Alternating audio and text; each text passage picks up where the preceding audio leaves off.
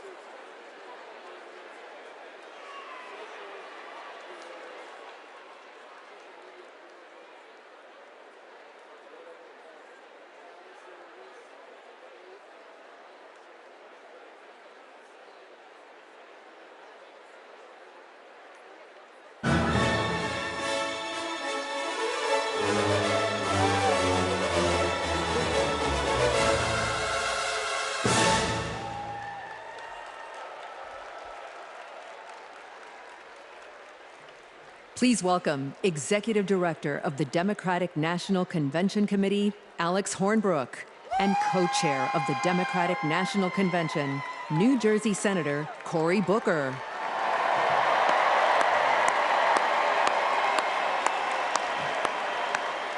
Good evening, everyone. On behalf of Convention Chair Mindy Moore, it is my honor to pass the gavel to Co-Chair Senator Cory Booker. All right, the third session of the 49th Quadrennial National Convention of the Democratic Party will now come to order. Let's party with a purpose.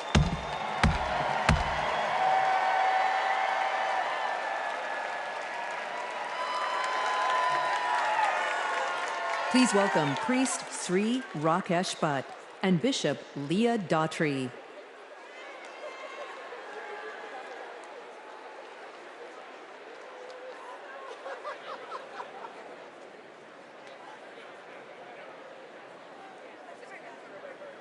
Om samani va aku otis samana hridayani vaha samana vastu vo mano yata avassu sahasati.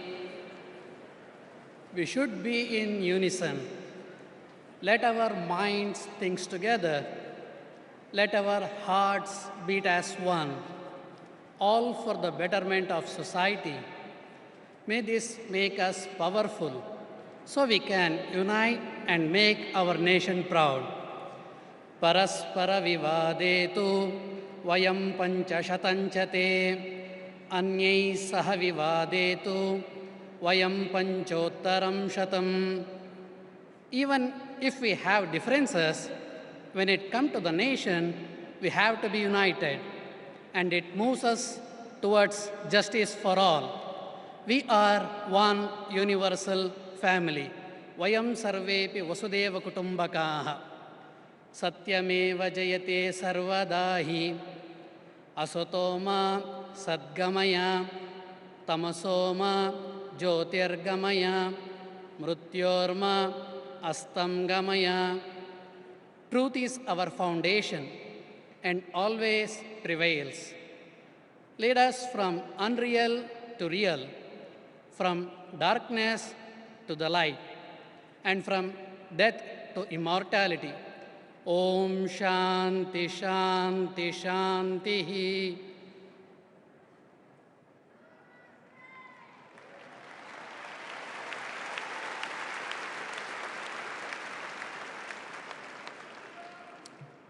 In the book of Isaiah 58 and 12, some of you will rebuild the ancient ruins. You will restore the foundations laid long ago. You shall be called the repairer of the breach, the restorer of streets in which to dwell. Let us pray. O God, creator of heaven and earth, lover of peace, freedom, and justice, we thank you for this privilege and this opportunity to gather today for the important work of visioning our nation's future.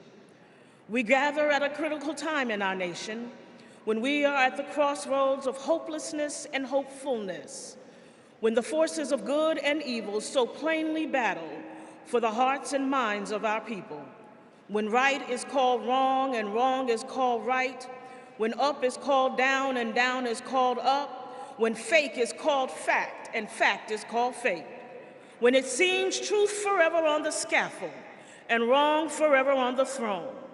And yet, even in the midst of this chaos and confusion, we see now a light on the horizon, and we are grateful.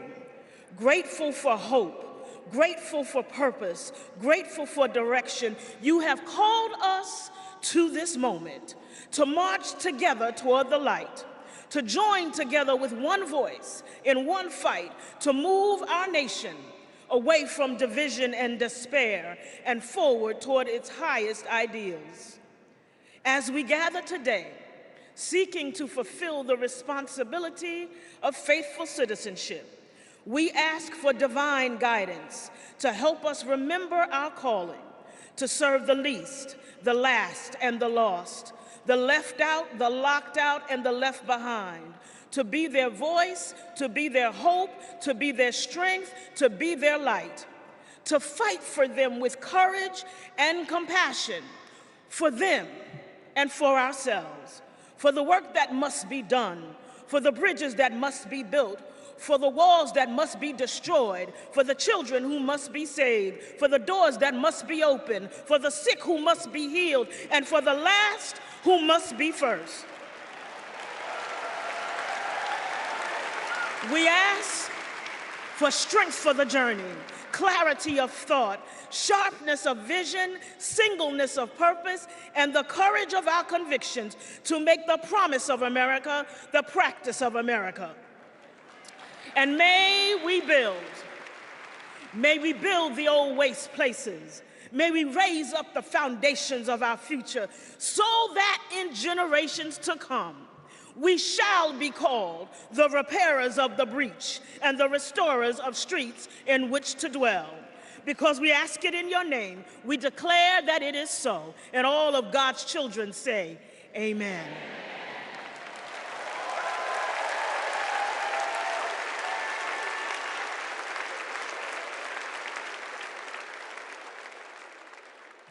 Please welcome Moreland Arts and Health Sciences Magnet School 3rd and 4th graders to lead us in the Pledge of Allegiance. I pledge allegiance to the flag of the United States of America, the republic for which it stands, one nation, under God, indivisible, with liberty and justice for all.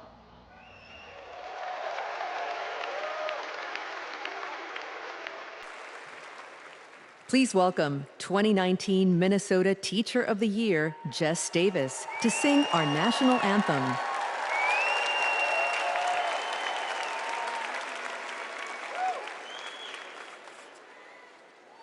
Oh, say, can you see by the dawn's early light what so proudly we hailed at the twilight's last gleaming, whose broad stripes and bright stars through the perilous fight o'er the ramparts we watched were so gallantly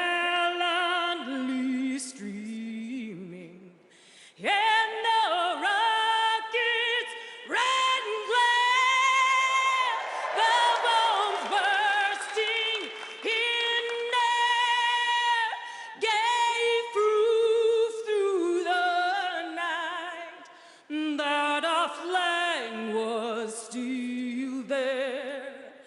Oh, say does that star-spangled banner yet wave o'er the land of the free and of the brave?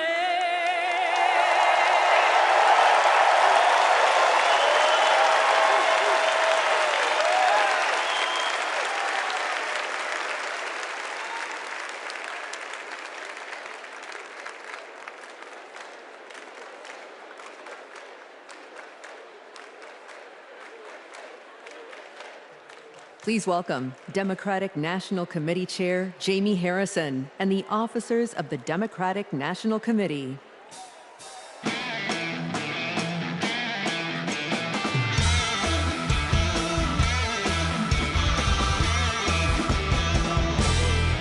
Hello, hello. So my friends, for the past 3.5 years, I'm fortunate to have worked with some amazing Democrats to strengthen and rebuild this Democratic Party. Please welcome to the stage several of our DNC officers. Vice Chair, President of the ASDC, and Chair of the Minnesota DFL, Ken Martin. Vice Chair and former Mayor, Keisha Lance Bottoms. Vice Chair, Henry Munoz. Treasurer, Virginia McGregor. And you all know him from last night, the famous roll call star, our Secretary, Jason Ray.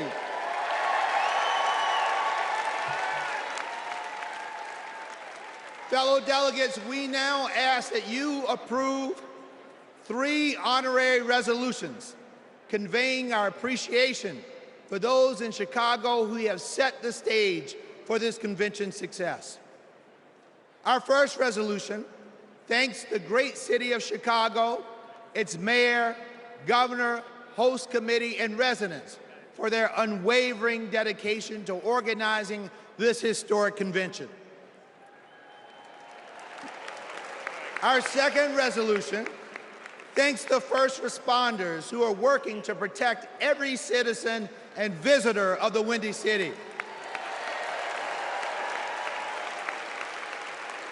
Our third and final resolution thanks the federal delegation of Illinois, its 14 U.S. representatives, and Senators Durbin and Duckworth for their continual support of the convention. We move that the convention approve these honorary resolutions. Delegates, you have heard the motion to approve these honorary resolutions. Is there a second? All in favor, please say aye. All opposed, say nay. The ayes have it, and the motion is passed.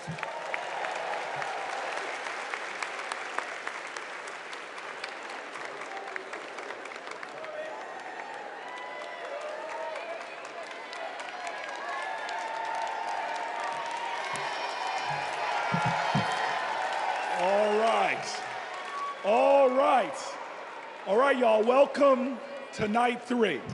And tonight is about freedom. But first, I want to acknowledge a loss today. A man who always fought for freedom. Today, we lost Congressman Bill Pascrell, who passed away early this morning. Now, he's a Jersey legend, He is a powerful pugilist, a Prince of Patterson. He served in our state assembly. He served as our mayor, and for 27 years, he served in Congress. He never forgot where he came from in Patterson, and he never stopped fighting. He could push some pachyderms. He fought for the people. And so today, while we're heartbroken, we all are a people who can hold loss and joy in our hearts, because we are sad for his loss, but we celebrate his life. Let's give him a round of applause.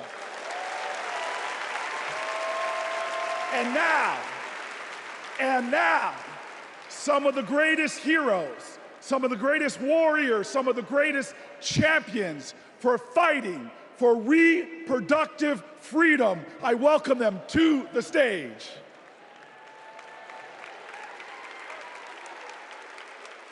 Don't know why, but I feel like freedom. In America, women's reproductive rights are in jeopardy. Former President Trump has a record of restricting abortion access and putting women's lives at risk. The government should not have a say on if a woman can choose to have an abortion. As a woman who has personally experienced the life-saving benefits of abortion, I know firsthand how important it is. I want to make sure that access to contraception is not only available, but expanded, and that every person has the right to choose when, where, how, and if they want to start a family. To women everywhere, it's your body. Don't put someone in office who only wants to control it. This election is about our health care, our rights, and our lives. Let's stand together and vote for a better future. My body, my right. Please vote for Kamala Harris.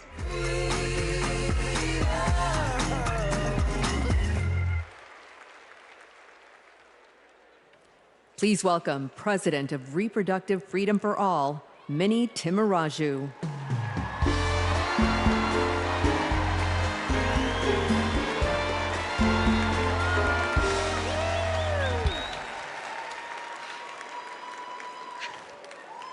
When abortion is on the ballot, we win.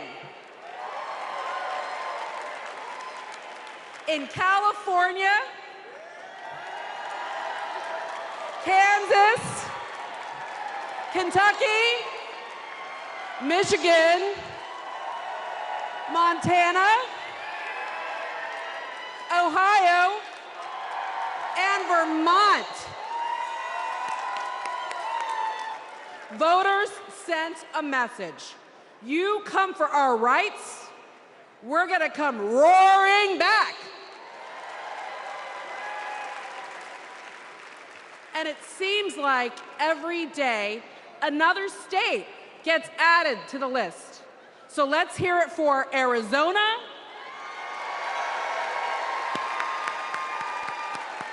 and Montana.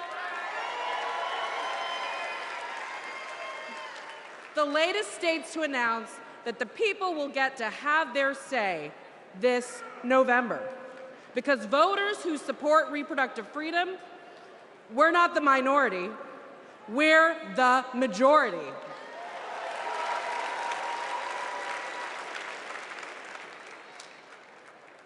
And if there are two people who should understand that Americans' private lives are none of anybody's business, is Donald Trump and J.D. Vance.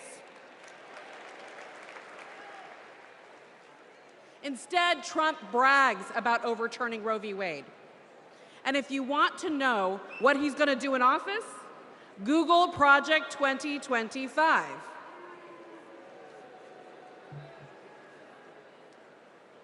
Kamala Harris has her own project for 2025, restoring reproductive freedom.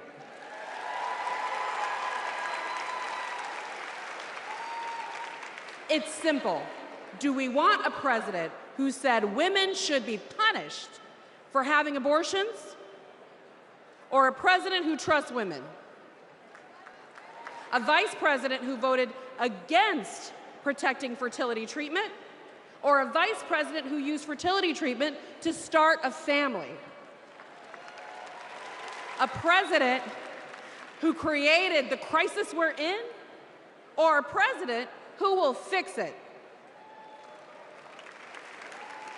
This election will decide America's future. So let's elect Kamala Harris and Tim Walz. Thank you.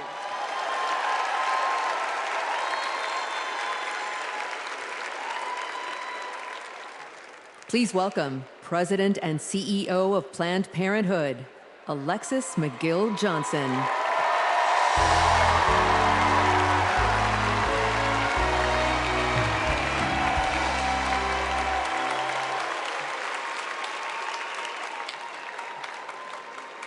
Last summer, a Planned Parenthood patient in Georgia realized that she was pregnant and didn't want to be.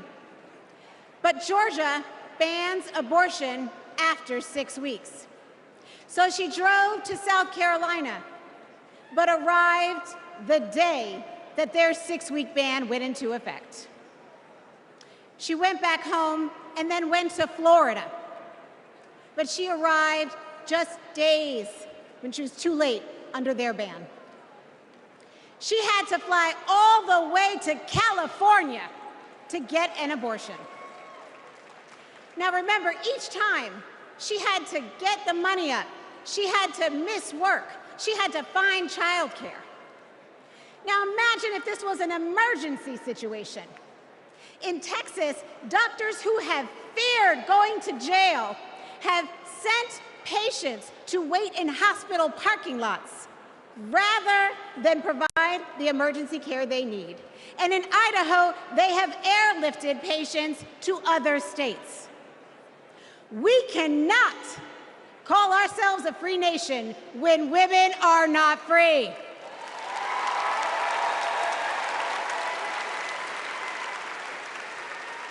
More than 1 in 3 women and nearly half of all Black women live in banned states.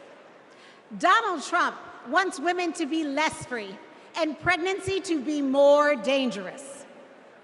But I'm here to tell you, in no way are Donald J. Trump and J.D. Vance more qualified than doctors and women to make these decisions. We decide.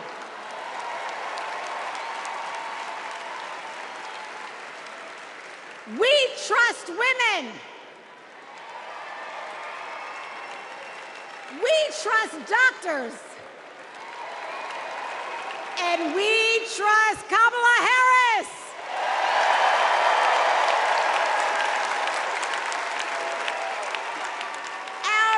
Our future is on the ballot. Our bodies are on the ballot. And come November 5th, we will decide this election.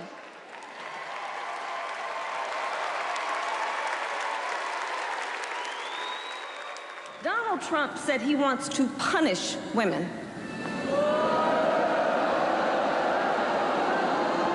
And as a result of his actions, today in America, 1 out of 3 women live in a state with a Trump abortion ban. 1 out of 3.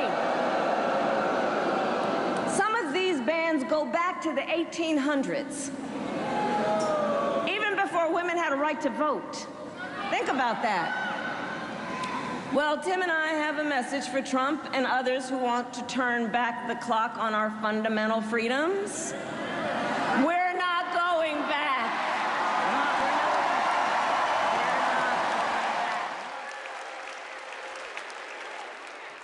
Please welcome former president of Planned Parenthood, Cecile Richards.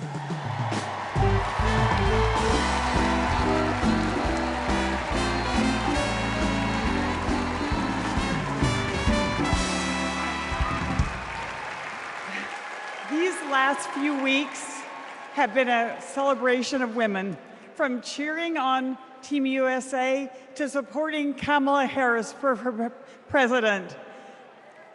As my mother, Governor Ann Richards, would say, I hear America singing. When women are free to make their own decisions about their lives and to follow our dreams, we are unstoppable. But when Roe versus Wade was overturned, a generation of young people lost that freedom. Like Ashley, a 12-year-old rape survivor in Mississippi. Because of her state's abortion ban, she started 7th grade with a newborn. That's the Republican promise of states' rights. Last year, I became a grandmother. And during my daughter's pregnancy, nothing mattered more to me than her health. Politics should never stand in the way of anyone's health care or prevent any family from experiencing the joy my grandson, Teddy, has brought to my life.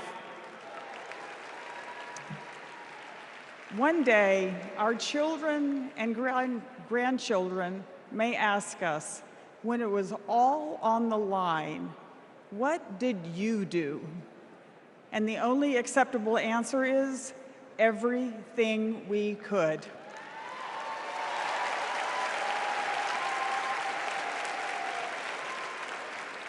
This is our time. This is our time. So let's go elect Kamala Harris and Tim Walz.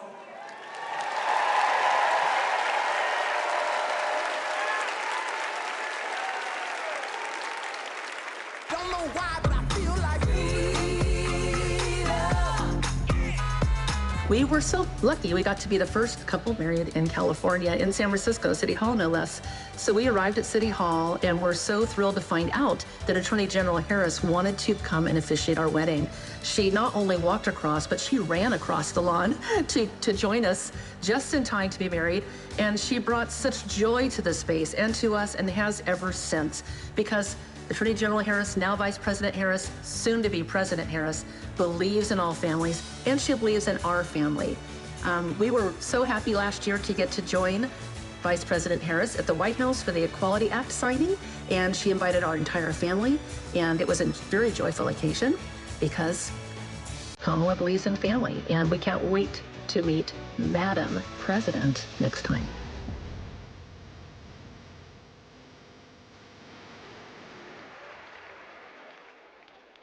Please welcome President of the Human Rights Campaign, Kelly Robinson.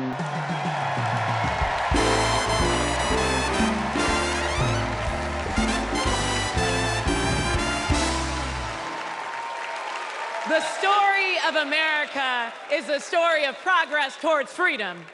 In just a few generations, my family went from being enslaved in Mississippi to being the first free Black family in Muscatine, Iowa, to now preparing to elect President Kamala Harris. Progress is happening, my friends. The 20+ million LGBTQ+ Americans are living proof of it. We are your friends and your neighbors, your classmates and your family. Like Daniel, a trans kid in Tucson who's going to his very first prom.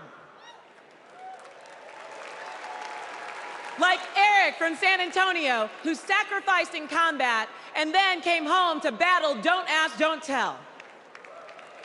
Like Sandy and Chris, the first same-sex couple to get legally married in California 11 years ago, in a ceremony officiated by Kamala Harris. Donald Trump wants to erase us. He would ban our health care, belittle our marriages, bury our stories, but we're not going anywhere. We are not going back.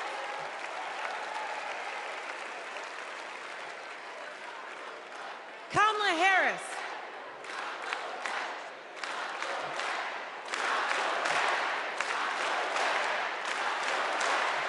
Kamala Harris and Tim Walz, they are champions for LGBTQ+ freedom, y'all. So tonight, we're fighting for lesbian, gay, bisexual, queer, and trans freedom without exception. We're fighting for equality for all without exception. We're fighting for joy. Somebody say joy. Somebody say joy. Without exception. And when we fight,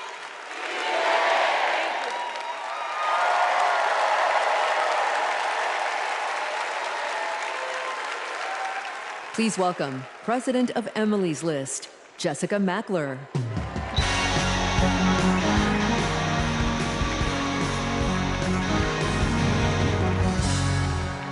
Donald Trump took away our rights, but he can never take away our power. Republican attacks on abortion didn't begin with the end of Roe, and they didn't end there either. Millions of women across this country are living with the devastating consequences of Republican abortion bans. Now comes Project 2025, a blueprint for banning abortion in all 50 states. It would give extremists like Donald Trump and J.D. Vance the power to monitor your pregnancy and even prosecute doctors for mailing abortion medication. Make no mistake, the threat of Project 2025 is very real, but so is our ability to stop it. In 2022, Democrats didn't just run on reproductive freedom, we won on reproductive freedom. And in 2024, we are coming back to the polls to finish the job. In his devastating opinion, Justice Alito wrote that women are not without electoral or political power. And Donald Trump and Republicans are about to find out just how true that is. The opportunity is before us. The power is in our hands, and the time is now.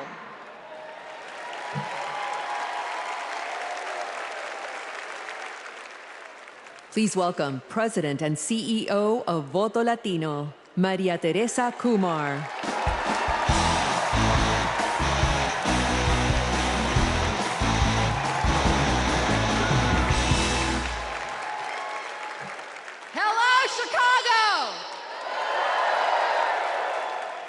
Here's a fact.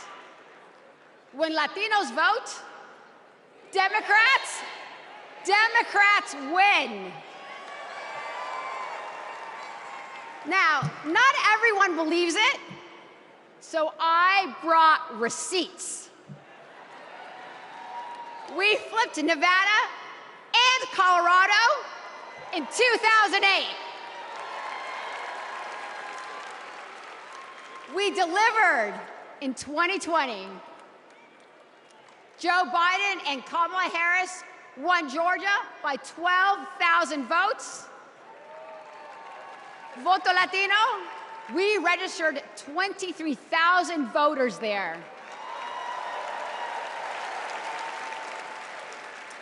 They won Arizona by 10,400 votes. We registered 34,000 voters there. Because we proved that when Latinos vote, Democrats win. Now, they're trying to suppress our vote. Boo. Our sacred and universal right as Americans. So let me be clear. Voto Latino has registered 1.5 million voters. And we are just getting started. Because since 2020, 4 million young Latinos have become eligible to vote this election. And I couldn't be prouder because we are registering them faster than any time in our history. This year, we will prove it again.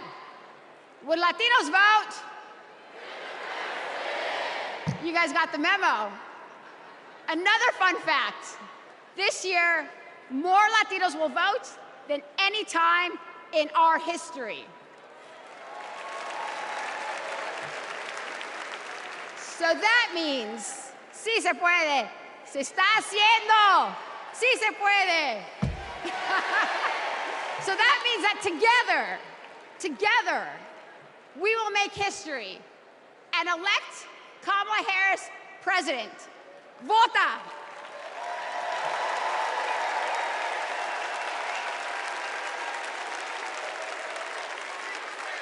Don't know why, but I feel like freedom.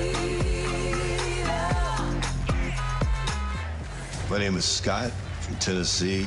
I'm a former Trump voter. My name is Matthew. I'm from Pennsylvania, and I'm a former Trump voter. My name is Mike. I live in southeastern Pennsylvania, and I am a former Trump voter. The main reasons why I won't support Donald J. Trump for president again starts with his chaotic behavior. He doesn't care about me. He doesn't care about my family. He doesn't care about working people. 34 counts, felony counts that he was found guilty of. That's not who we want running our country. Trump scares the hell out of me.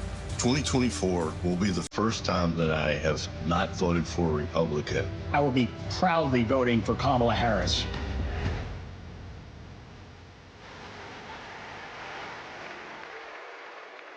Please welcome New York Representative Tom Suozzi.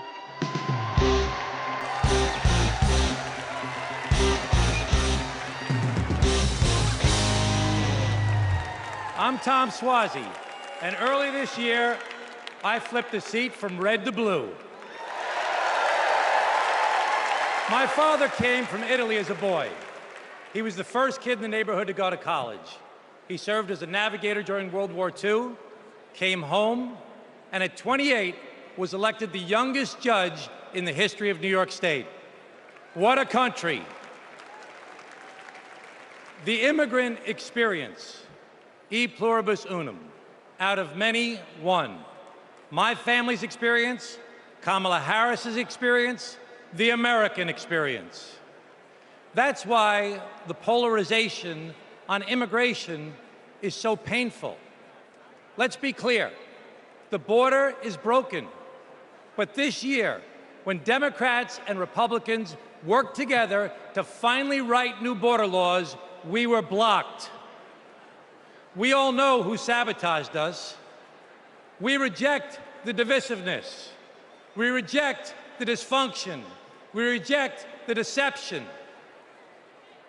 My Italian grandfather used to toast new couples. He'd say marriage sometimes is hard, but in the end, non ci sono rose senza spine. You can't have the roses without the thorns. You have to work for it. To be a nation of immigrants is hard sometimes too. You have to work for it. Tonight, we celebrate the roses of life. We come together from every state, from every ethnicity, from every race and religion. We come together tonight to celebrate our candidate, Kamala Harris, who knows America is worth it, who knows this nation, built by immigrants, is a rare and beautiful thing, and who joyfully accepts the challenge to work across party lines, to secure our border, to treat people like human beings, and to move our country forward.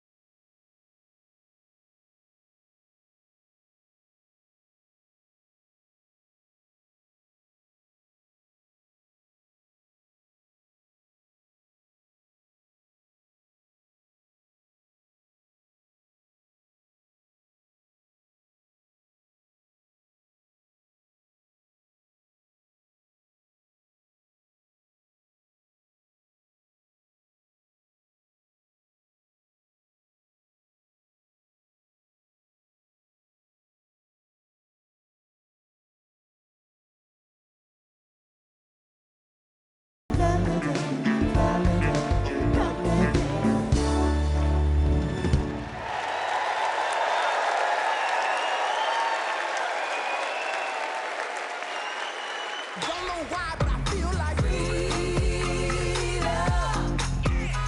freedom. One reason here of the many of why I'm voting for Vice President Kamala Harris and Governor Tim Walz. I want to keep what President Biden started with the infrastructure plan and getting this country moving. Because of these investments into our country, it has put people like me, young people like me, Gen Zers, into work in the trades, working on electricity, carpentry, you name it. The Inflation Reduction Act and the infrastructure bill had the biggest impact on climate change. It's going to give us the opportunity to electrify our 7,000 square foot facility and go solar in the next 2 years. If you invest money in infrastructure, you're investing money in the country. Vote for Harris Walz in November to continue these investments into our country and to grow our country forward. We should all vote Harris Walz 2024.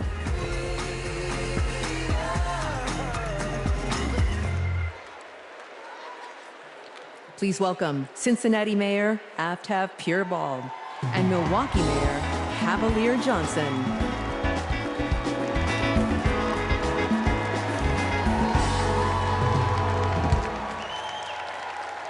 Hello, my name is Aftab Pureball, and I am the first Asian American mayor in the great city of Cincinnati.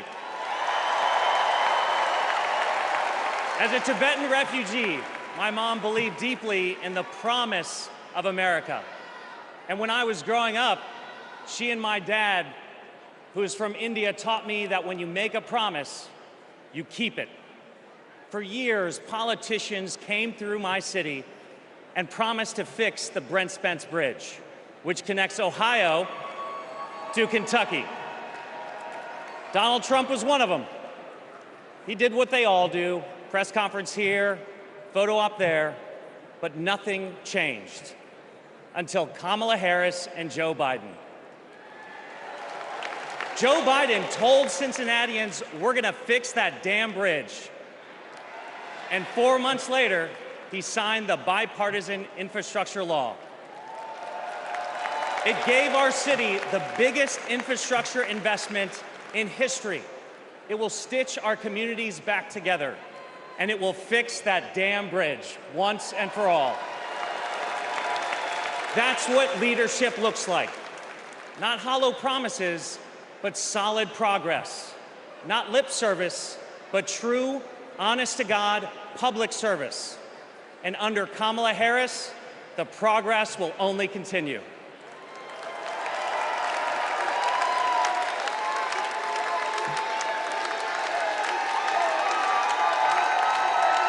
I'm Milwaukee Mayor Cavalier Johnson from the great state of Wisconsin.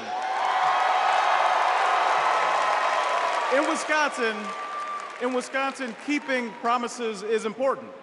So is making amends for your mistakes. One of those mistakes happened 60 years ago in a neighborhood called Bronzeville, brimming with black music, black culture, and entrepreneurship. And then came urban renewal and the construction of Interstates 94 and 43, ripping our communities apart. 6th Street was widened and people of color were displaced. Homes destroyed, businesses shuttered, all for a quicker commute. Under Kamala Harris and Joe Biden, we're bringing Bronzeville back. With more green space, bike paths, and walkable streets to serve people who actually live there. The music is coming back. The culture is coming back. And thanks to the bipartisan infrastructure law, the opportunities are coming back.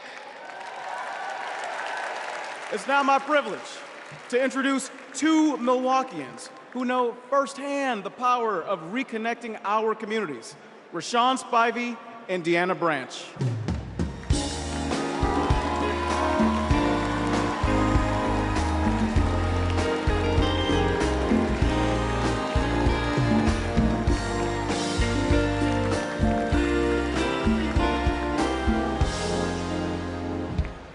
My name is Deanna Branch, and I'm an advocate and mom from Milwaukee. When my son, Aiden, was 2, he was hospitalized due to high levels of lead in his blood. Lead was everywhere, in our pipes, in our paint, and in our soil. President Biden and Vice President Harris passed the bipartisan infrastructure law. It's removing lead pipes from communities like ours.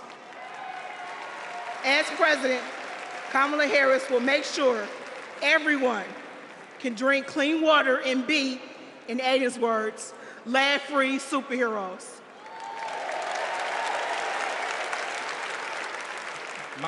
My name is Rashawn Spivey, the owner of Hero Plumbing in Milwaukee.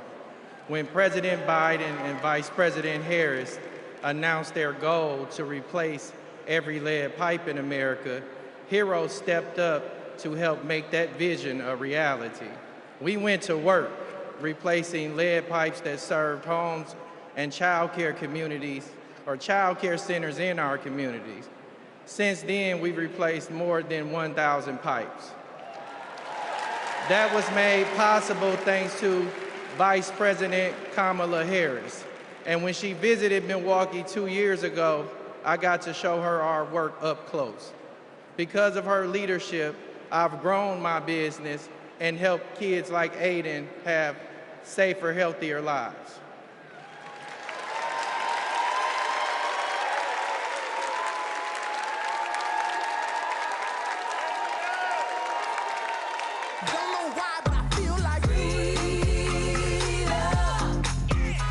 Vice President Harris came and visited my restaurant.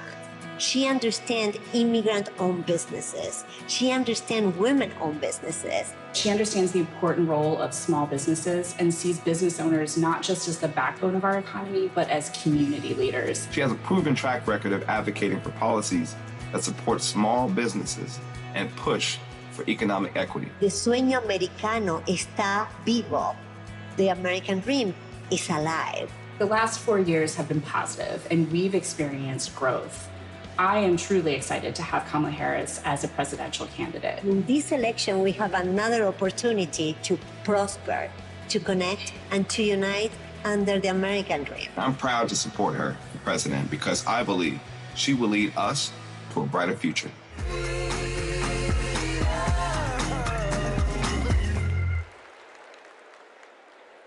Please welcome Delaware Representative Lisa Blunt Rochester.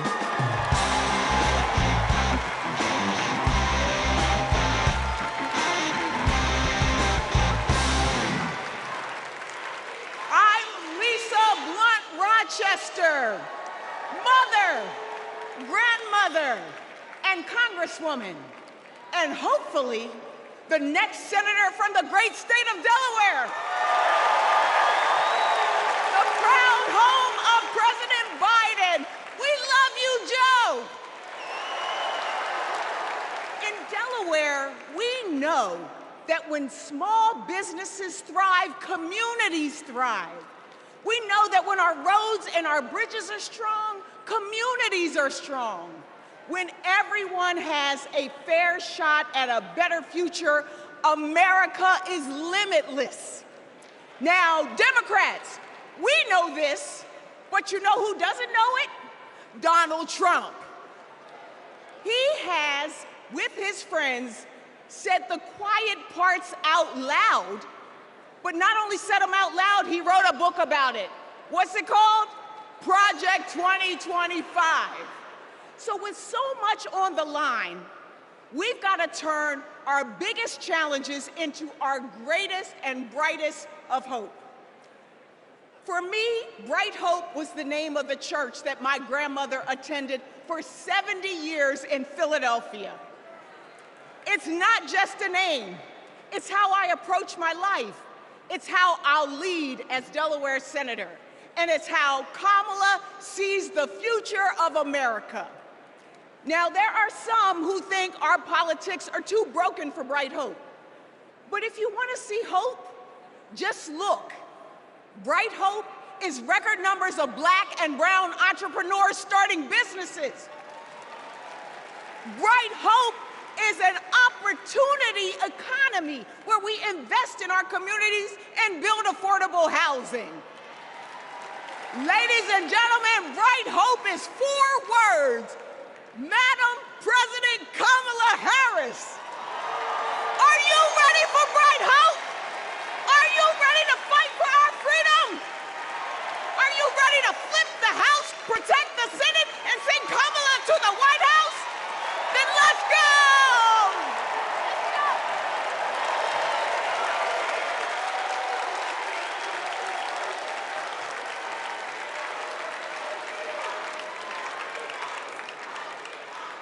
Wow. Wow. Oh my gosh. Lisa Blunt Rochester, know that name. Know that name. My friend, my sister, and soon to be our senator. I can't wait to work with her in the Senate. But next, we're going to hear more about the ongoing fight for reproductive freedom. This is a fight that affects every single American, no matter where you live, so-called blue states or red states. If Donald Trump has his way, he's gonna push through their extreme agenda. Project 1825. I'm sorry. I roll that back. I got that wrong. Project 1925. Oh, I'm sorry. Project 2025. That poisonous agenda where every single state will be in a state of crisis.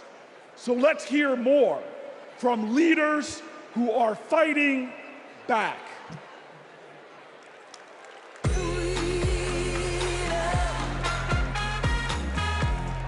Freedom means unity. Caring for others. Being able to feel safe. My choice to vote. The freedom to read what I want to read. Freedom. Oportunidad para todos. The freedom to love. Be who I want to be. For all to be equal. Live my life. Freedom means my choice. IVF. Union strong. Basic human rights.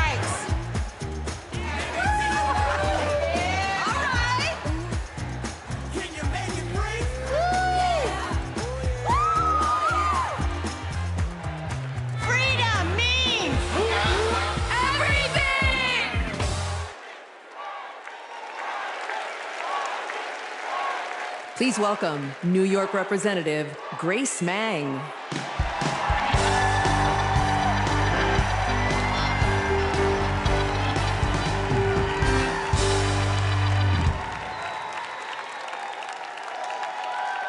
Generations of women fought for our rights. Our right to vote, our right to financial independence, and our right to reproductive freedom. Our mothers and grandmothers marched for us. Because of them, my husband and I were able to choose if and when to start a family. And we have 2 energetic boys running around at home. Now it is our turn to take the torch for our children and grandchildren. All across our country, women are being denied life-saving health care and the right to determine their futures. And a second Trump term will be even worse. He will not stop at banning abortion. He'll let states track pregnancies. He'll put birth control and fertility treatment at risk. Trump's plan is cruel, it's dangerous, but it is not inevitable. Tonight, we mobilize for Kamala Harris. November 5th, we move forward with Kamala Harris because we are not going back.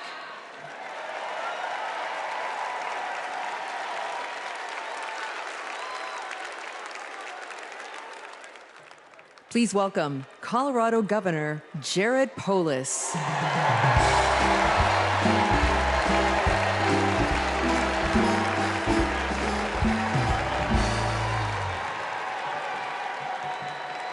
Tonight, let's talk about freedom, including our most intimate freedom, choosing when and if to have children and have a family. And let's talk about Project 2025, Donald Trump's roadmap to ban abortion in all 50 states. Look, that sounds crazy, but right here on page 562, it says that Donald Trump could use an obscure law from the 1800s to single-handedly ban abortion in all 50 states, even putting doctors in jail.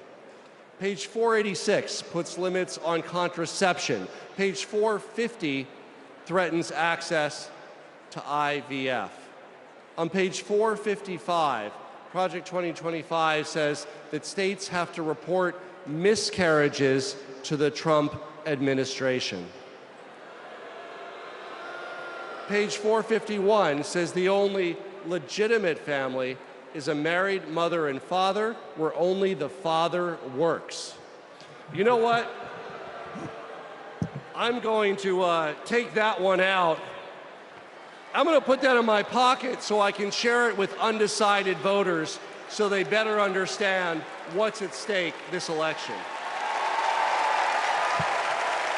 Project 2025 would turn the entire federal government and bureaucracy into a massive machine. It would weaponize it to control our reproductive and personal choices.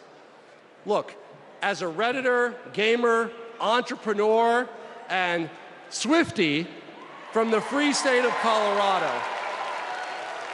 I'm excited by Kamala Harris's vision for protecting and expanding our personal freedom, internet freedom, and economic freedom. Democrats welcome weird, but we're not weirdos telling families who can and can't have kids who to marry or how to live our lives. These Project 2025 people, like Trump and Vance, are not just weird, they're dangerous. They want to take us backwards, but we aren't going back. Like ever, ever, ever. Let's stop Project 2025 and elect Kamala Harris president this November.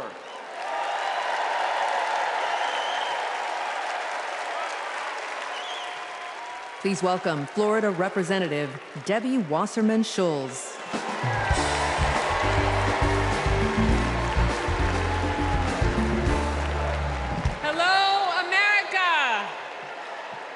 As a proud Floridian, I bring you a cautionary tale. For the people of my state, Project 2025 isn't just a threat. It's a reality that we battle every day. From the classroom to the emergency room, Governor DeSantis turned Florida into a testing ground for the right's most egregious, dangerous policies. I can tell you firsthand, it's been devastating for families in my district and across the state. Today in Florida, state policy requires that kids are taught racist lies about so-called benefits of slavery. Books are banned. Teachers are censored. And our LGBTQ+ community endures endless state-sponsored hate. Even a cruel "don't say gay" school law. Today in Florida, as we grapple with record heat and rising seas, extreme MAGA Republicans deleted mentions of climate change from state law. Today in Florida, a near total abortion ban endangers women's health and their lives every day. I keep thinking about a Central Florida woman I met named Deborah. And at 23 weeks pregnant, she got news every future parent dreads. Her baby's kidneys never developed. Doctors told her that not only would her baby not survive, her own health was in danger. Deborah couldn't get the care she needed in Florida, and she couldn't afford to travel hundreds of miles to get it.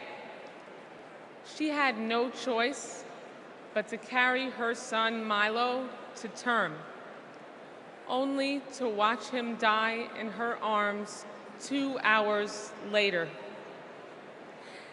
This is Project 2025 in practice. It's what Donald Trump and J.D. Vance want for the whole country. But we're not going to let it happen, are we? Now, I say this as a Floridian, but also a mom and an American. We can't let them do to America what they did to Florida. Are you with me? So let's fight like hell to elect Kamala Harris, the next president of the United States of America. Thank you so much.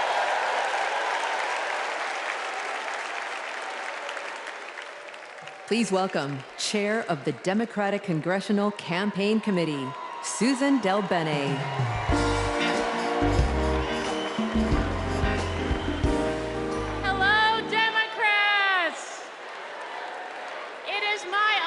To represent the great state of Washington and to lead the House Democrats' work to take back the majority. As I travel the country, I hear the same thing. People want governance that works. They don't want tax cuts for the ultra-wealthy, not a national abortion ban, or more chaos and dysfunction, or blind loyalty to Trump. In other words, they don't want Republicans in charge. We're here because we need to elect Vice President Harris and Governor Walz. And giving them a Democratic Congress is how we turn promises into progress. A Democratic majority means lowering costs and growing the middle class, expanding the child tax credit and making it permanent, protecting reproductive freedom, and yes, a Democratic House means Speaker Jeffries will certify the 2024 election. We need just 4 more seats to take back the majority. The good news is we have fantastic candidates in winnable districts all across the country. In battleground states like Michigan and Arizona, in blue states like New York and California, and even in states like Iowa and Nebraska. And we're going to make history by picking up a seat in the state where I was born, Alabama. In 2022, we came within 7,000 votes of the majority. So it's within our power to win these critical races. This election is about our rights, our freedoms, our democracy, and our future.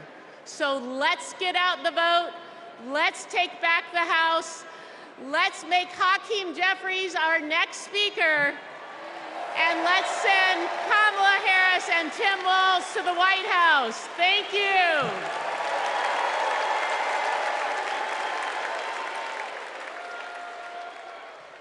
Please welcome Minnesota Attorney General Keith Ellison.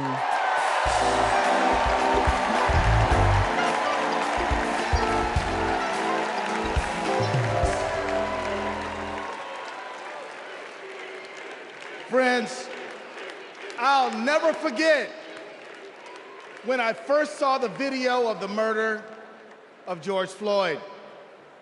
I was heartbroken, I was angry. And that morning, my phone rang. And on that line was Governor Tim Walz. Tim Walz felt the exact same way I did.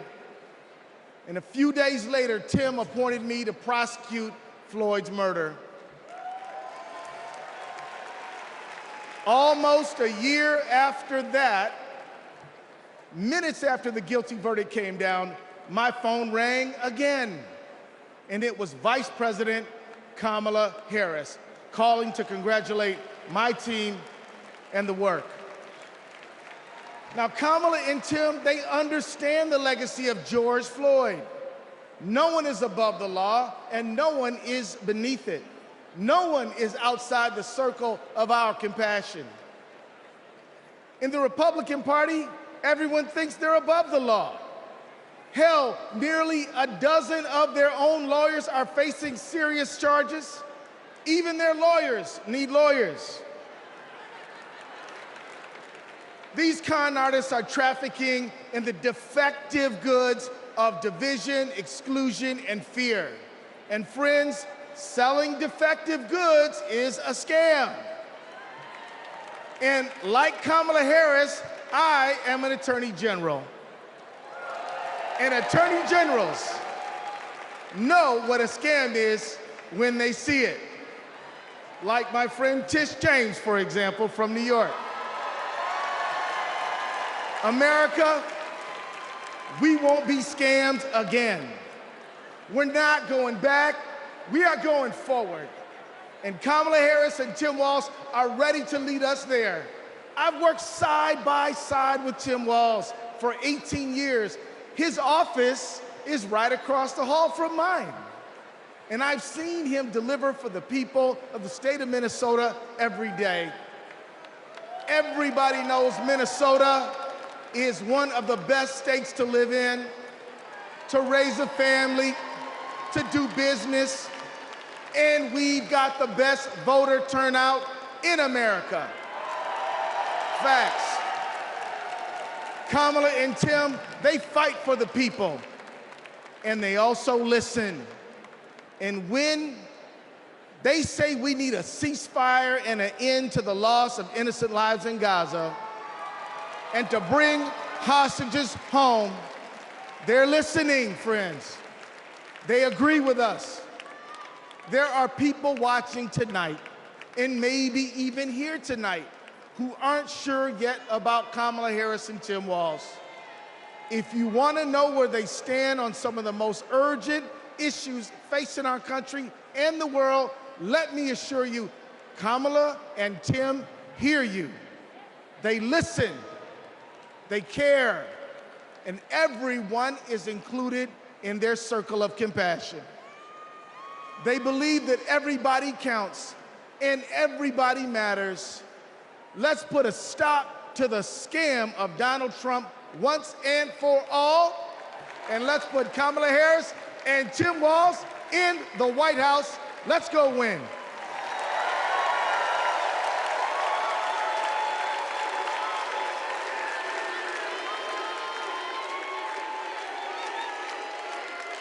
Have you ever discussed Special Counsel Mueller or his investigation with anyone?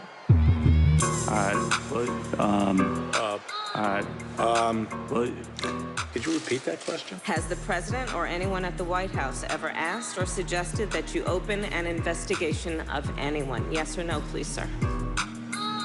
Seems you would remember something like that. I don't know. Please answer the question. Senator, I think I've answered the question. No, you've not. I'm not able to be rushed this fast. It makes me nervous. Can you think of any laws that give government the power to make decisions about the male body?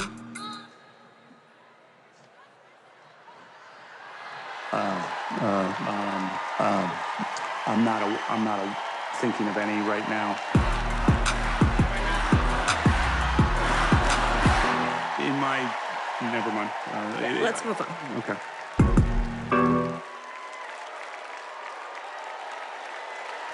Please welcome Michigan Attorney General Dana Nessel.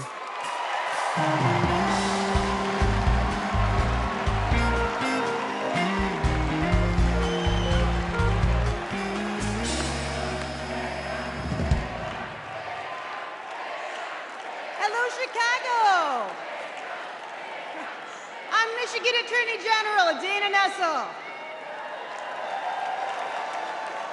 Let me tell you, being Attorney General is a tough job, right? But as California's Attorney General, Kamala Harris never shied away from a good fight. She's held accountable environmental polluters, sexual abusers, and transnational gangs. But what really stands out is when she stood up and protected her constituents' freedoms. In 2011, she refused to defend California's ban on same-sex marriage. She refused to argue that some families should have fewer rights than other families. It meant a lot. She was fighting for families like mine. Now, in 2022, I faced a similar situation when, after Roe v. Wade was overturned, Michigan's archaic abortion ban was resurrected. But Vice President Harris had my back, and she reminded me that protecting people's lives and defending their rights is our job. And just as the same-sex marriage ban was overturned in California, so too was the abortion ban in Michigan. By the way, I got a message for the Republicans and the justices of the United States Supreme Court. You can pry this wedding band from my cold, dead, gay hand.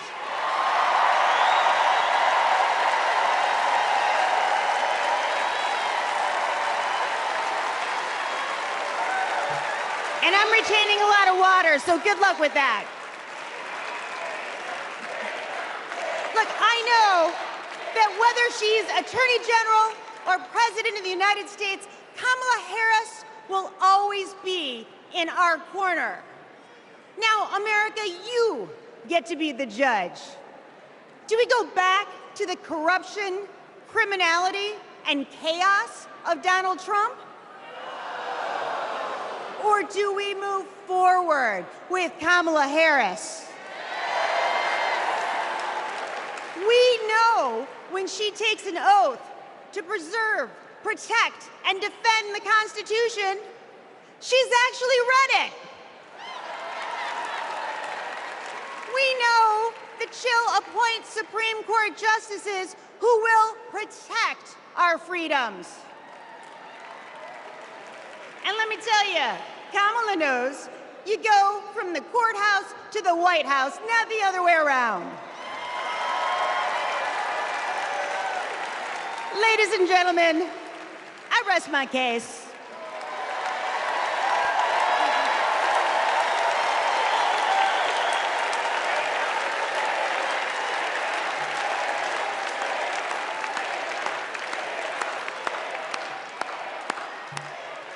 Wow. Wow.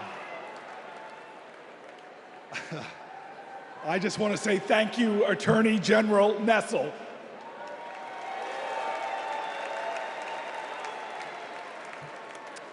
So coming up, we have John and Rachel, proud, loving parents of 3. On October 7th, their son Hirsch, a U.S. citizen, was at a music festival when Hamas attacked.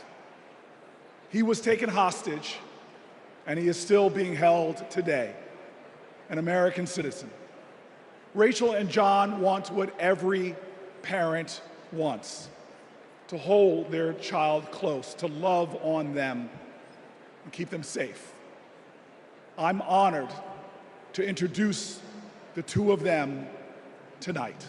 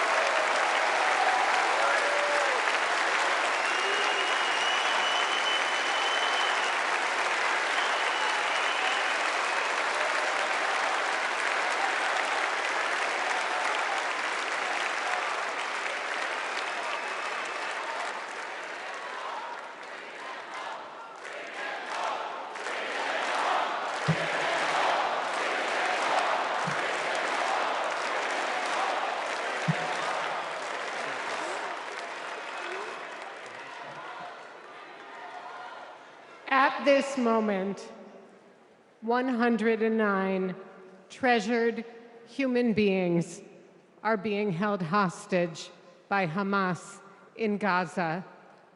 They are Christians, Jews, Muslims, Hindus, and Buddhists. They are from 23 different countries. The youngest hostage is a 1-year-old red-headed baby boy, and the oldest is an 86-year-old mustachioed grandpa. Among the hostages are 8 American citizens. One of those Americans is our only son. His name is Hirsch. He's 23 years old.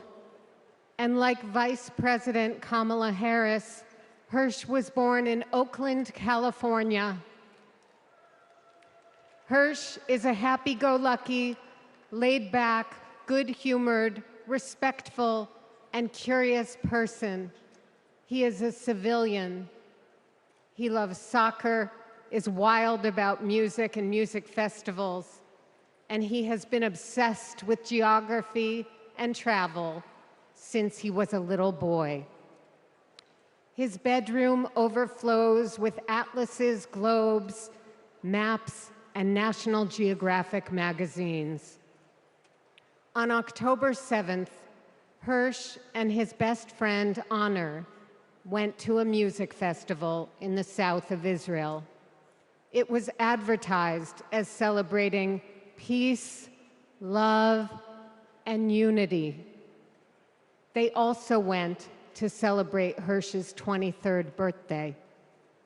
As rockets began to fall, Hirsch, Honor, and 27 other young festival goers took refuge in a 5-foot by 8-foot bomb shelter.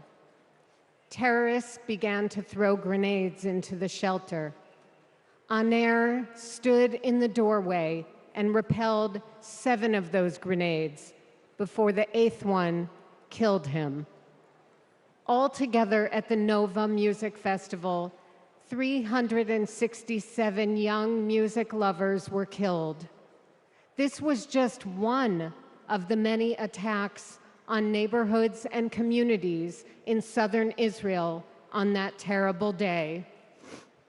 In total, 1,200 were killed, including 45 Americans. Hirsch's left forearm, his dominant arm, was blown off before he was loaded onto a pickup truck and stolen from his life and me and John into Gaza. And that was 320 days ago. Since then, we live on another planet. Anyone who is a parent or has had a parent can try to imagine the anguish and misery that John and I and all the hostage families are enduring. Rachel and I are comforted to be back in our sweet home, Chicago. We were both born and raised here, and our families still live here. This is a political convention, but needing our only son and all of the cherished hostages home is not a political issue. It is a humanitarian issue.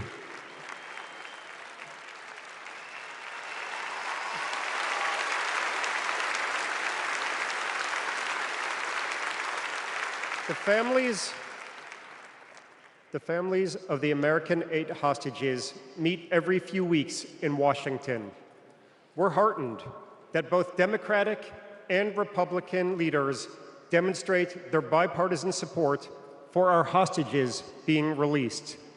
We've met with President Biden and Vice President Harris numerous times at the White House. They're both working tirelessly for a hostage and ceasefire deal that will bring our precious children, mothers, fathers, spouses, grandparents, and grandchildren home, and will stop the despair in Gaza.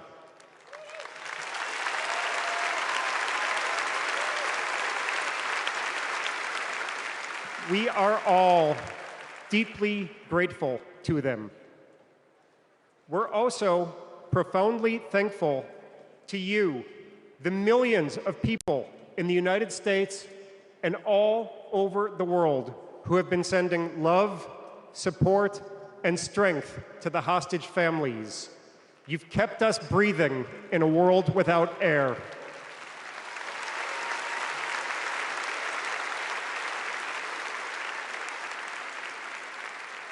There is a surplus of agony on all sides of the tragic conflict in the Middle East. In a competition of pain, there are no winners.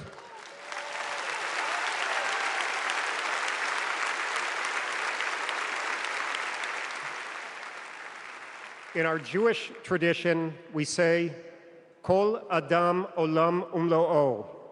Every person is an entire universe. We must save all these universes.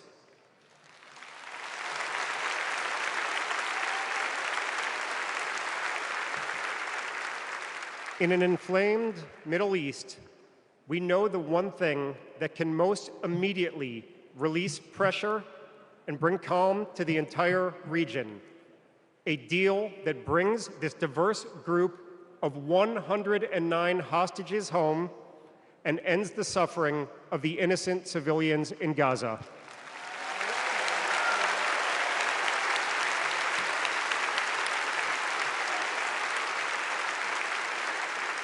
The time is now.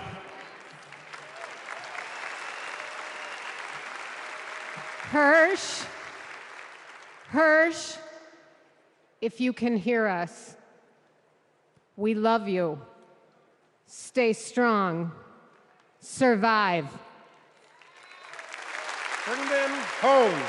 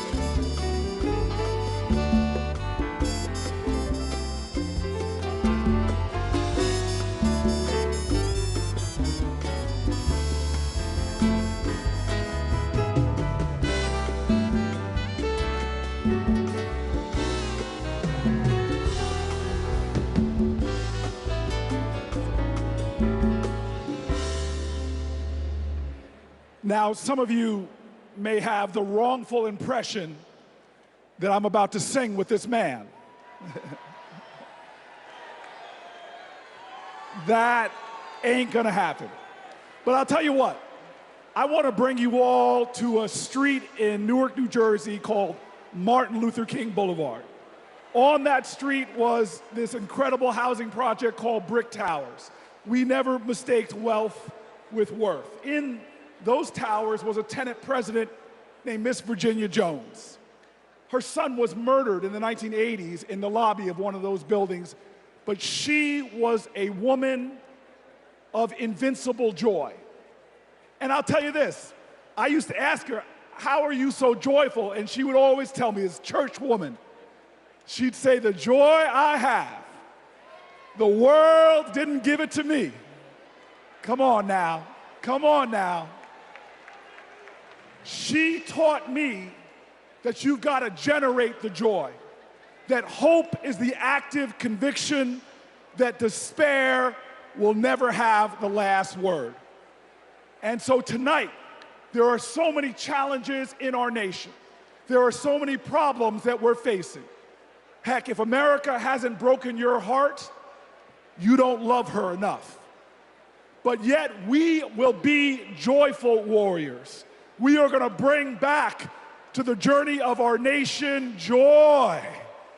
And if there's any tradition in America that has helped us to generate that joy, it has been the artists of America. It has been those folks bringing the rock and roll and the funk, bringing the gospel and the hard rock. Well, tonight we are blessed by one of those great American artists that helps us to cleanse our spirits, to raise our hearts, and to bring in that joy. Ladies and gentlemen, I give you one of the true greats in America, someone to bring the joy to this incredible arena, Maren Morris.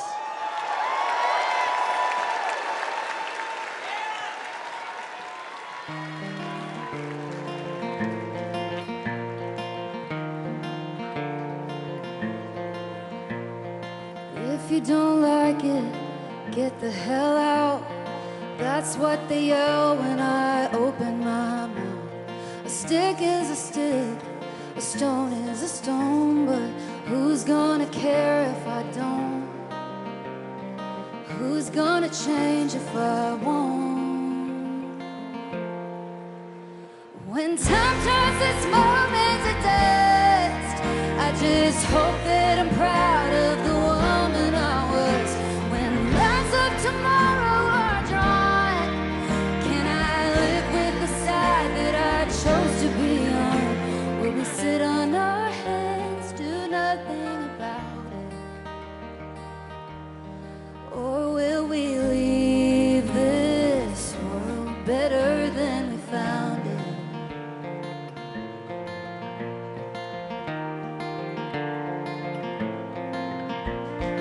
Over and under and above the law, my neighbor's in danger. Who does he call when the wolf's at the door? What would you do? Shouldn't we try something new? We're over a barrel and at the end of one too.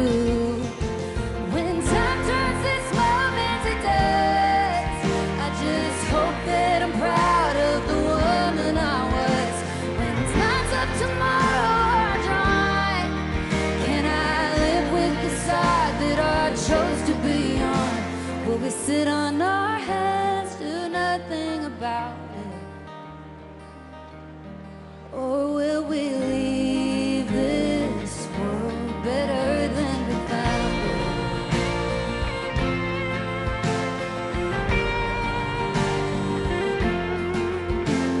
America, America, divided we fall.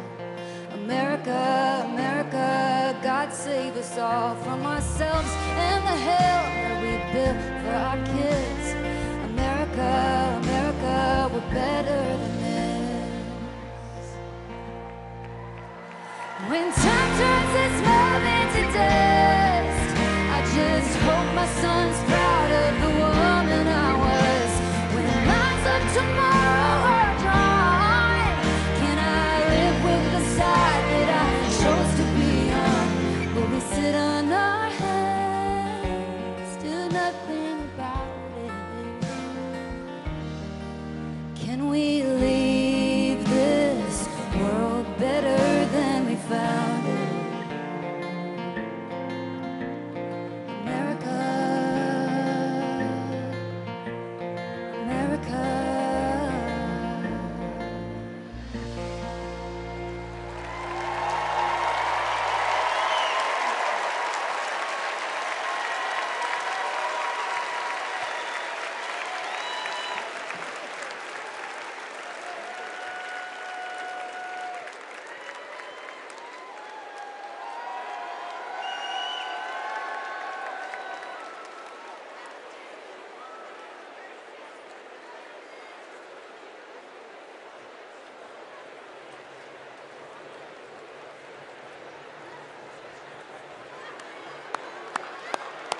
All right. You know what? I'm inspired. Maybe I will sing a song. To Donald Trump, a little B.B. King classic, "The Thrill Is Gone."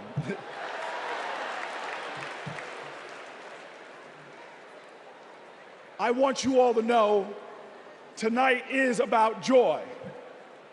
American history, our common history, is a testimony to taking on the insurmountable and achieving the impossible. That should bring us joy. Our progress never ever came easy. But in America, we do hard things. We built labor unions and small businesses. We created great public education and world-changing innovation. We nurtured the best athletes and artists humanity has ever seen, and we kept the promise of Medicare and Social Security for our seniors. Look at who we are. Against bigotry and hate, we advanced equal rights for all Americans. Civil rights, workers' rights, LGBTQ rights, reproductive rights, the right to marry who you love, the right to be free. We did all of this in a way that didn't pit American against American. We did this by healing rifts, by bridging divides, by pulling people together. And all the while, we in this nation lived up to our calling and our creed to be a more perfect union, to make this one nation under God a little more indivisible. Now, you all know this. Trump betrays these ideals. He viciously attacks Democrats and Republicans. His put-downs know no shame. John McCain's military service, Nikki Haley's heritage, women, people with disabilities, trans people, our veterans. He is indiscriminate in his put-downs. His is the politics of smear and fear, not inspiration and elevation. Donald Trump speaks more of American carnage than American compassion. But in America, you can't lead the people if you don't love the people. All the people. Now, our nominees, Kamala Harris and Tim Walz, they bring the joy. Think about it. They're descendants of immigrants, shopkeepers, slaves, educators, people who faced pain with perseverance, people who met hate with love. They are the living dreams of their ancestors. But look in this arena, look around you right now. We are all our ancestors' wildest dreams. Generations who faced impossible odds and that responded to every one of their challenges with that classic American creed, yes, we can.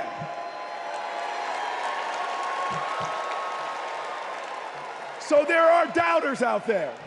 There are people that doubt our collective strength. They want to tell us how bad we are. They want to say that they alone can save us. Well, we know that the power of the people is greater than the people in power. And we're not going to lose our faith. Look, I want everybody in here to let us all say it together. I believe in America. Let me hear you. I believe in America. I believe in America because our elders told us that no matter what the obstacle, like the gospel says, we shall overcome. I believe in America because our soldiers died on beaches and battlefields. They died at sea and in the air so that we could be free today and say together, I believe in America. I believe in America because our fighters fought at Stonewall. Our marchers marched in Selma. Delegates met at Seneca Falls. Every single one of them believed in America, even when America didn't believe in them. Say it with me now. I believe in America because King dared to dream the impossible dream, because Neil Armstrong went to impossible heights, and because when we elect Kamala Harris, there is not a boy or girl in America from any creed, color, or heritage that will ever think being President of the United States is impossible again. Say it with me. I believe in America, the land of hope and heroism. I believe in America, the land of courage and compassion. I believe in America, where we share common ground and common cause and one common destiny. And let me tell you, if you believe in America, if you love in America, then you will work for America. And when we work together, when we stand together, when we organize together, when we vote together, I will tell you this, when we fight, we win.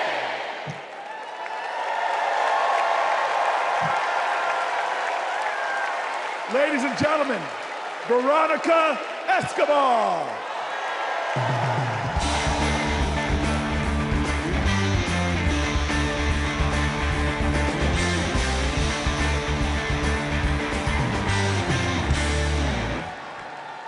Buenas noches.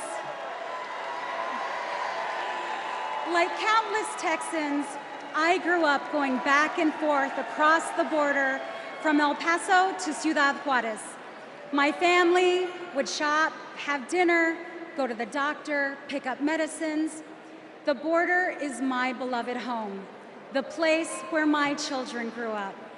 Forget what you hear on the news. I'm from there. When it comes to the border, hear me when I say, you know nothing, Donald Trump. He and his Republican imitators see the border and immigration as a political opportunity to exploit instead of an issue to address. Congress hasn't passed comprehensive immigration reform in nearly 4 decades. The 3 times they tried, Republicans blocked legislation that would have funded border security and created a more humane immigration system. They are not serious people. You know who is serious? Kamala Harris. I met the Vice President when she visited El Paso. I saw firsthand how she engaged with law enforcement, migrants, and human rights advocates. She was curious, she asked questions, she listened, and she didn't care if the cameras were on. Most of all, she recognized that the situation at the border is complicated, as filled with opportunities as it is with challenges. All Republicans have to offer is demonization and bluster. Democrats have solutions. With Kamala Harris as president, we can live up to the promise of America. We can strengthen legal pathways to immigration. We can secure our borders, and we can treat with dignity those who seek a better future within them.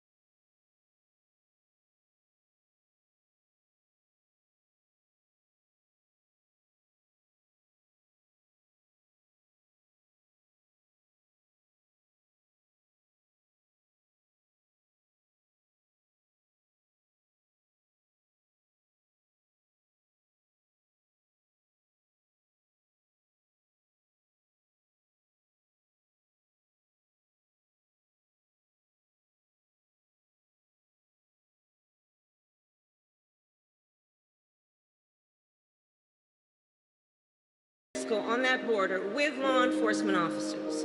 I went after transnational gangs, drug cartels, and human traffickers that came into our country illegally.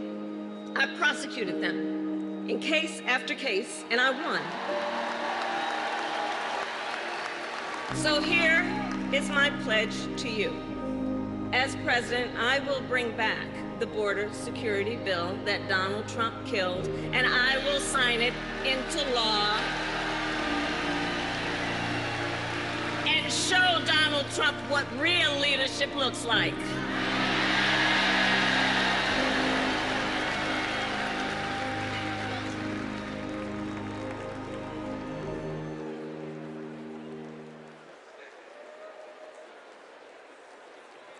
Please welcome Connecticut Senator Chris Murphy.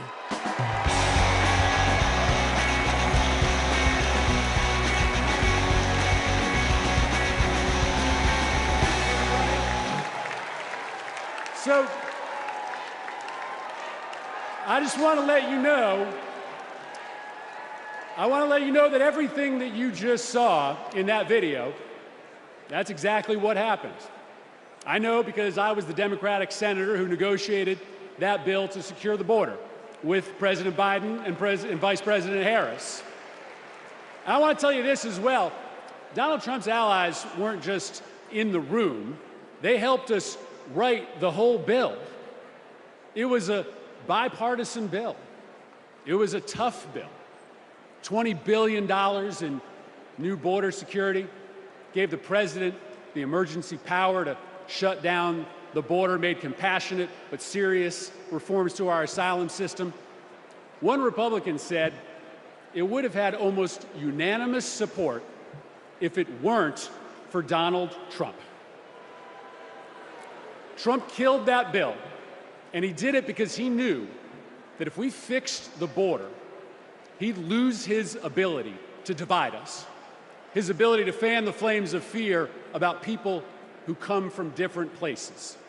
Right? You guys know this, right? Hate and division, that's Trump's oxygen. Right? People like Trump and J.D. Vance, they need it to survive in politics. People are saying that they're weird, that they're creepy, and they are weird, they are creepy. But even worse, they're weak.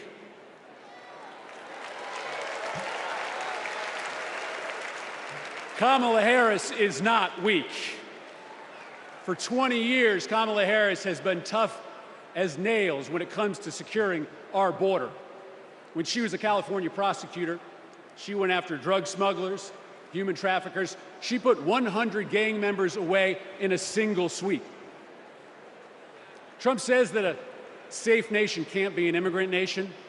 That's flat wrong, and Kamala Harris knows it. She knows this too. Engraved on the Statue of Liberty is a poem. The last line reads, "I lift my lamp beside the golden door."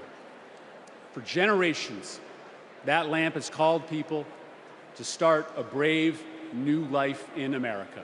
My ancestors, your ancestors, and the parents of the next President of the United States of America. Kamala Harris knows that we can be a nation of proud immigrants and a nation of strong immigration laws. That's why when she's president, she will bring that border bill back, and Kamala Harris is going to pass it.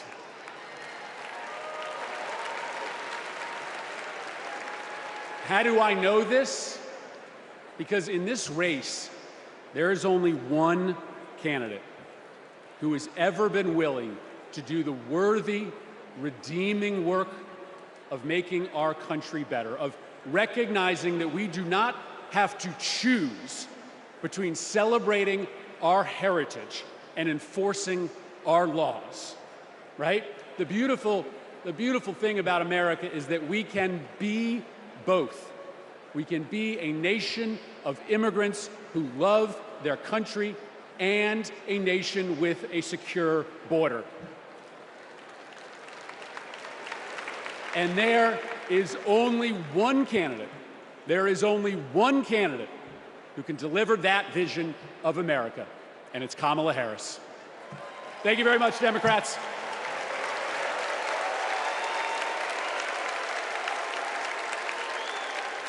Please welcome Bexar County Sheriff Javier Salazar.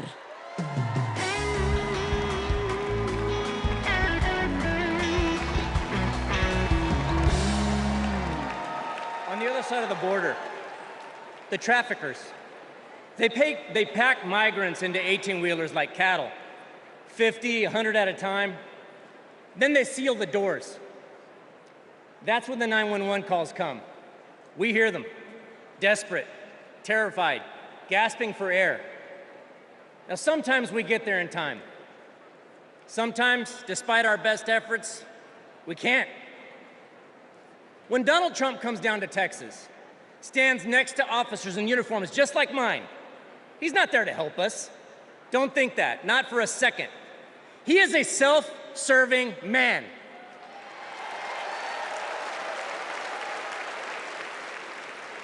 I mean, look, just like when he killed the border bill, he just made our jobs harder.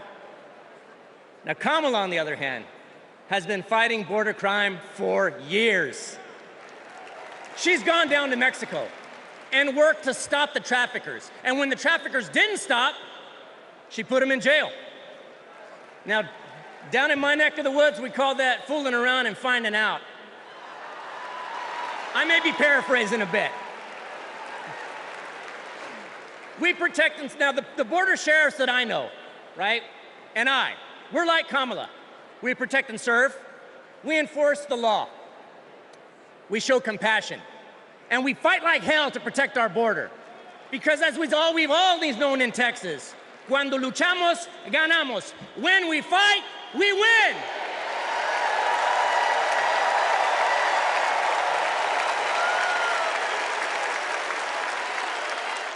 Please welcome California Representative Pete Aguilar.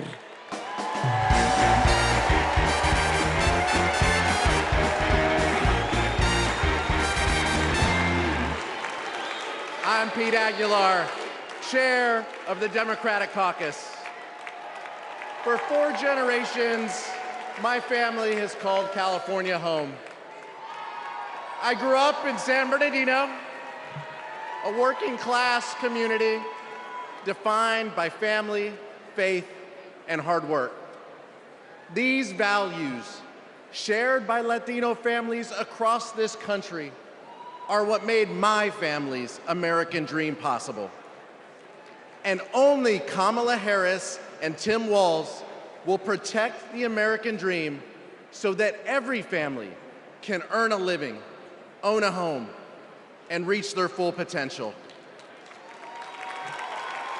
This is a vision for America that Donald Trump will never understand. All he knows is chaos and division.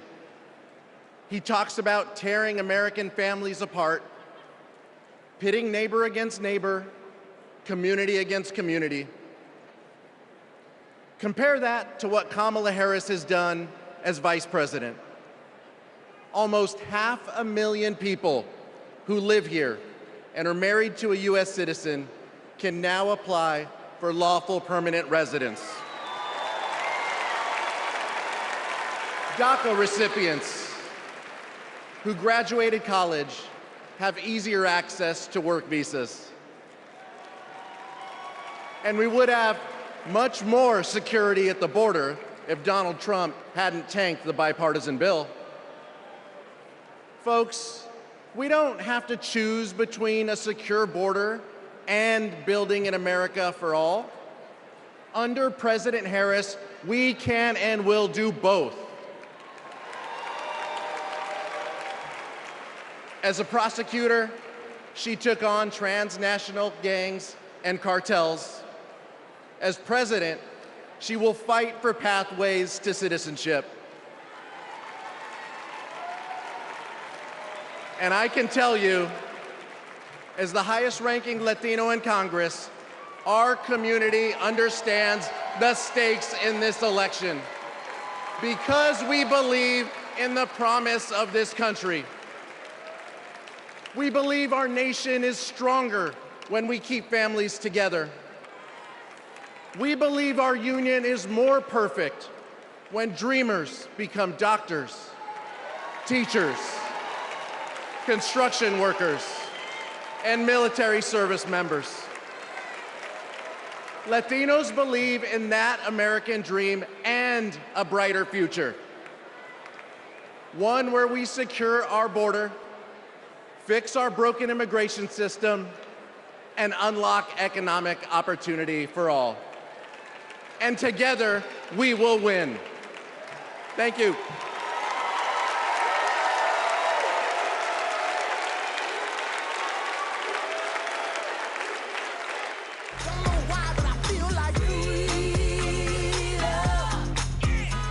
I'm a Filipino-Japanese DACA recipient. I am a third-year medical student, and I am a DACA recipient. Thanks to DACA, I've been able to open up my own business and represent clients as a lawyer. So many of my dreams came a little bit closer. It is disheartening to know that the court system may end DACA next year, and to also hear Donald Trump calling for mass deportations. It is time that we recognize dreamers for who they are.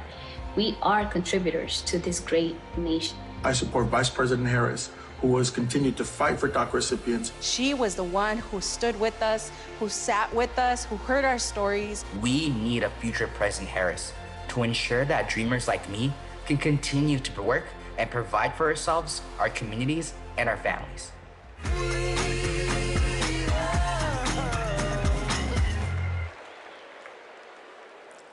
Please welcome United States Marine Corps veteran, Carlos Eduardo Espina.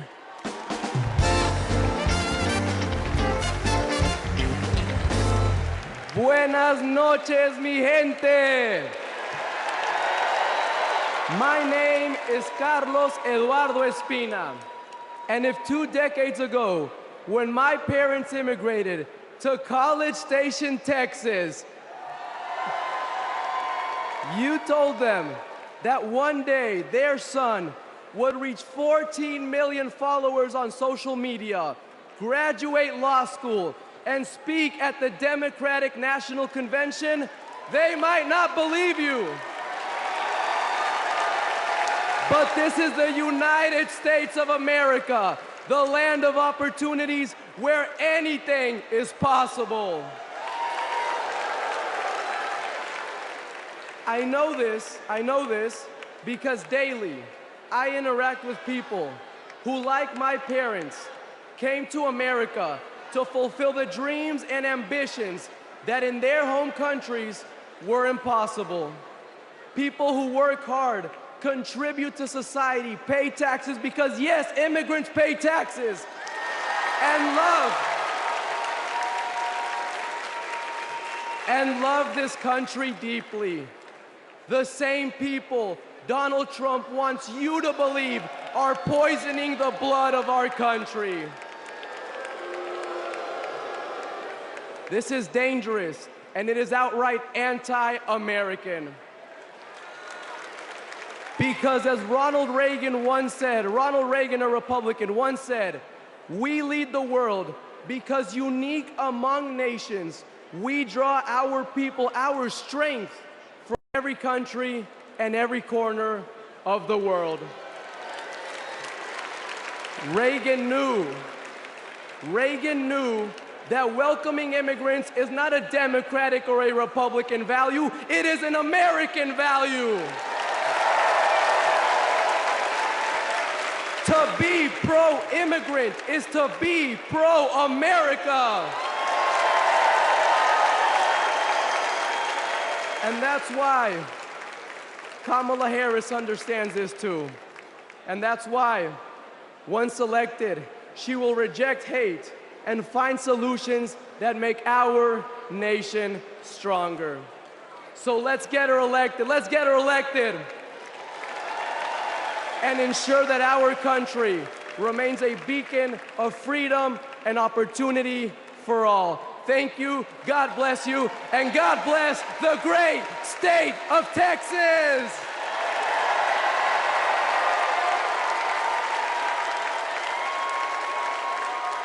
Please welcome former Homeland Security and Counterterrorism Advisor to Vice President Pence, Olivia Troy.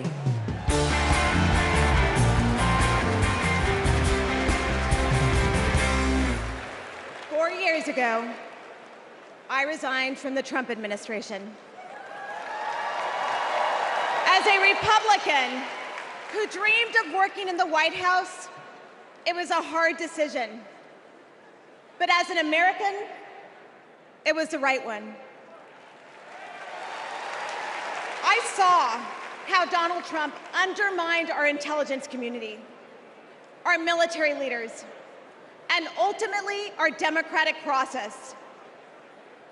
Now, he's doing it again, lying and laying the groundwork to undermine this election. It's his MO, to sow doubt and division. That's what Trump wants, because it's the only way he wins. And that's what our foreign adversaries want, because it's the only way they win. As a national security expert, y como Latina, y hija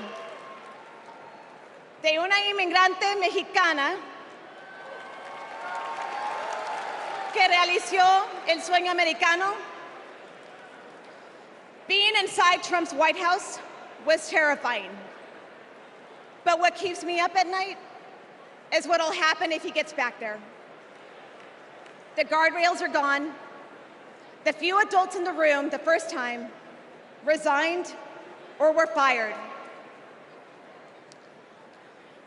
I grew up in the kind of working family that Trump pretends to care about. Conservative, Catholic, Texan. July 4th was our most sacred holiday. Those values made me a Republican. And they're the same values that make me proud to support Kamala Harris. Not because we agree on every issue, but because we agree on the most important issue: protecting our freedom.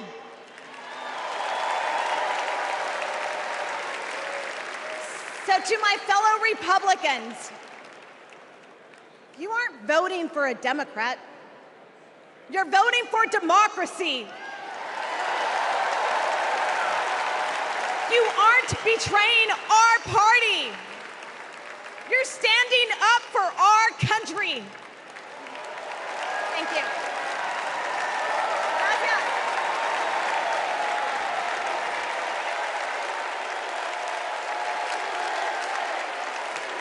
Please welcome former Georgia Lieutenant Governor Jeff Duncan.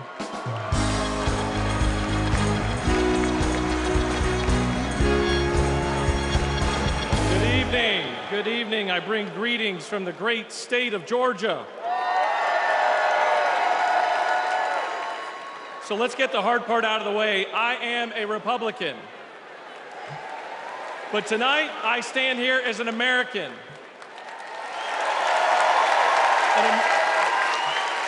An American that cares more about the future of this country than the future of Donald Trump. My journey started to this podium years ago when I realized Donald Trump was willing to lie, cheat, and steal to try to overturn the 2020 election.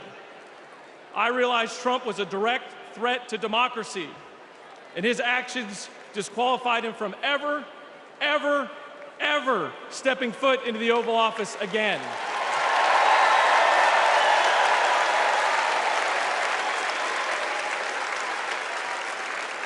I could spend my time revving up this crowd, but I'm certain I don't have to talk anybody out of voting for Donald Trump here. So I'm going to focus my attention on the millions of Republicans and independents that are at home that are sick and tired of making excuses for Donald Trump.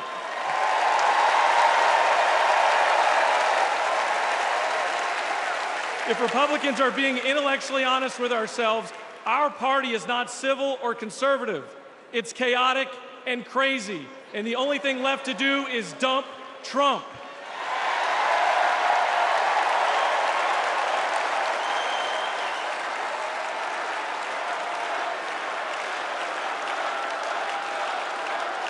These days, our party acts more like a cult worshiping a felonious thug.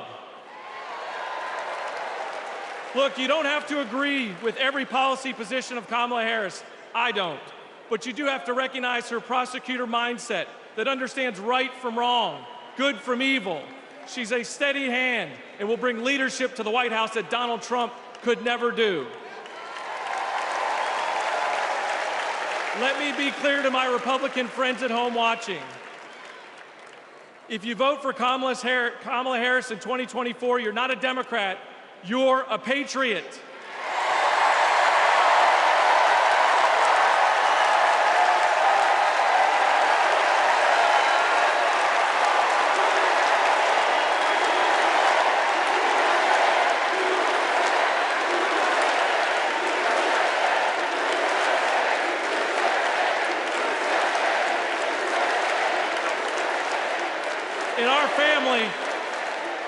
In our family, my wife Brooke and I are raising 3 boys, and we have a family motto.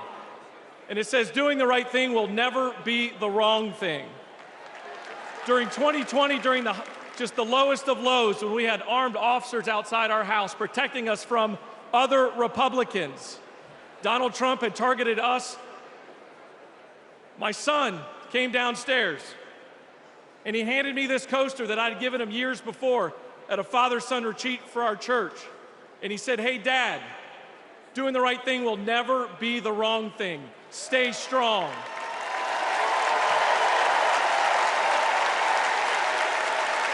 To my fellow Republicans at home that want to pivot back towards policy, empathy, and tone, you know the right thing to do. Now let's have the courage to do it in November. Thank you, and God bless you.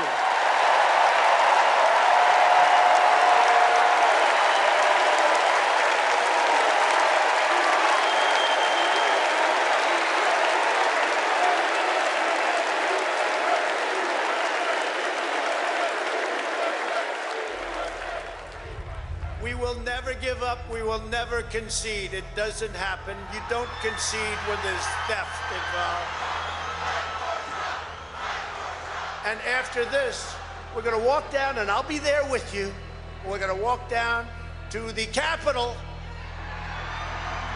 because you'll never take back our country with weakness. You have to show strength, and you have to be strong. It does look like we're going to have an ad hoc march stepping off here. There's a crowd surge heading east. Mike Pence, I hope you're going to stand up for the good of our Constitution and for the good of our country. And if you're not, I'm going to be very disappointed in you. I will tell you right now.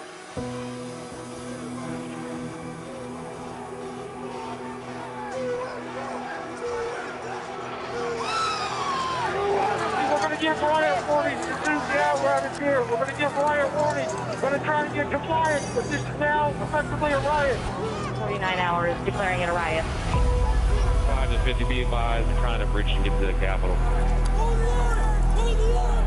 Hold the order!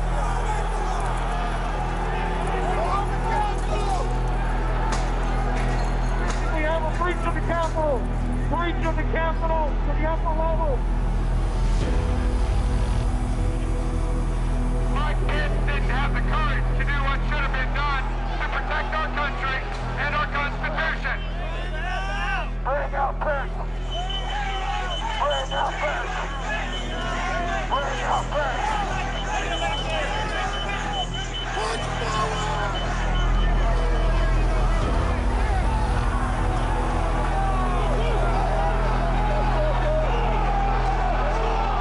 We can't hold this. We're going to get too many people. Look at this vantage point, man. We're trying to hold the alphabet. We're trying to hold the alphabet now. We need an area for the House members, they're all walking over now through the tunnel. We need to move down. Copy. If we lose any more time, we may lose the ability to leave. So if we're going to leave, we need to do it now. We've lost the line. We've lost the line. All MPD, pull back. All MPD, pull back and deal with that. H208 with 4 members. The door's barricaded. There's people flooded the hallways outside. We have no way out. Officers still remaining on the House floor, so we can secure the members on the other side. Copy. Officers down! Get them up! Get them up!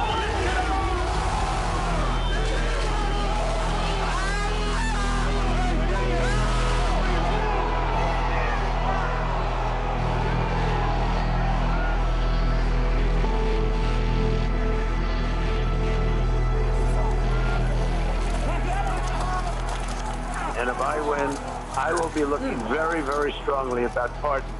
And I mean full pardons with an apology to many, an apology.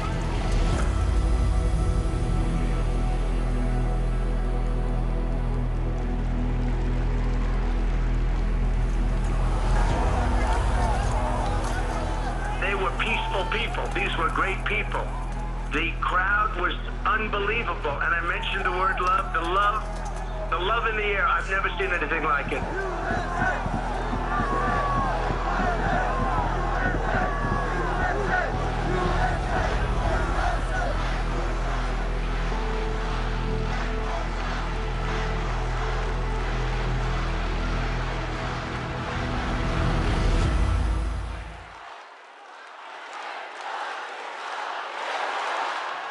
Please welcome Mississippi Representative Benny Thompson.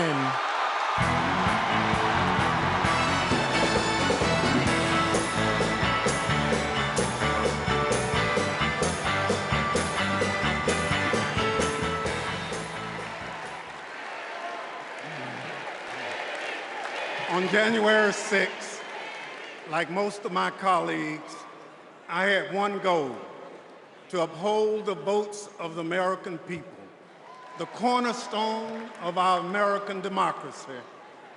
But as what you just witnessed, let me remind you that the members of that violent mob had another goal. They wanted to stop the peaceful transfer of power for the first time in American democracy. Thank God they failed. Because in this country, we settle our differences at the ballot box, not through violence. It took a long time to get here, and we are not going back. Because I remember that dark history. It's my own history. In this life, my father never cast a vote because of Jim Crow. So I dedicated my career to protecting the votes against violence and discrimination. You can imagine what I felt on January 6th when I saw with my own eyes those insurrectionists trying to take that away. They did it to rob millions of Americans of their votes. They did it because Donald Trump couldn't handle losing. He lied about the election fraud. He called his conspiracy-led mob to Washington. He would rather subvert democracy than submit to it. Now, he's plotting again. His campaign proclaims that elections won't end until the moment of inauguration. We will win or it was rigged. We win or else. This is Donald Trump's America. Elections are about choice. Choose democracy, not political violence. Choose the America we always taught our children to love. Choose Kamala Harris.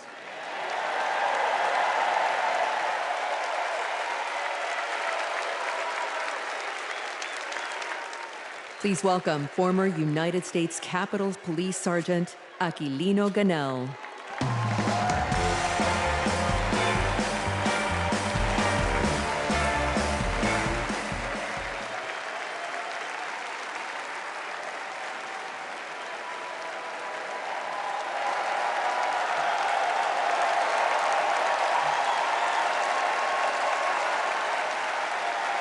Thank you. Thank you.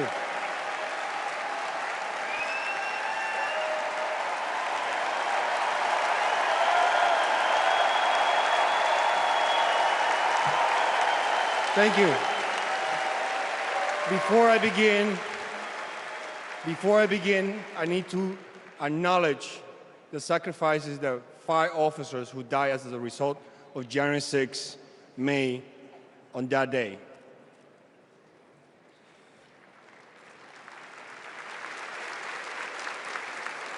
My name is Aquilino Gonell. I immigrated to the U.S. from the Dominican Republic when I was 12. I became an American citizen. I was a sergeant in the U.S. Army and a Capitol Police officer. I had seen violence while serving in Iraq, but nothing prepared me for January 6th. We officers risked everything to protect innocent people. We were beaten and blinded. I was assaulted with a pole attached to the American flag. President Trump summoned our attackers and sided with them. He betrayed us. When I joined the Army and Capitol Police, I took an oath to defend the Constitution. I did so with duty in my soul, and I still feel it. To Donald Trump, I ask, why don't you?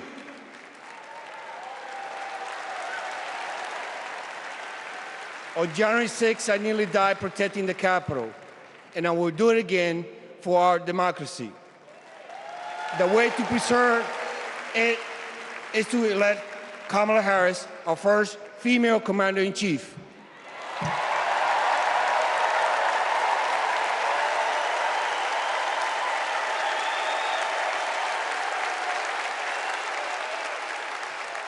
Please welcome New Jersey Representative Andy Kim.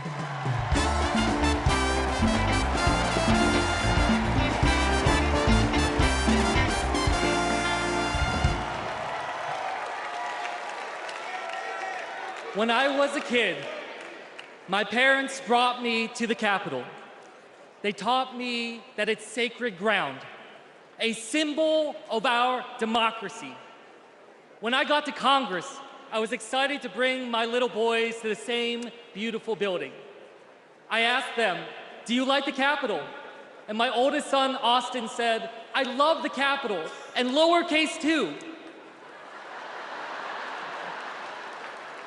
They are so sweet.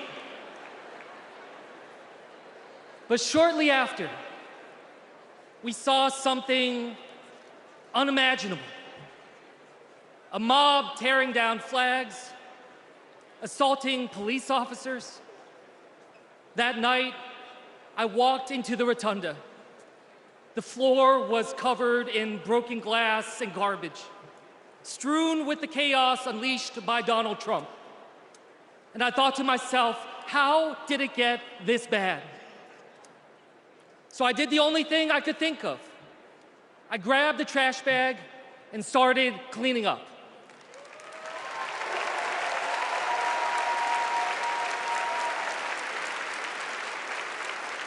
What I learned on January 6th is that all of us are caretakers for our great republic. We can heal this country, but only if we try. Many of you are doing your part through your voices and your votes. Always remember, this chaos that we see, it doesn't have to be this way. As a father, I refuse to believe that our kids are doomed to grow up in a broken America.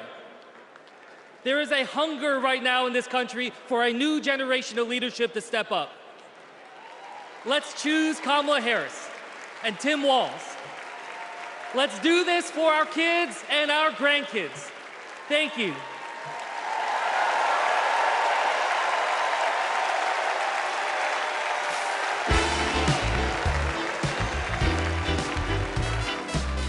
Please welcome Olivia Juliana.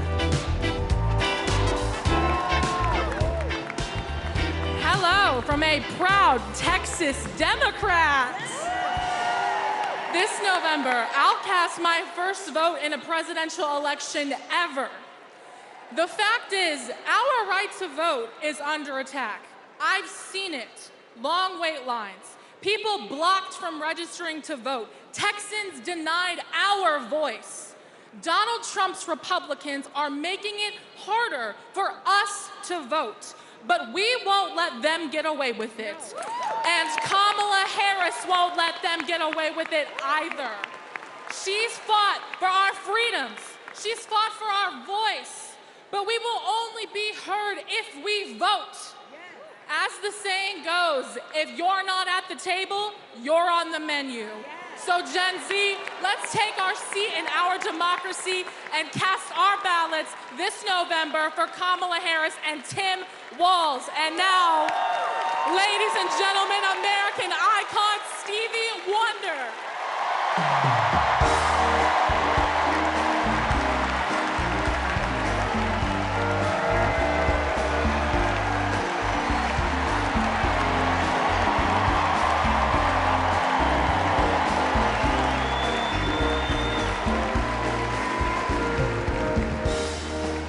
I love you. I just want to say, I love you. I love you. And every song that I've sang, every song that I've written, it's because of my love for you right here. But this year I've prayed very hard for peace to come to our world's nations, but also to each one of our hearts. Even though our hearts have been beaten and broken, beyond prayer, I know the importance of action, and now is the time to understand where we are and what it will take to win. Win the broken hearts, win the disenchanted, win the angry spirits. Now is the time.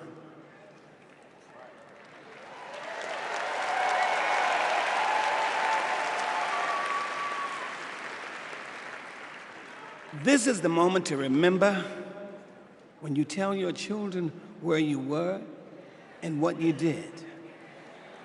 As we stand between history's pain and tomorrow's promises, we must choose courage over complacency.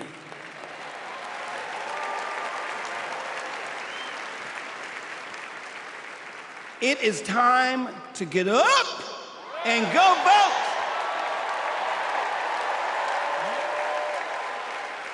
Listen, the choice is clear, clearer than anyone else is saying. Did you hear me? Clearer than anyone else is saying. You feel me? We need to choose joy over anger, kindness over recrimination, and peace over war. Every time.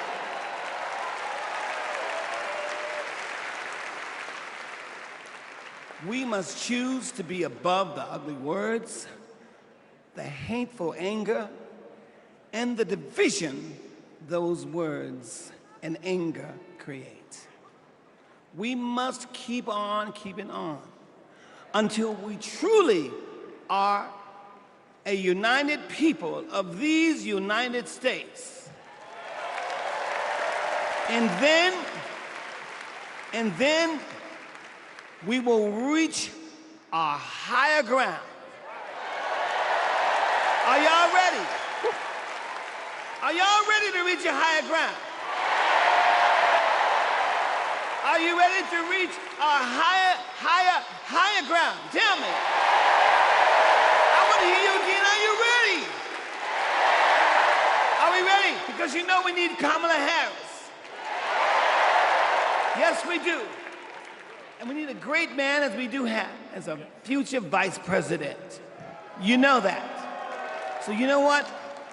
I'm depending on you to do, as Spike Lee would say, the right thing. Are y'all ready? Are y'all ready? Are you ready? Mosky, are you ready? I'm ready, Steve. Kansas, are you ready? All right, we need everybody. Clap your hands like this. Everybody clap your hands. Clap, clap, clap, clap. Now somebody scream.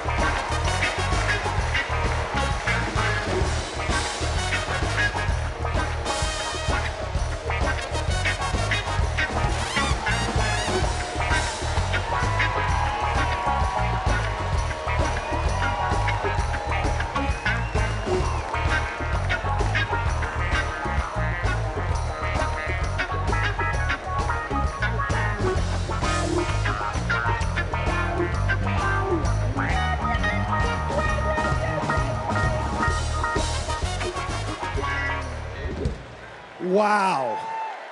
Wow. Wow. I couldn't see the rest of y'all, but from back, Nebraska was getting down. Stevie's song is powerful, but so was his words. He said courage over complacency. He gave us a call in his remarks. But now I gotta tell you, the party is gonna keep going. We're just getting started, y'all. And this is a segment that I am very, very excited about, because it might be Wednesday night, and we might be in Chicago, but it's starting to feel like something I've wanted to say my whole life. Live from New York, it's Saturday night. Please welcome Kenan Thompson.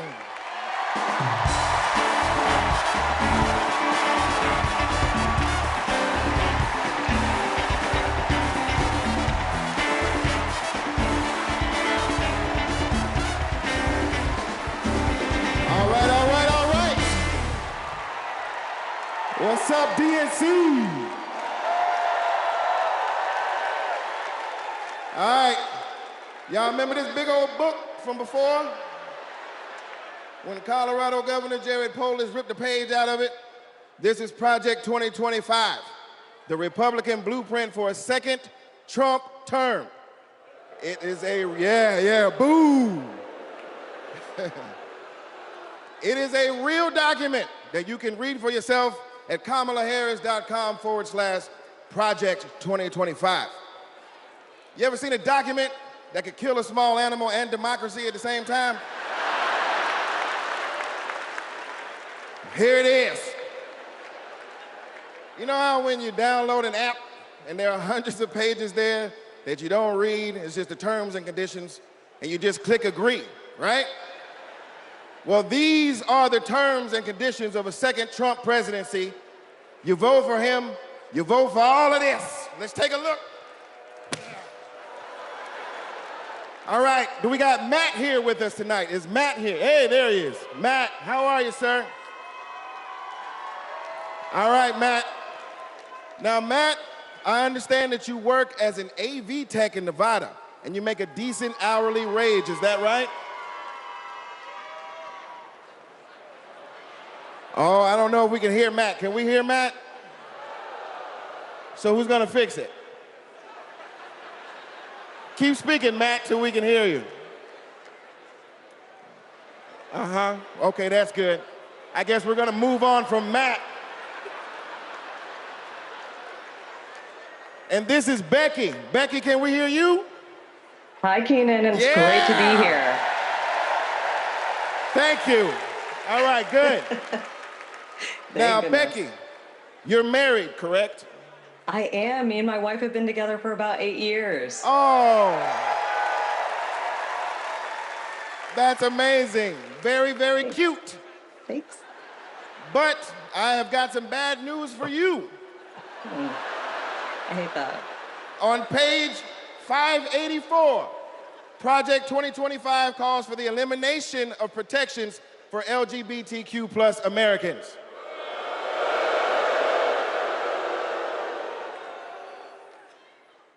So yeah, right back to the Stone Age. I'm afraid so. Right back to the Stone Age. That's terrible. Yeah, it is. Thank you, Becky, for being here and making that wonderful point.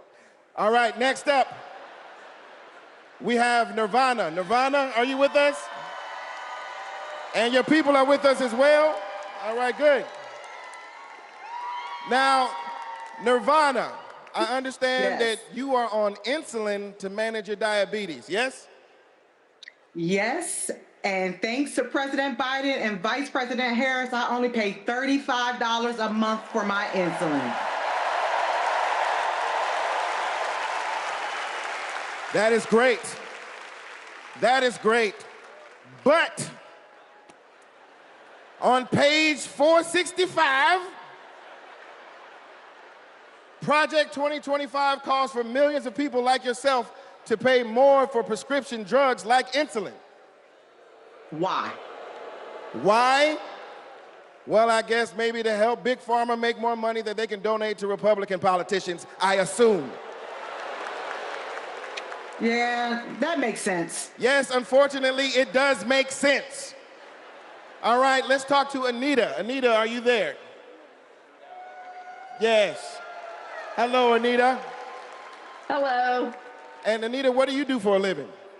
I'm an OBGYN who delivers babies and does surgery. An OBGYN? She is an OBGYN that delivers babies. Uh-oh. Uh-oh, yeah. It's bad news, isn't it? It sure is. On page 459, Project 2025 resurrects a law from the 1800s called the Comstock Act to ban abortion nationwide and throw healthcare providers in jail. Oh my God. Yes, it is awful. All right, let's do one more. Is Sharia with us? Sharia, are you there? Hey, Keenan, I'm here. Yes, Sharia, I love it. All right, let's talk to you. I understand that you work for the federal government?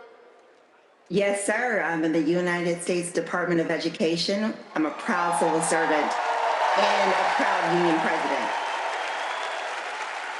She works for the Department of Education and she's a proud civil servant. Well,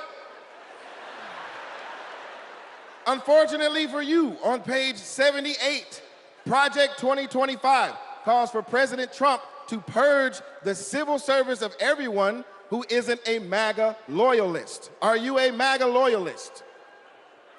Now, Keenan, absolutely not. I'm just asking.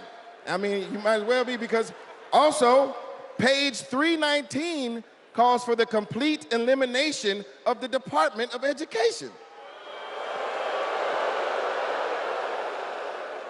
There's a bunch of stuff in here, but that's all we have time for at the moment. Just remember, everything that we just talked about is very real. It is in this book. You can read it online at kamalaharris.com/Project 2025. And most importantly, you can stop it from ever happening by electing Kamala Harris as the next president of the United States.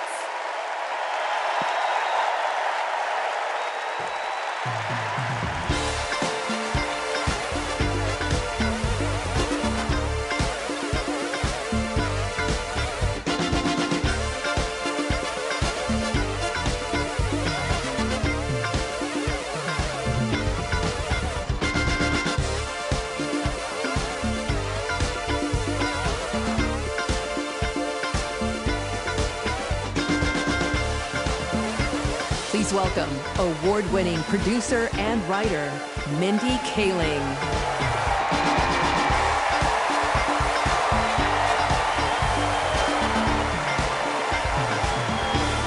Good evening, everyone.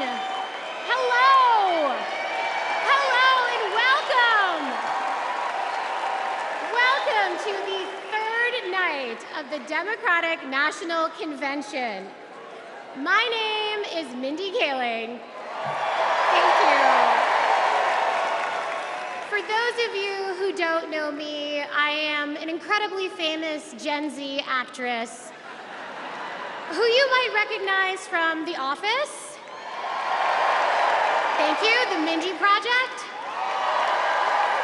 Or as the woman who courageously outed Kamala Harris as Indian in an Instagram cooking video. Yes, you're welcome.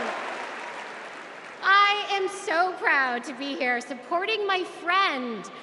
But the real reason I am here is that deep down, I truly believe that as a woman of color and as a single mother of 3, it is incredibly important that I be appointed ambassador to Italy.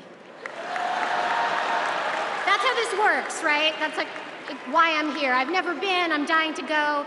And guys, I just really need a break. I know it's not the priority tonight, but just think about it. I am actually here because I have known the Vice President for a long time, and I want to tell you a story about one of the first times I ever met her. She wasn't Madam Vice President then. She was my senator, and we were filming a video where she came to my home to cook dosas, a South Indian dish. Yes. It's not every day that a senator comes over, and I was pretty nervous.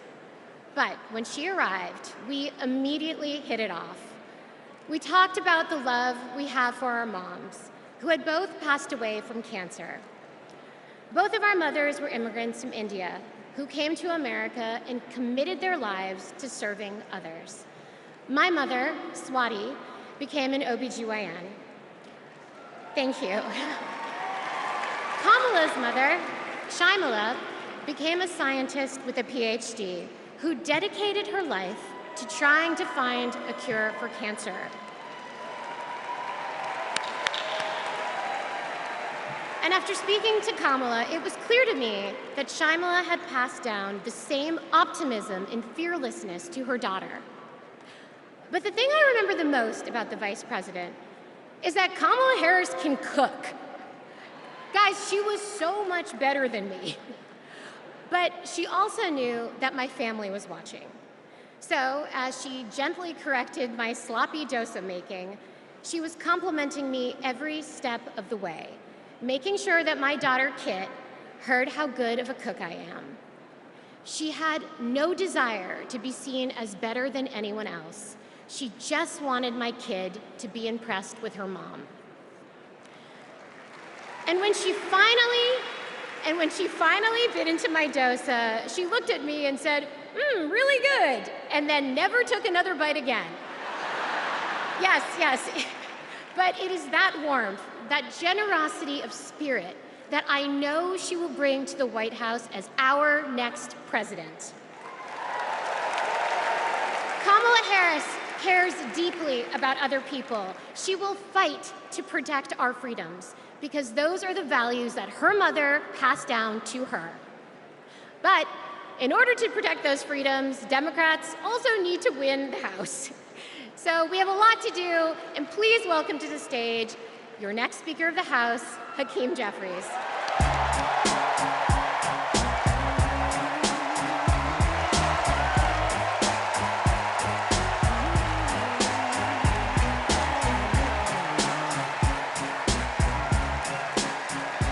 Good evening, Democrats.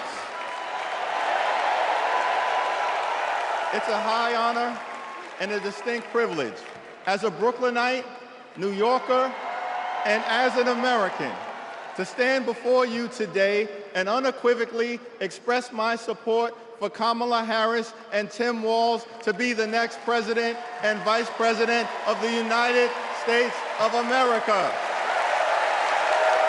Over the last few years, House Democrats have been hard at work, and we could not have asked for a better leader to partner with than President Joseph Robinette Biden, who will go down as one of the most consequential presidents of all time. Last month, President Biden selflessly passed the torch to Vice President Kamala Harris, who is ready, willing, and able to fight for the people. Kamala Harris is a courageous leader, a compassionate leader, and a common sense leader who will deliver real results for everyday Americans. Kamala Harris is fighting for our freedom. Kamala Harris is fighting for our families. Kamala Harris is fighting for our future. Together, let's make Kamala Harris the 47th President of the United States of America.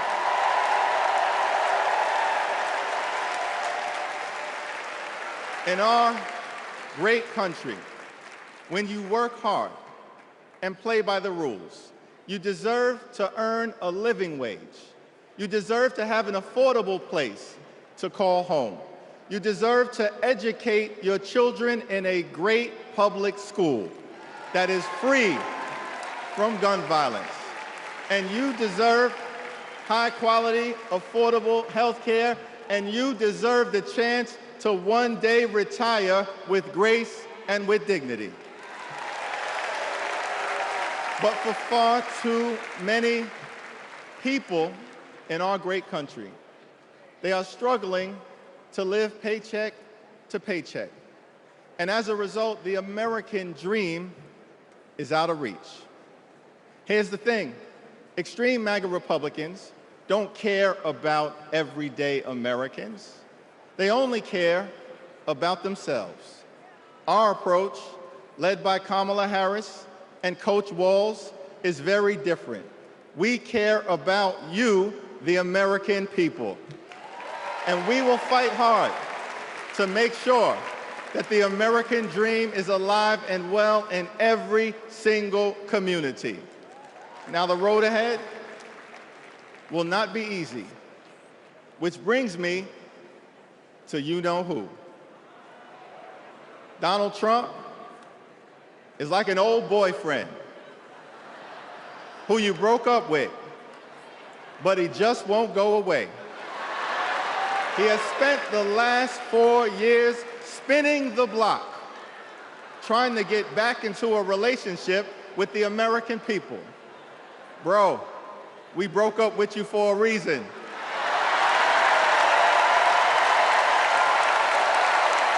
Trump was the mastermind of the GOP tax scam, where 83% of the benefits went to the wealthiest 1% in America. Trump failed our country during the COVID-19 pandemic. Trump is a chaos agent who is focused on himself, not the American people. Trump tried to destroy our democracy by lying about the election and inciting a violent mob to attack the Capitol. Trump put 3 extreme justices on the Supreme Court who destroyed Roe v. Wade. We broke up with you for a reason. Donald Trump can spin the block all he wants, but there's no reason for us to ever get back together. Been there, done that, we're not going back.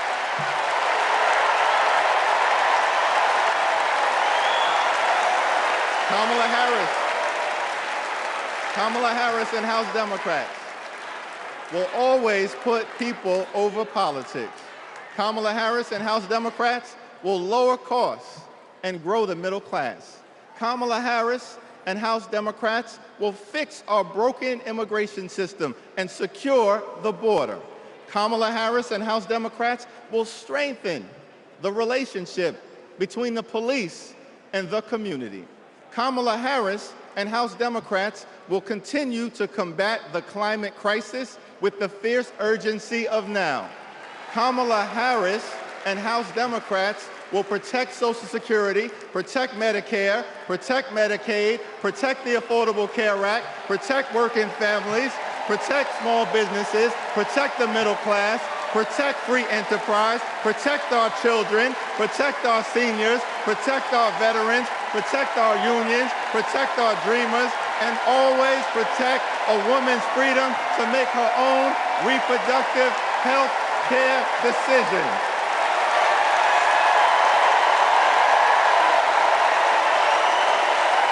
The extreme MAGA Republicans want to divide us. But the Constitution promises equal protection under the law. We are one nation, under God, indivisible, with liberty and justice for all. Together, together, together, let's build a brighter future for our children and our grandchildren. In the Old Testament, book of Psalms, the scripture tells us that weeping may endure during the long night, but joy will come in the morning. Here's how we do it. Strategize on Sunday. Meet the moment on Monday. Take it to them on Tuesday. Work it out on Wednesday. Thank the Lord on Thursday. Fight the power on Friday. Set it off on Saturday. Get a few hours of sleep, wake up the next day, and do it all over again until joy, joy, joy comes in the morning.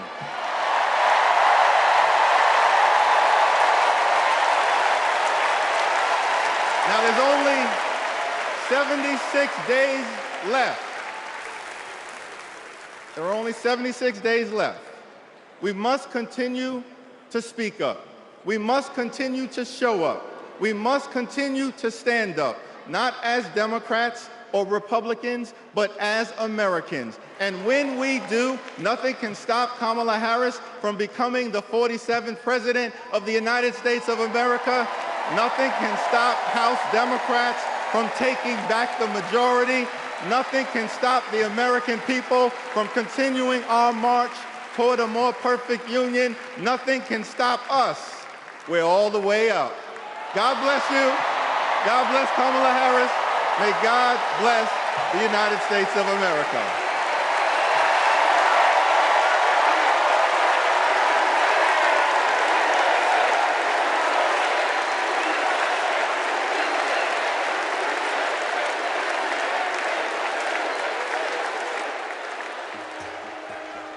outside today? Yeah. Want to go put your shoes on? Yes. Let's go outside. Ruby is 2 years old. I'm starting to think, will she be an iron worker like her dad? I hate to break it to you, but I'm not a billionaire. Donald Trump talked a big game about bringing jobs back to America, but it was all talk, like Foxconn. This is the 8th wonder of the world. Foxconn, by most estimates, has not even come close to meeting expectations. This whole project was a scam. He is not looking out for the residents. He's looking out for himself.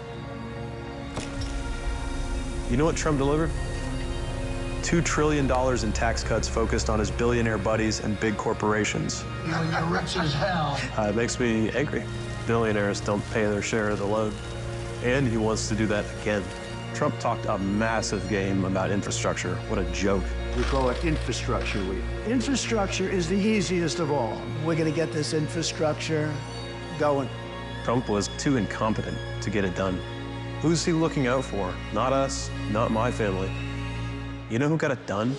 Joe Biden and Kamala Harris. Biggest infrastructure package in history. Infrastructure is just a fancy word for jobs. Not just union workers, but for everyone. Small businesses are booming. Communities are starting to thrive again. I wish it was faster. The prices are easing. Kamala Harris helped deliver the largest job growth in American history. Wages are higher. Manufacturing is booming. We're building roads, bridges, airports again. That's a fact. And we have healthcare. When our middle class is strong, America is strong.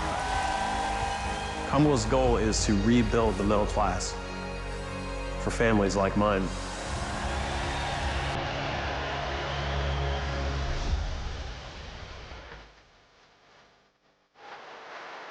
Please welcome the 42nd President of the United States, Bill Clinton.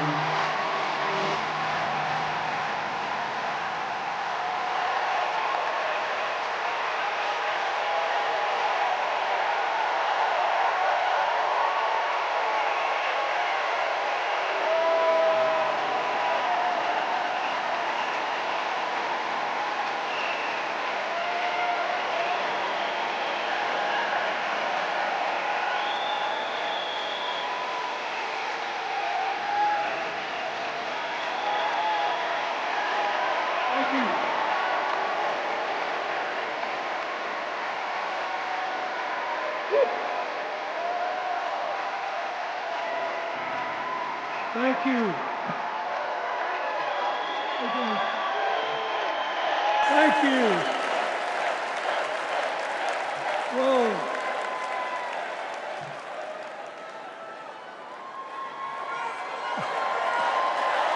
Let me ask you something. After the last 2 days, aren't you proud to be a Democrat? And I am very grateful to the Republicans and independents that have joined us, have been up here on the stage. And I hope they feel better about it now. Because I've seen all these things that even I have to be reminded of from time to time when I get my spirits down. I love seeing the Obamas here. I love seeing President Biden. And I thought Hillary gave a great speech, too. And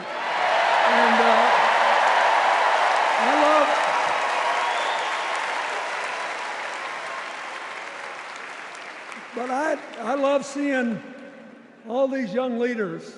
A bunch of them are coming up after me. They look better, they sound better, and they'll be exciting. I do want to say one word about President Biden. Remember, he had an improbable turn that made him president. And we were in the middle of a pandemic and an economic crash. He healed our sick and put the rest of us back to work. And he strengthened our alliances for peace and security. He stood up for Ukraine. He's trying desperately to get a ceasefire in the Middle East.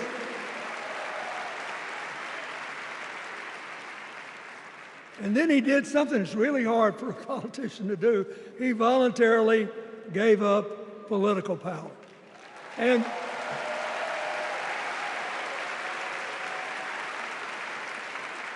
George Washington knew that, and he did it.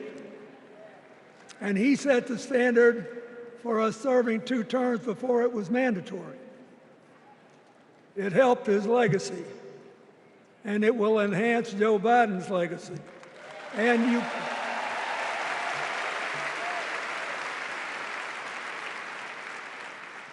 And it's a stark contrast to what goes on in the other party. So I want to thank him for his courage, compassion, his class, his service, his sacrifice.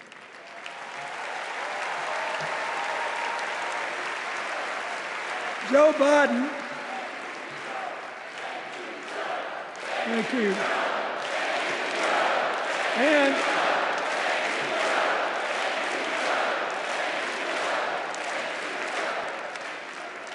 he kept the faith, and he's infected a lot of the rest of us. Now let's cut to the chase. I am too old to gild the lily. 2 days ago, I turned 78, the oldest man in my family of 4 generations. And the only personal vanity I want to assert is I'm still younger than Donald Trump.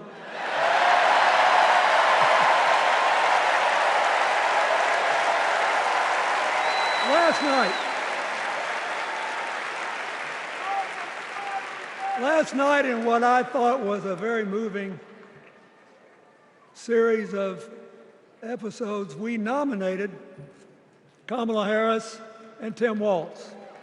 And just think about that. 2 leaders with all-American but still improbable life stories. It could only happen here. Their careers, after all, started in community courtrooms and classrooms. 2 leaders who spent a lifetime getting the good job done. Now, one of the things that I've noticed over my increasingly long life is that a presidential election is unique in several ways. First of all, it's the greatest job interview for the greatest job in the world. Secondly, the Constitution says we, the people, get to do the hiring. And the third thing is that every 4 years, we get to change the requirements for the job. So here's what I'm thinking, because I try to apply this in every election. Will this president take us backward or forward? Will this president give our kids a brighter future? Depends. Will this president bring us together or tear us apart? Will the president increase the peace, security, and stability and freedom that we enjoy and extend it to others as we can? We, the people, we have to make a decision about these kind of questions. And every 4 years, it's a little different because the people come at the candidates, and they say, as they're saying now, here are our problems, solve them. Here are our opportunities, seize them. Here are our fears, ease them. Here are our dreams, help them come true.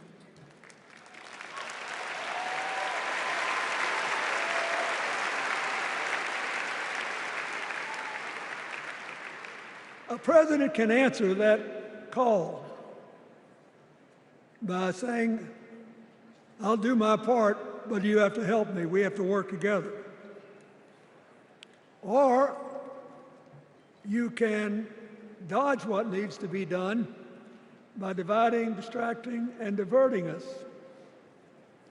So in 2024, we got a pretty clear choice, it seems to me.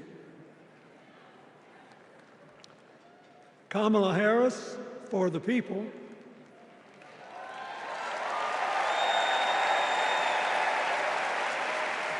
and the other guy who's proved even more than the first go-around that he's about me, myself, and I. I know which one I like better for our country.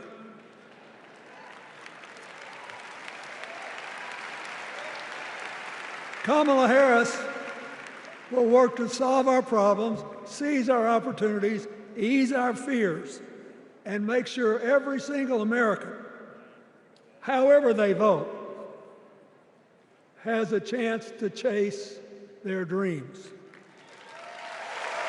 You know, when she was young, she worked at McDonald's. And she greeted every person with that 1,000-watt smile and said, "How can I help you?" Now she's at the pinnacle of power, and she's still asking, "How can I help you?"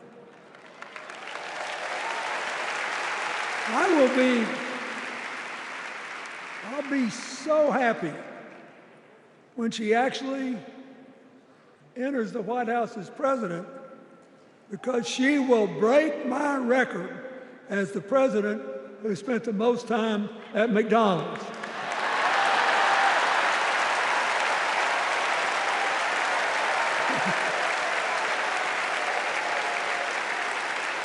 Now,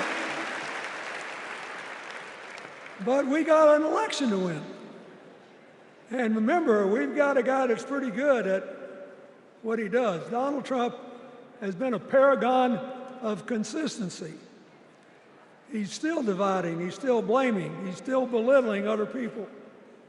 He creates chaos, and then he sort of curates it as if it were precious art. Let me say, not a single day goes by,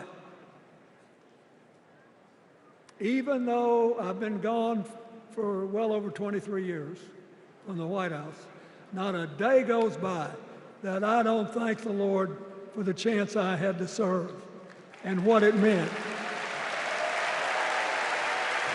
And one of the reasons, thank you. Wait.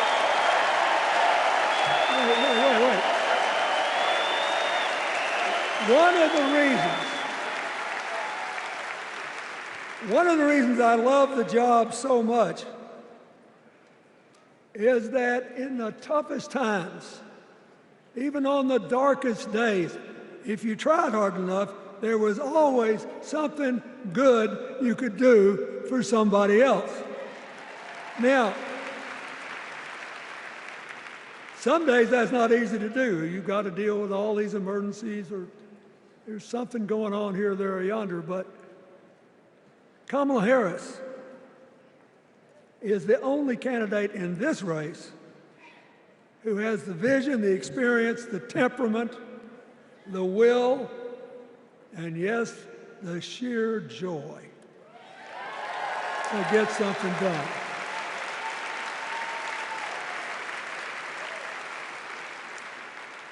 I mean, look, what does her opponent do with his voice? He mostly talks about himself, right? So the next time you hear him, don't count the lies. Count the eyes.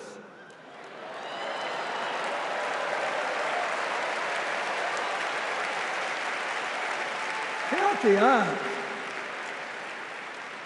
His vendettas, his vengeance, his complaints, his conspiracies.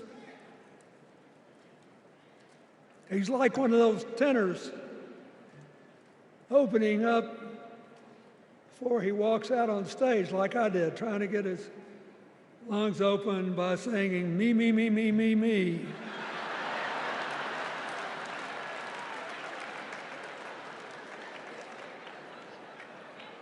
When Kamala Harris is president, every day will begin with you, you, you, you.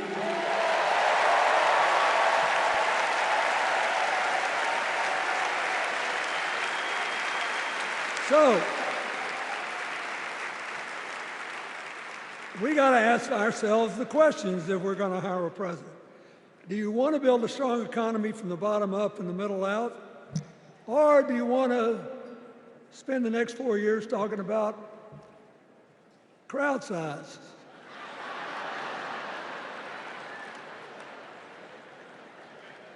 You're going to have a hard time believing this, but so help me, I triple-checked it. Since the end of the Cold War in 1989, America has created about 51 million new jobs. I swear I checked this 3 times. Even I couldn't believe it. What's the score? Democrats 50, Republicans 1.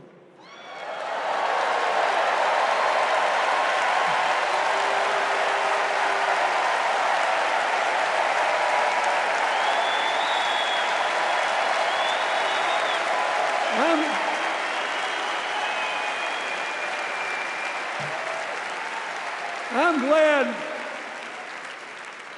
that we've got a championship-winning coach on our team.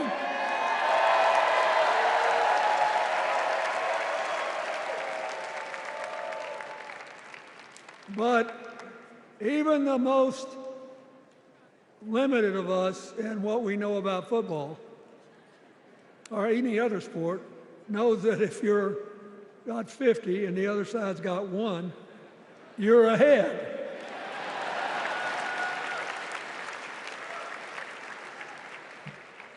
What about affordable housing? It's a terrible problem in America now. We need more. And affordable health care. That's why the Democrats put a limit on monthly payments for insulin and a $2,000 a year out-of-pocket limit, and are trying to cover more drugs by bargaining for prices. We need more financing for small businesses. We need still to strengthen our alliances. I almost croaked in the first debate of this election season when President Trump said nobody respected America anymore like they did when he was president. Wait. And with a straight face. Look, you got to give him, he's a good actor.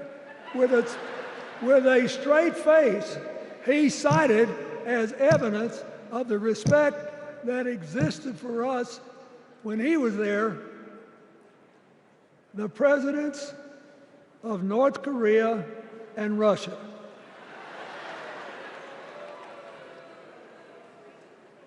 I'd rather have the people who respect us now. And one of the things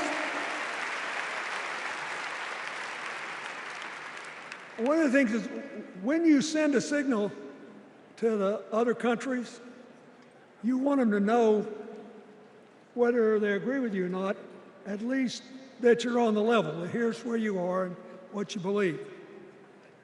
What are they supposed to make to these endless tributes to the late, great Hannibal Lecter?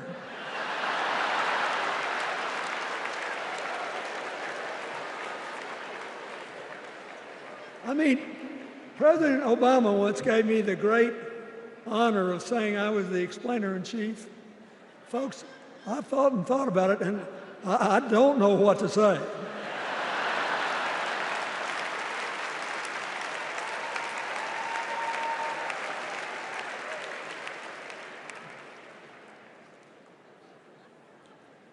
Like Hakeem Jeffries, I too want an America that's more joyful, more inclusive, more future-focused.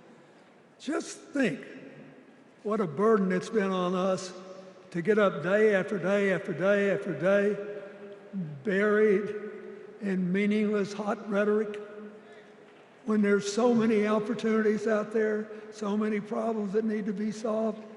I want that. And that's the America Kamala Harris will lead.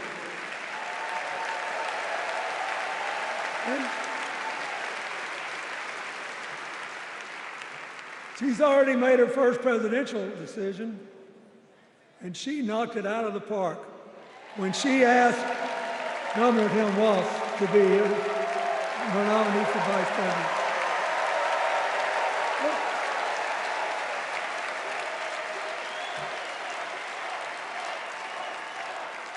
As they used to say when I was a young man growing up in Arkansas, you do not have to be all broke out with brilliance.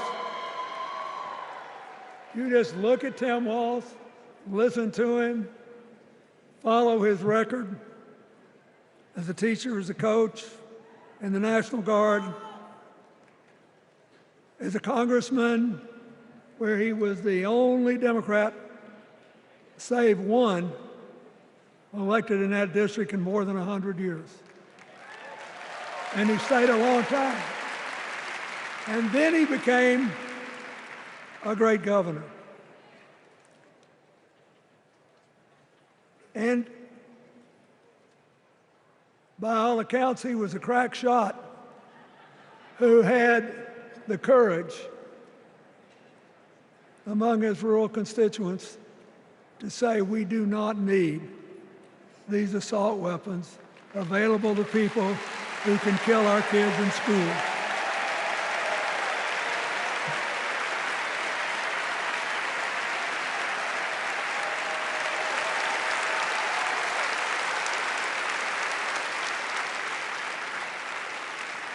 So, armed with her first decision,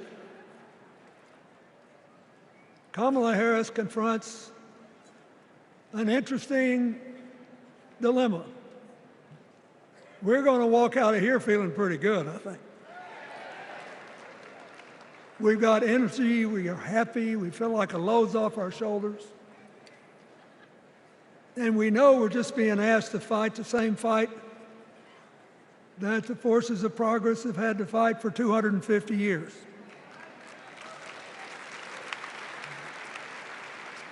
In the face of stiff and often violent opposition, we have to find a way to go forward together, where we the people make our union more perfect. So, that's a good thing. How could we possibly lose? Kamala Harris has fought for kids her whole life that were left out and left behind. She's taken on gangs trafficking across the border. She's fought to protect the rights of homeowners. She's been our leader in the fight for reproductive freedoms, and we know a majority of the American people are with us on that.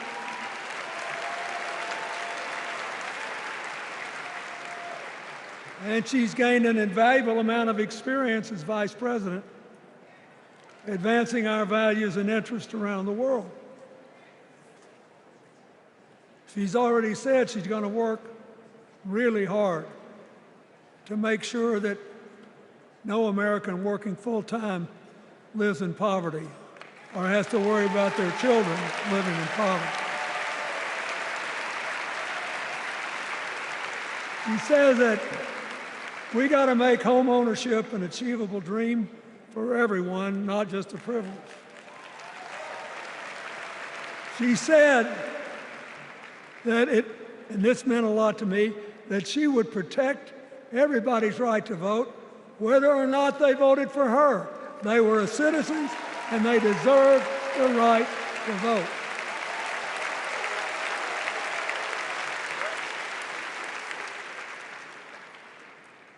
The other day, her opponent implied that as his people voted one more time, they'd be able to rig it from now on and they wouldn't have to vote again. You think they're kidding, but I know a lot of these folks, and most of them are really good people, but some of them think that they are bound to dominate America politically, economically, and socially, and they have to use politics to do it, and they should rig the system. I don't believe that. And so here's what I want to tell you. We've seen more than one election slip away from us when we thought it couldn't happen, when people got distracted by phony issues or overconfident. This is a brutal, tough business. I want you to be happy. One of the reasons that President-to-be Harris is doing so well is that we're all so happy.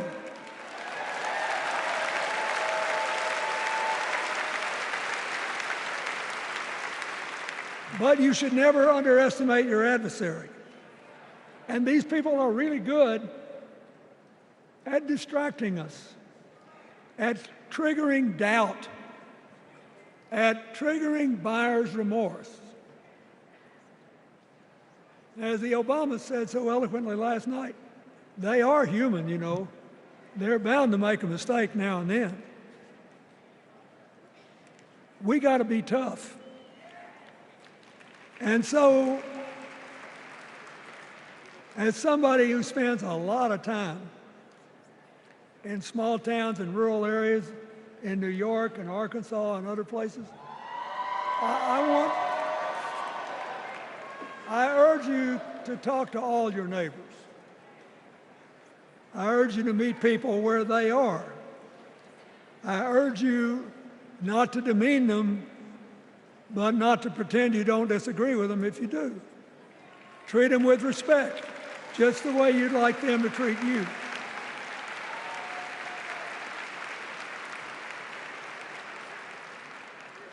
Ask for their help and then follow our leader, Kamala, and ask them, how can I help you?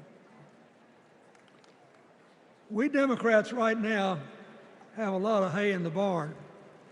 We've got massive achievements, massive advances, but there's still a lot of slips between today and Election Day that we have to navigate. And so I want to say this from the bottom of my heart. I have no idea how many more of these I'll be able to come to. I started in '76, and I've been to every one since. But no, 72. Lord, I'm getting old. But here's what I want you to know. If you vote for this team, if you can get them elected and let them bring in this breath of fresh air, you will be proud of it for the rest of your life. Your children will be proud of it.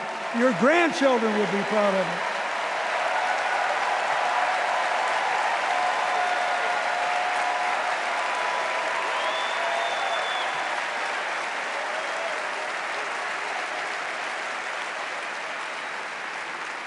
Take it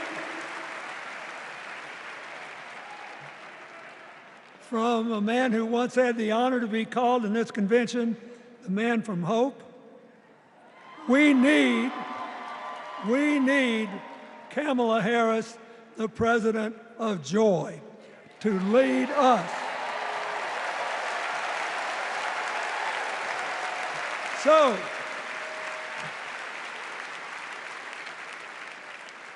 I'll be doing my part, you do yours.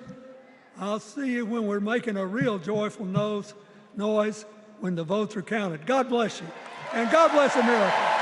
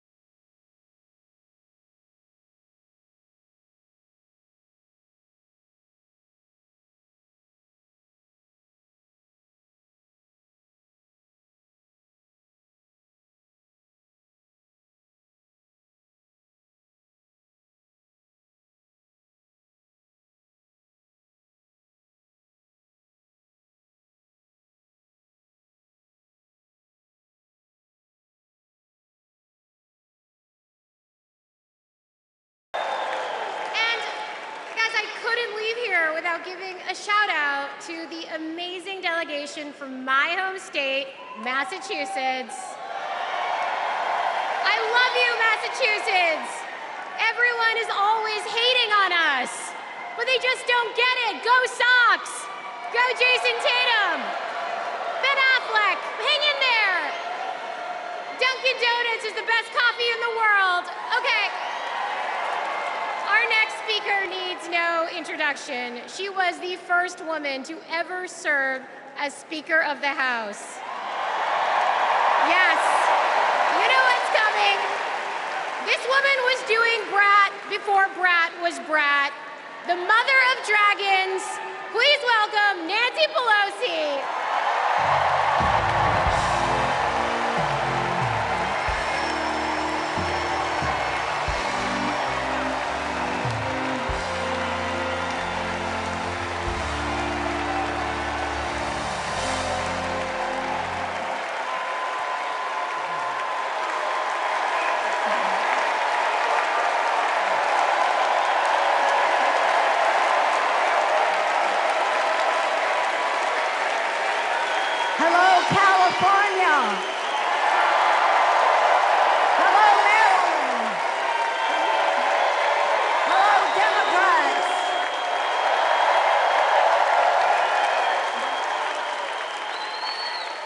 January 20th, 2021, with the inauguration of Joe Biden and Kamala Harris, we established one of the most successful presidencies of modern times.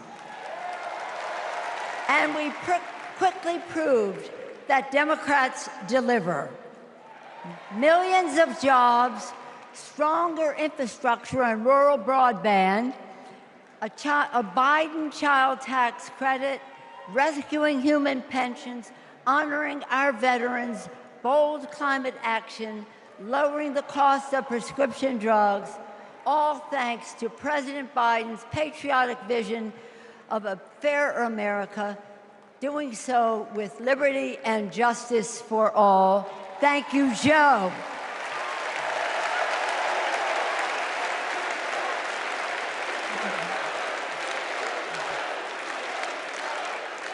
And I know that Vice President Harris is ready to take us to new heights.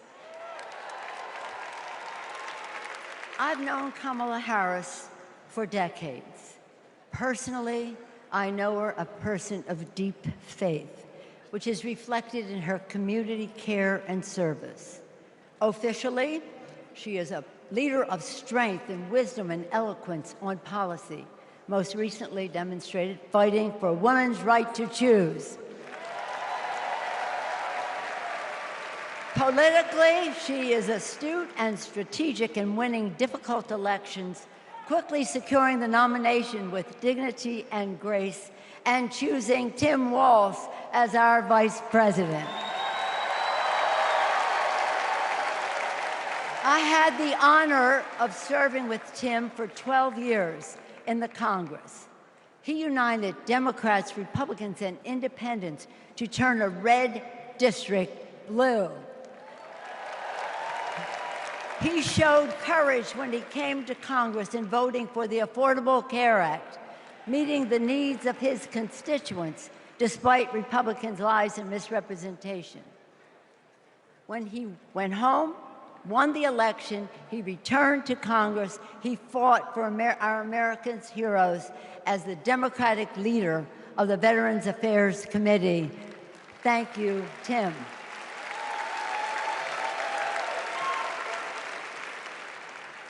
January 6th was a perilous moment for our democracy. Never before had a president of the United States so brazenly assaulted the bedrock of our democracy, so gleefully embraced political violence, so willfully betrayed his oath of office. Let us not forget who assaulted democracy on January 6th. He did. But let us not forget who saved democracy that day. We did. And thank God we had a Democratic House of Representatives then. We returned to the Capitol that very same night. We insisted on certifying the election results on the floors of the House and the Senate. And we demonstrated to America and to the world that American democracy prevailed.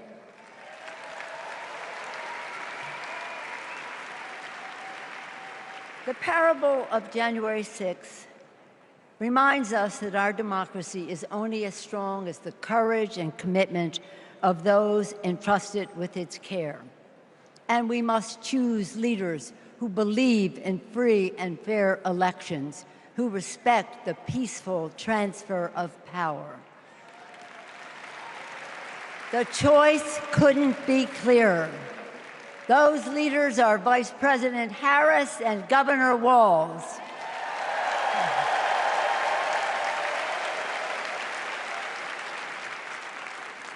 When the sun rose on January 7th, as our national anthem declares, we gave proof through the night that our flag was still there.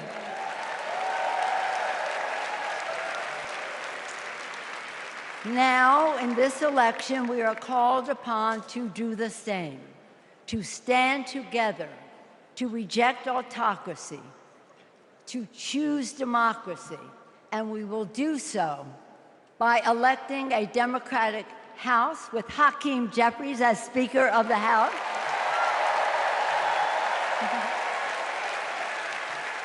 electing a Democratic Senate, electing Tim Walz as Vice President of the United States, and electing Kamala Harris as the President of the United States. Onward to victory!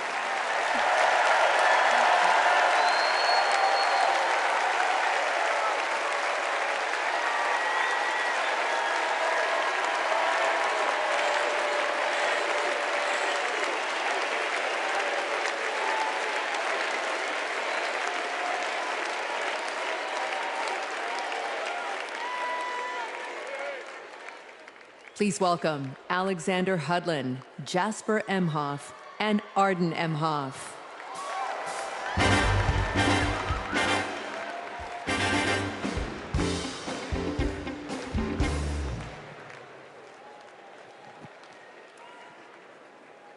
Kamala Harris is our auntie. She'll be a president who cares for all of us. She'll lift us up. In 2016, we celebrated Auntie's Senate win. We saw Trump winning.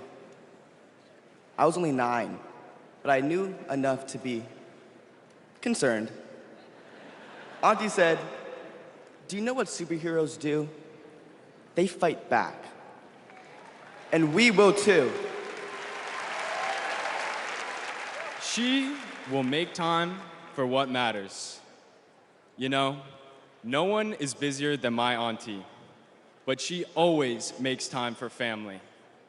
From moments as simple as cooking and sharing a meal, to exchanging stories and jokes. Auntie taught me about being present in what's important, and I know that's how she'll lead. She'll treat everyone with respect. Even as a kid, Auntie made me feel that I was seen, that my words are important, that I am important and loved. I know she'll value others' perspectives, no matter their age or their background. Auntie, we love you. We're so proud of you. And most importantly, you're a baller. And as you'd say, let's win this thing. Let's win this thing.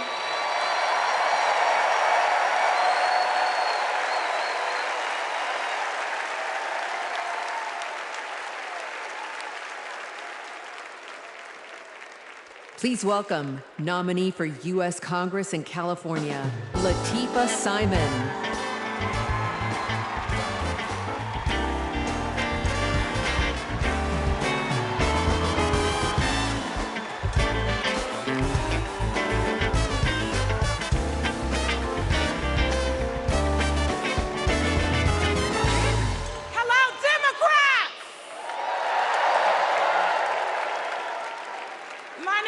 Latifa Simon, and I am running for Congress. And I'm here tonight to tell you all about the Kamala Harris that I know. I'm gonna tell you. When Kamala Harris was the district attorney in San Francisco, California, I was a teen mother running an organization working to end sex trafficking among beautiful young women and girls, to build the self-determination and power among those girls. And Kamala learned about the work that I was doing, and she asked me to join her team. And I joined her team.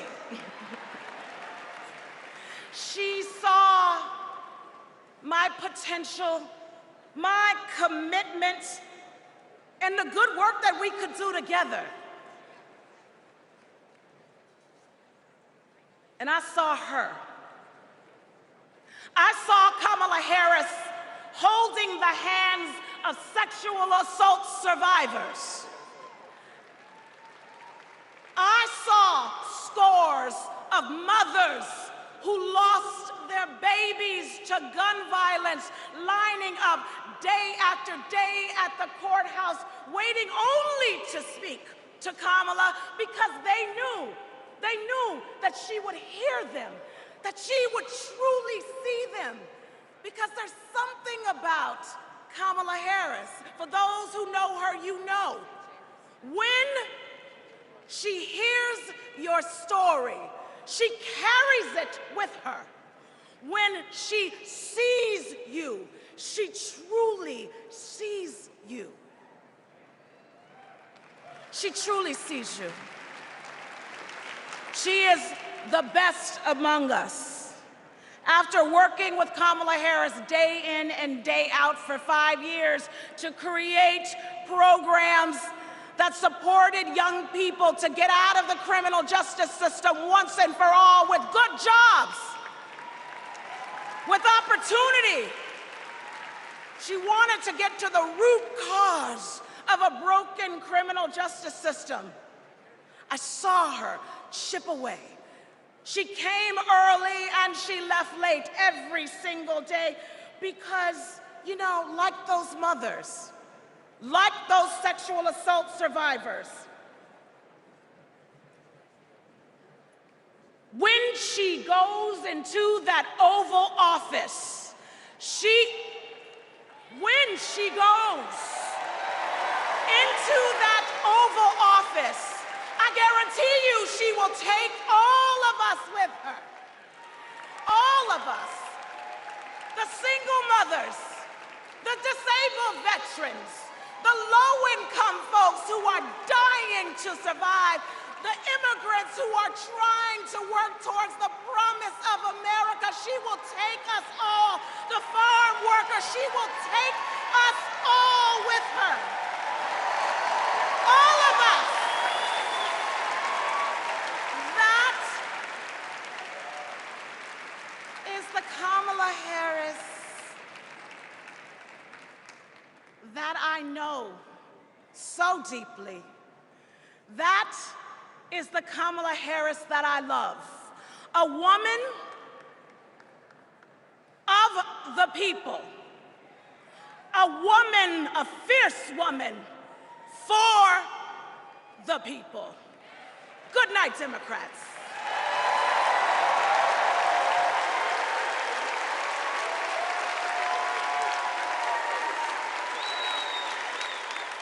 Please welcome former U.S. Associate Attorney General of the United States and the Vice President's brother-in-law, Tony West.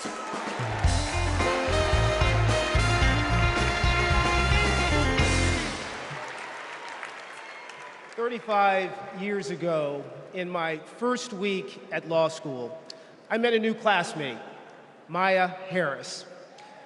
We became best friends, but the way Kamala tells the story, we'd already fallen in love by graduation day. And when Maya and I married, I not only gained a life partner I love, a daughter I adore, and a mother-in-law I revered, someone I affectionately called Mother Harris, I also gained a sister I cherish, Kamala. Now, Maya, Kamala, and I each pursued different legal careers, but we were motivated by the same values: a belief in equal opportunity, a yearning for fairness, a passion for justice. Values Mother Harris taught those two little girls, values that powered Kamala's public service from the very beginning. You know, one of Kamala's very first cases in the district attorney's office, it involved a woman, an innocent woman, wrongfully arrested in a police raid. It was a Friday afternoon, and the courthouse was shutting down for the weekend. And look, most prosecutors, they would have gone home and dealt with the matter the following Monday. But not Kamala. You see, my sister-in-law knew that if the judge didn't see this woman that afternoon, she'd spend the entire weekend in jail. And Kamala, she wondered, does this woman work weekends? Would she lose her job? Does she have young kids at home? Who'd feed those kids? So Kamala pleaded for the judge to return to the bench and to hear the matter. And the judge agreed. And within minutes, that woman was released back to her family that night. Now, it may seem small, but that's what it means to stand up for justice. That's what it means to stand for the people. And as Kamala says, when you know what you stand for, you know what to fight for. And look, believe me when I tell you, as a sister, a daughter, an auntie, and a mother, I've seen Kamala fight for her family. As district attorney, attorney general, U.S. Senator, and Vice President of the United States, I have watched her fight in the halls of power for those who have no voice there. And as president, I know she'll fight for you. She'll fight for all of us. Because, friends, when Kamala fights, we win. Thank you. God bless you.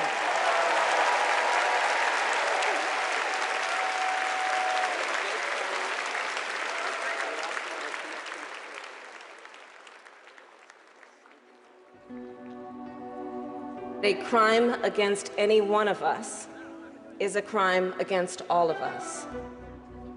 The work that she did as Attorney General was taking on issues to help people who were trying to make a life for themselves and their families. When Kamala Harris came into office in 2011, the most urgent economic crisis facing communities throughout California was the foreclosure crisis. For too many Californians, hopes for lasting homeownership have been dashed.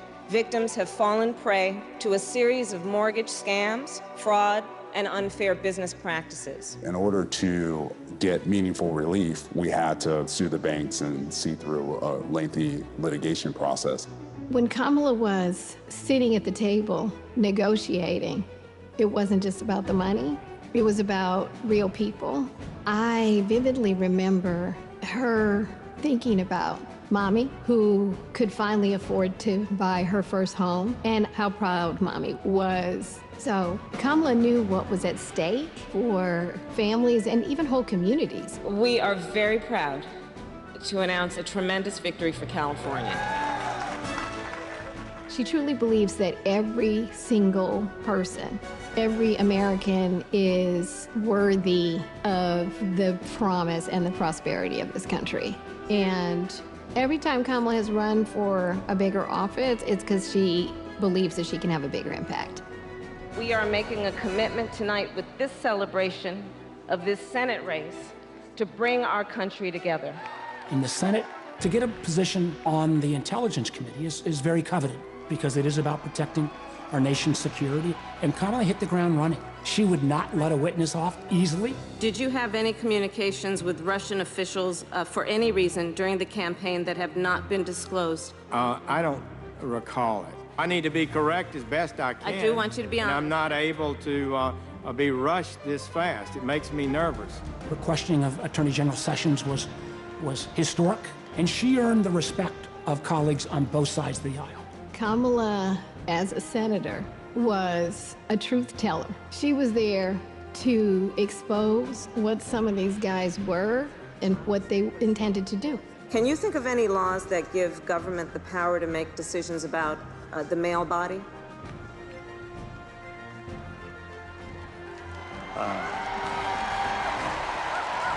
I'm not thinking of any right now, Senator. They didn't know what hit them.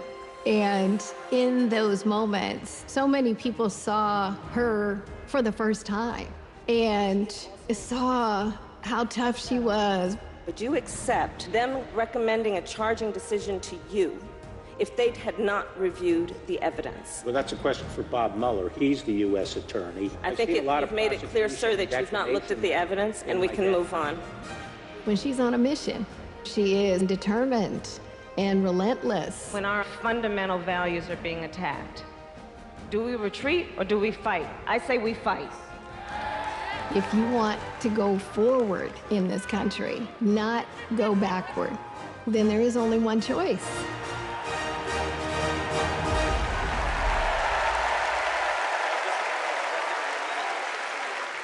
Please welcome Nevada Senator Catherine Cortez Masto.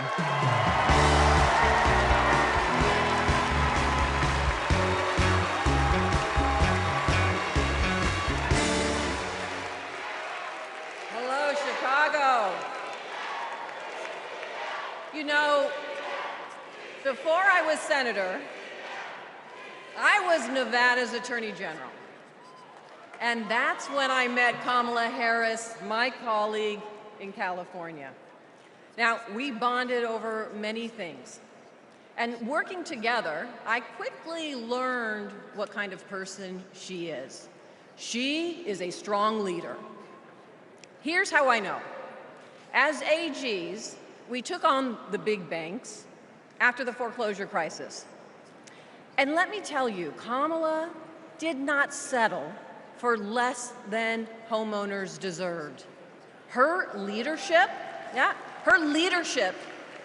helped win billions for working families nationwide.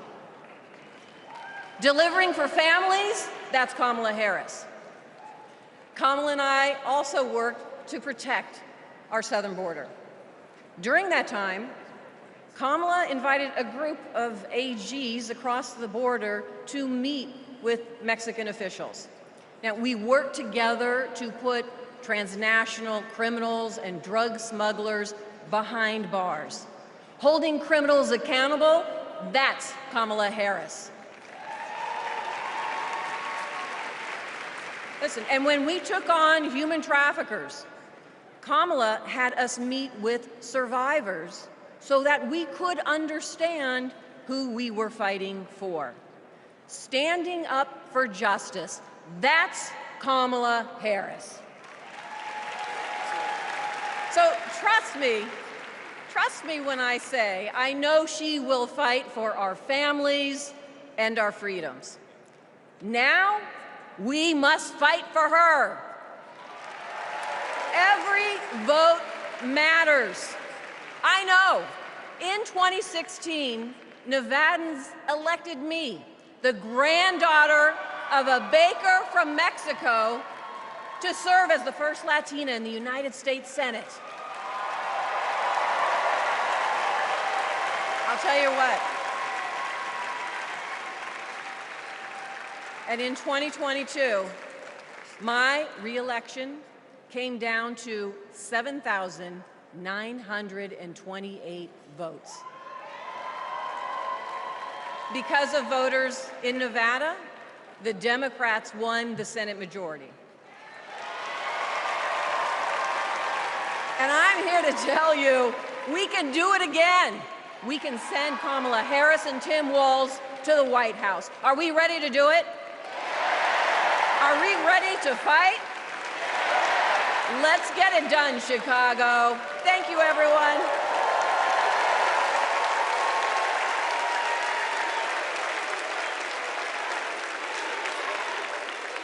Please welcome Pennsylvania Governor Josh Shapiro.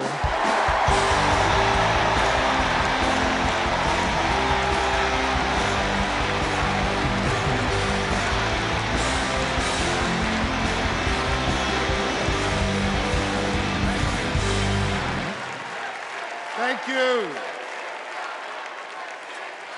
2.5 centuries ago in Philadelphia, a band of patriots declared their independence from a king and set ourselves on a path of self-determination.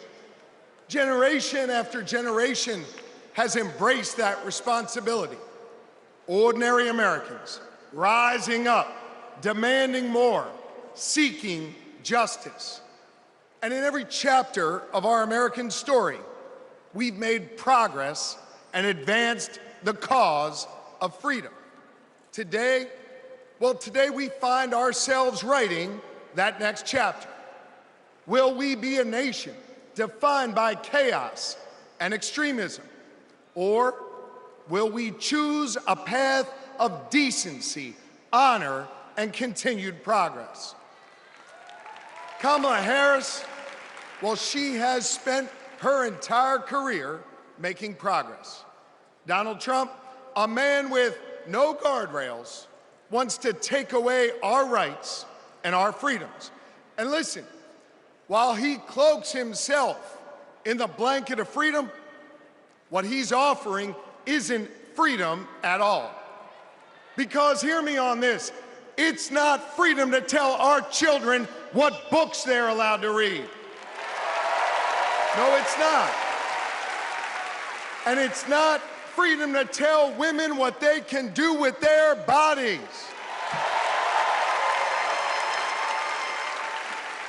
And hear me on this, it sure as hell isn't freedom to say, you can go vote, but he gets to pick the winner. That's not freedom. But you know what? You know what, Democrats? We are the party of real freedom. That's right. The kind of real freedom that comes when that child has a great public school with an awesome teacher because we believe in her future.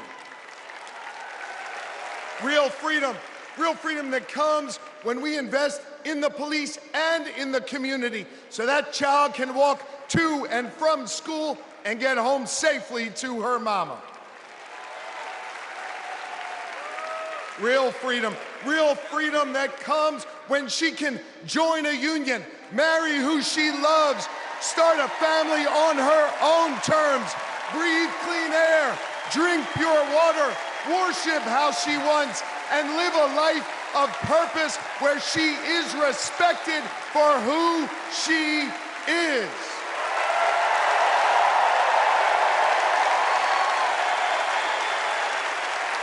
Real freedom. Real freedom comes when she can look at Madam President and know that this is a nation where anything and everything is possible. That is real freedom, and that is what we are fighting for.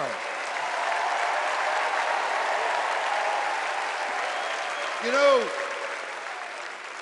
Kamala and Tim's names may be on the ballot, but it's your rights. It's our rights. It's our future and freedoms that are on the line. And you have the power to shape the future of this country. Just like our ancestors who fought for freedom on the battlefield and sat in at lunch counters so our kids could stand up. Now it's on us.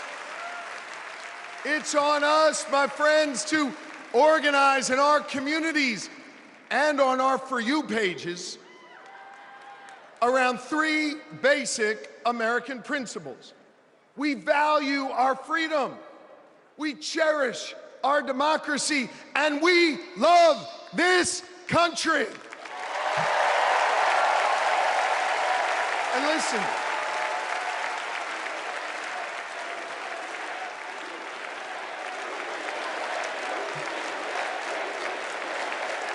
we love this country. And listen, despite our challenges, hear me on this, I want you to know I have never been more hopeful because I see in all of you the enduring promise of America. E pluribus unum, out of many one. It's not merely a motto from the past, it's our direction for the future. You see, you all give me hope, and you all have the power.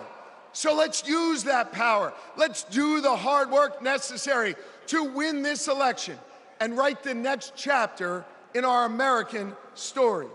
So are you ready to protect our rights? Are you ready to secure our freedoms?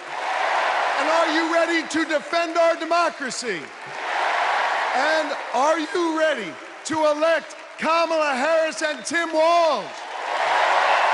America, let's get to work.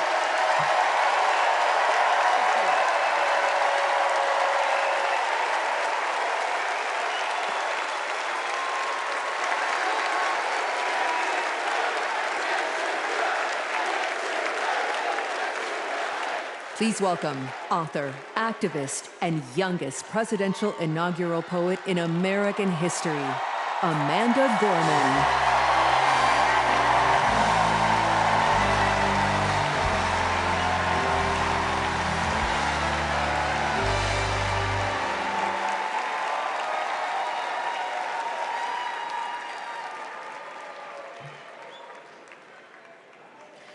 We gather at this hallowed place because we believe in the American dream.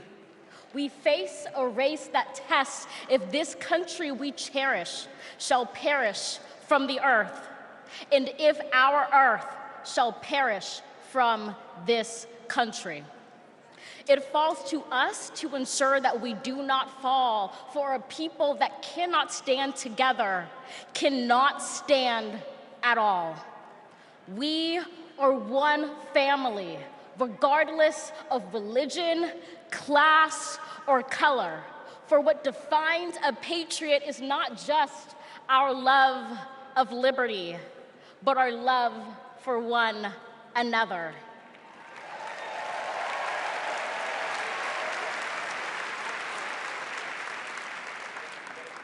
This is loud in our country's call, because while we all love freedom, it is love that frees us all.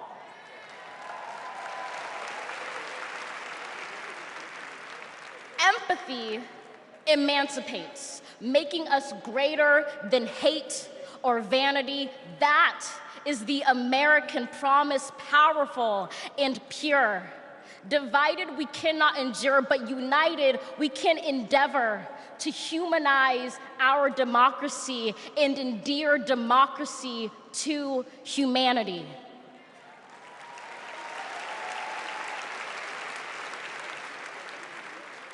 And make no mistake, cohering is the hardest task history ever wrote. But tomorrow is not written by our odds of hardship, but by the audacity of our hope, by the vitality of our vote.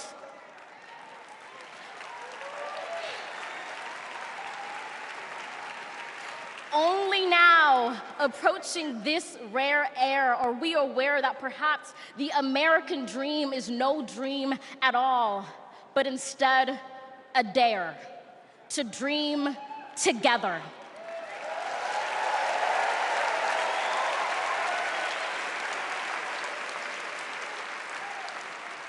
Like a million roots tethered, branching up humbly, making one tree. This is our country, from many won, from battles won, our freedoms sung, our kingdom come has just begun.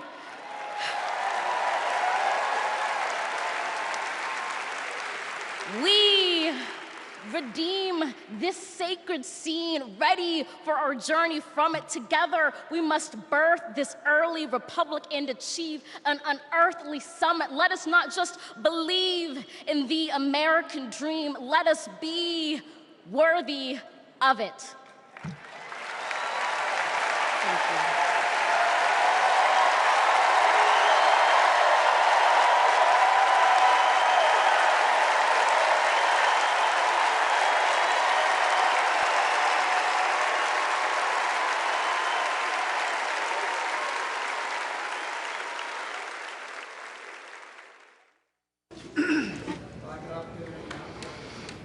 There's a word I heard. The word is called freedom. Can you tell me what it means? Interesting. Let me think about that for a second. The spirit of freedom. For me?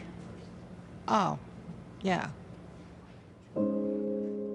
Freedom, to me, means choice. The ability to laugh with friends. Be who you want to be. Go where you want to go. Living your life day to day. Having new chapters in that life. I believe in having your own words and being able to do what you want to. The freedom to raise our family in healthy communities. The idea that I can turn to my partner, my husband, and say I love you with every being of my soul. Being able to start a family when I want to, being able to, support the missions that I want to go to the church that I want to. Not everyone has the same opportunities, but the United States is, of anywhere I've ever been, it's the one place where you can accomplish more. The big, fantastic thing about America is that it is the land of opportunity. I know it sounds trite, but it's the truth. I grew up with a single mom, and she really imbued in me these qualities that you just really have to care about your neighbors and your family and your friends. I feel like the American dream is having opportunities, having opportunity to go to college if you want to, having opportunity to get any job you can, no matter who you are or where you come from. The American dream is about having the ability to make choices about your medical care and do whatever you want to do with your life without anybody telling you if it's good or not. We are in an incredible moment in history. We've seen women stripped of their most fundamental right to autonomy over their bodies. The freedom to make choices about your body, your life, your career should be entirely in your control. But I have found that good people want to do good things. That you find a way to move forward under ugly and scary circumstances. The work that lies ahead is to make America live up to its highest ideals. And, we're proud to go to work. The work to build a better future really depends on all of us coming together. We have to bring back that respect for everyone. I don't think we're as divided as we seem. Let's come together as one big nation. I feel like we are on the verge of something very amazing in this country. It makes me want to fight for our children and future generations to ensure they have just as many, if not more, freedoms than we had. I believe in a future where my mom can feel safe no matter where she is in the country. A future that is filled with a healthy and vibrant planet, where families are not separated by fences or jail bars. A future in which we all get what we need. I want to see that for people who are younger than me. Hopefully the kids I teach can chase their dreams and believe in what they want to be. I want a future for him that he knows that he's covered and protected. Everyone should think about what we can leave to the next generation. It's our responsibility. It's what we have to do. My name's Tyler. My name's Yvette. And we believe in love. I'm Alex. I'm Kiara. My name is Steven. My name is Charlie. I'm a proud 7th-generation Texan. I am from Waterford, Michigan, just north of Detroit. I'm from East Tennessee. And we believe in the American dream. We believe in a better world for our child, and we believe in this country. My name is Karen, and I believe in justice. My name is Nancy. My name is Thoreau. My name is Jennings. My name is Dana. My name is Todd. And we believe in freedom. My name is Gina, and I believe in freedom. My name is Pat, and I believe in the freedom to work together.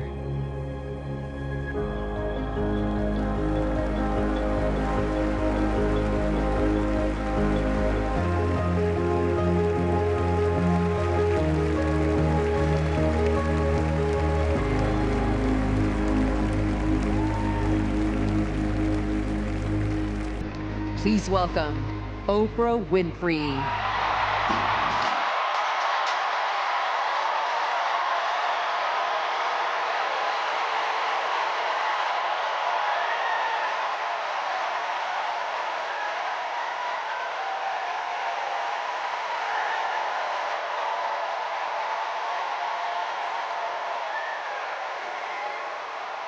Good evening, everybody!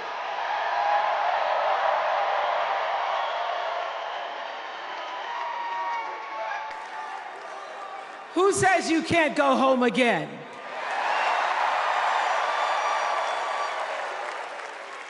After watching the Obamas last night, that was some epic fire, wasn't it? Some epic fire. We're now so fired up, we can't wait to leave here and do something.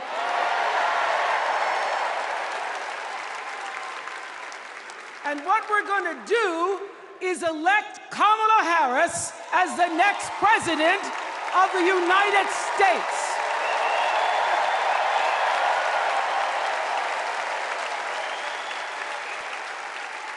I am so honored to have been asked to speak on tonight's theme about what matters most to me, to you, and all of us Americans: freedom.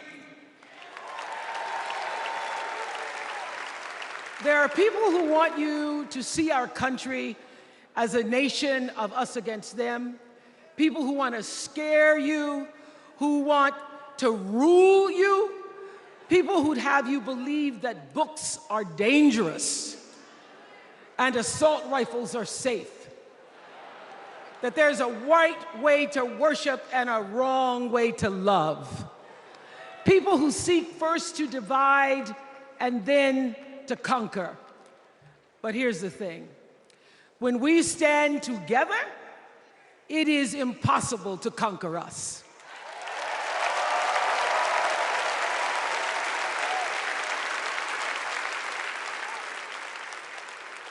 In the words of an extraordinary American, the late Congressman John Lewis,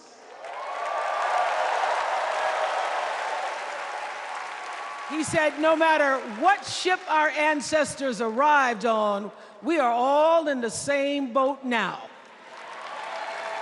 Congressman Lewis knew very well how far this country has come because he was one of the brilliant Americans who helped to get us where we are. But he also knew that the work is not done. The work will never be done because freedom isn't free. America is an ongoing project. It requires commitment. It requires being open to the hard work and the heart work of democracy. And every now and then, it requires standing up to life's bullies.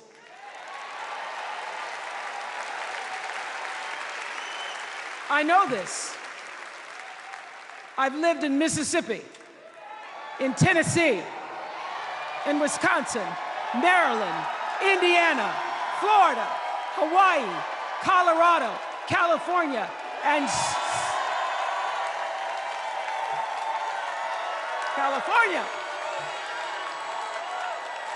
and sweet home Chicago, Illinois.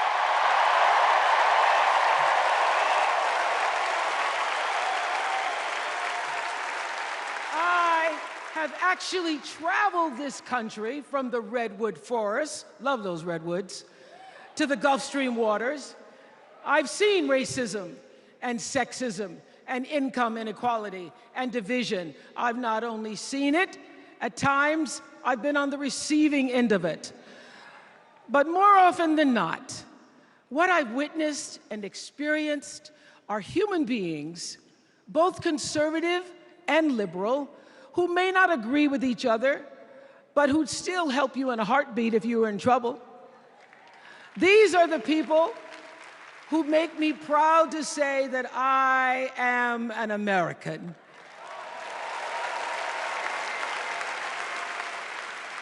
They are the best of America. And despite what some would have you think, we are not so different from our neighbors. When a house is on fire, we don't ask about the homeowner's race or religion. We don't wonder who their partner is or how they voted. No. We just try to do the best we can to save them. And if the place happens to belong to a childless cat lady,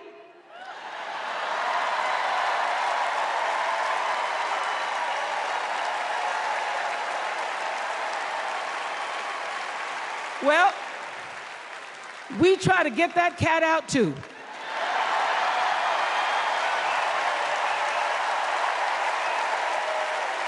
Because we are a country of people who work hard for the money. We wish our brothers and sisters well, and we pray for peace. We know all the old tricks and tropes that are designed to distract us from what actually matters, but we are beyond ridiculous tweets and lies and foolery. These are complicated times, people, and they require adult conversation. And I welcome those conversations because civilized debate is vital to democracy, and it is the best of America. Now, over the last couple of nights, we have all seen brave people walk onto this stage and share their most private pain. Amanda and Josh, Caitlin, Hadley, they told us their stories of rape and incest and near-death experiences from having the state deny them the abortion that their doctor explained was medically necessary. And they've told us these things for one reason, and that is to keep what happened to them from happening to anybody else. Because if you do not have autonomy over this, if you cannot control when and how you choose to bring your children into this world and how they are raised and supported, there is no American dream.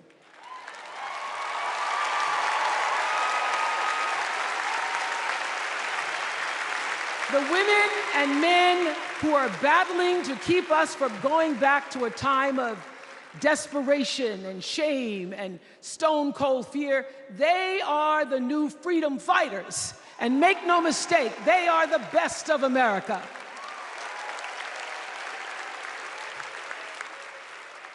I want to talk now about somebody who's not with us tonight. Tessie Prevost Williams was born in New Orleans, not long after the Supreme Court ruled that segregated public schools were unconstitutional. That was in 1954, same year I was born. But I didn't have to head to first grade at the all-white McDonough 19 school with a U.S. Marshal by my side like Tessie did.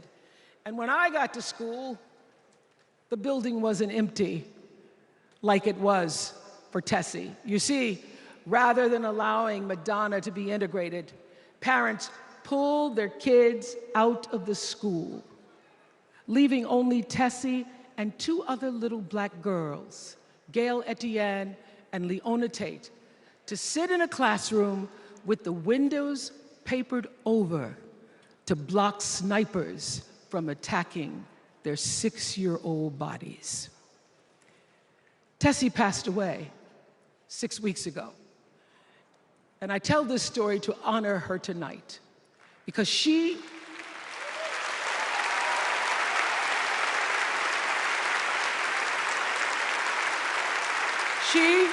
like Ruby Bridges and her friends, Leona and Gail, the New Orleans Four they were called.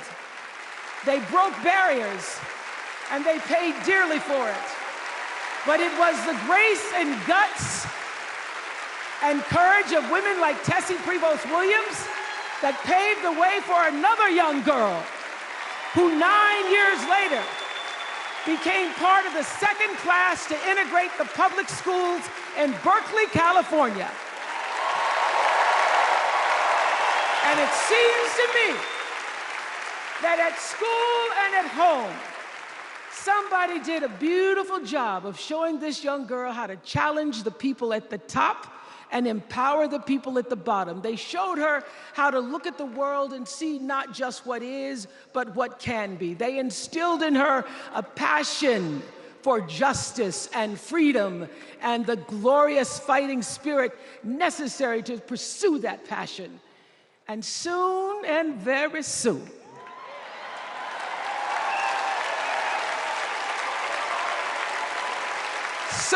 very soon, we're going to be teaching our daughters and sons about how this child of an Indian mother and a Jamaican father, two idealistic, energetic immigrants,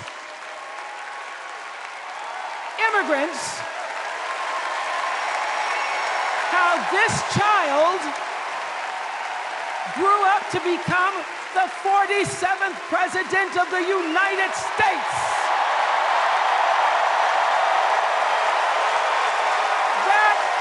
The best of America.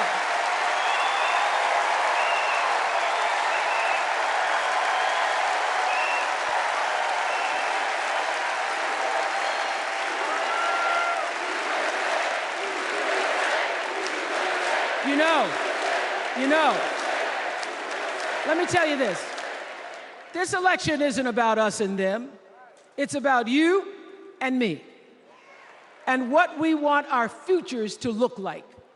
There are choices to be made when we cast our ballot. Now, there's a certain candidate that says if we just go to the polls this one time, that we'll never have to do it again. Well, you know what? You're looking at a registered independent who's proud to vote again and again and again because I'm an American and that's what Americans do. Voting is the best of America. And I have always, since I was eligible to vote, I've always voted my values. And that is what is needed in this election now more than ever. So I'm calling on all you independents and all you undecideds. You know this is true. You know I'm telling you the truth, that values and character matter most of all. In leadership and in life. And more than anything, you know this is true, that decency and respect are on the ballot in 2024.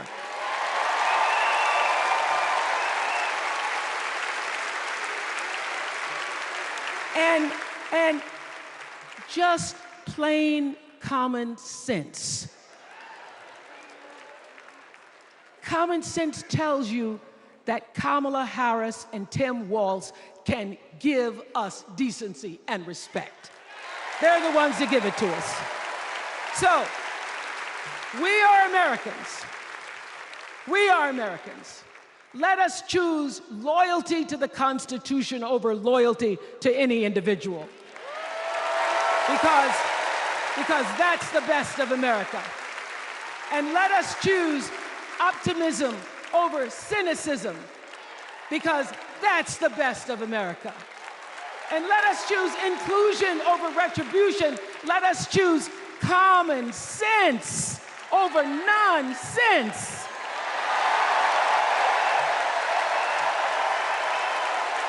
Because that's the best of America. And let us choose the sweet promise of tomorrow over the bitter return to yesterday. We won't go back. We won't be set back, pushed back, bullied back, kicked back. We're not going back.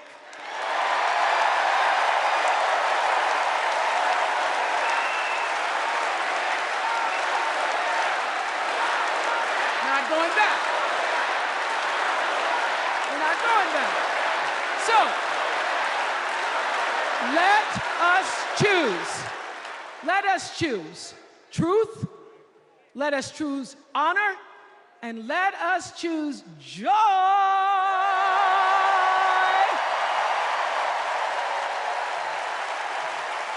Because that's the best of America. But more than anything else, let us choose freedom. Why? Because that's the best of America. We're all Americans, and together, let's all choose Kamala Harris.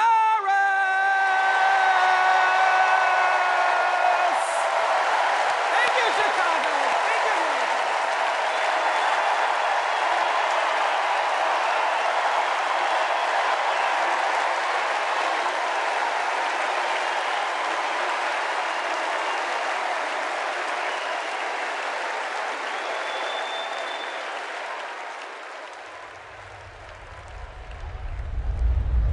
Here's what I want people to know about Tim Walz. Well, everybody at Mankato West High School loved Tim Walz. Yeah, I mean, Tim was jovial. When he would start teaching, it was like full contact teaching. You could not help but be interested in what he was talking about. He seemed to care about everybody in his class. He knew everyone's name. He wanted to know what interested you, how to engage you, what you were excited about, what you're feeling bad about. Mr. Walz was my geography and social studies teacher. Mr. Walz was my football coach. My middle school basketball coach, when we were doing the high school play The Nerd, he was the person building the sets. I don't think that there has ever been a moment where I've seen Tim exhausted from giving or engaging. He always seems like that person that's got the never-ending gas tank who can keep going. When I decided to come out as gay, we started the Gay Straight Alliance. Tim Walz was the faculty advisor. We saw him not only as a teacher, but a mentor and a leader. Mr. Walz was a really big part in helping build this community, and he's a big reason why I became a teacher myself. It was inspiring being in his classroom.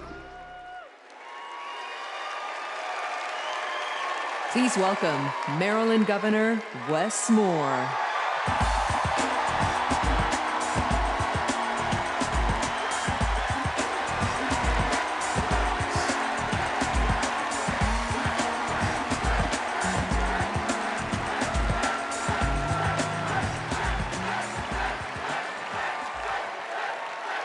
Thank you.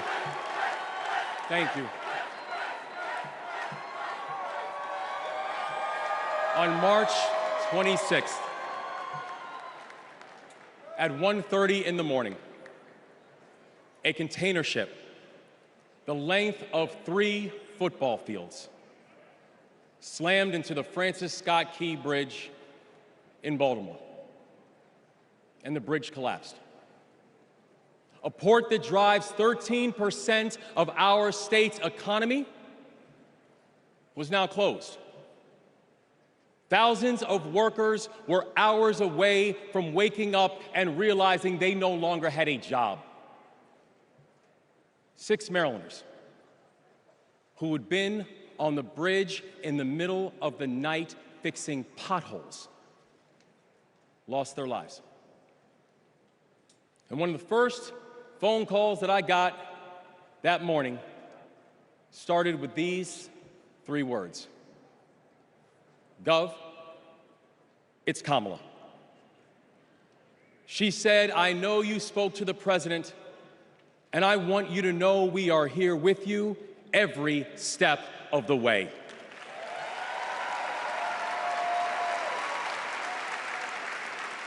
Now, I joined the Army when I was 17. In fact, I was too young to sign the paperwork. I had to ask my mom to sign the paperwork for me because I don't have bone spurs.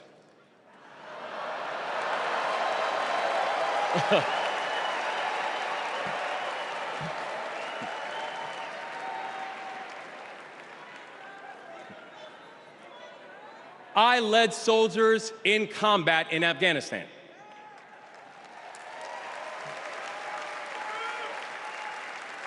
And my training taught me that you never learn anything about anybody when times are easy.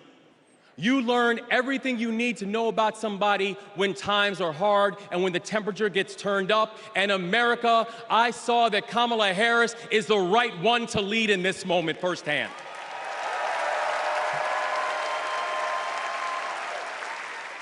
And united with the Almighty God's grace, we brought closure to the families of the 6 victims.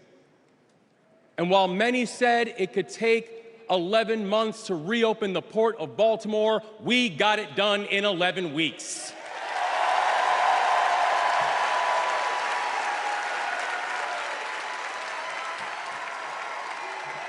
Because that is the story of America. We are a nation of patriots who serve when the mission is hard and who serve when the destination is uncertain. And I know our history is imperfect. The unevenness of the American journey has made some skeptical. But I'm not asking you to give up your skepticism. I just want that skepticism to be your companion and not your captor. And I'm asking that you join us in the work. Because making America great doesn't mean telling people you're not wanted. And loving your country does not mean lying about its history.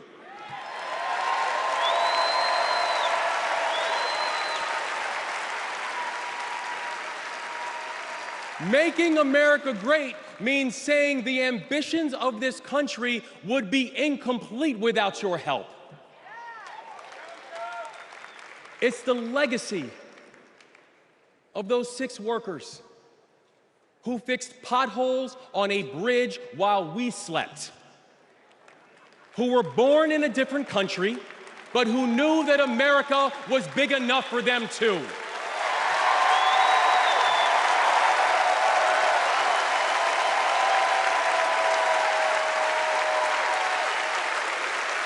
It's the journey. It's the journey of a man raised by a remarkable immigrant single mom, a man who felt handcuffs on his wrists at 11 years old, who now stands before you as the 63rd governor of Maryland and the first black governor in the history of our state.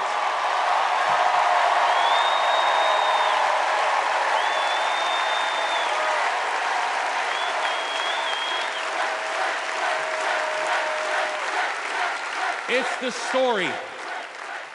the story of a prosecutor who defended our freedoms and had Maryland's back when we needed it most. And now, MVP, we've got your back as well.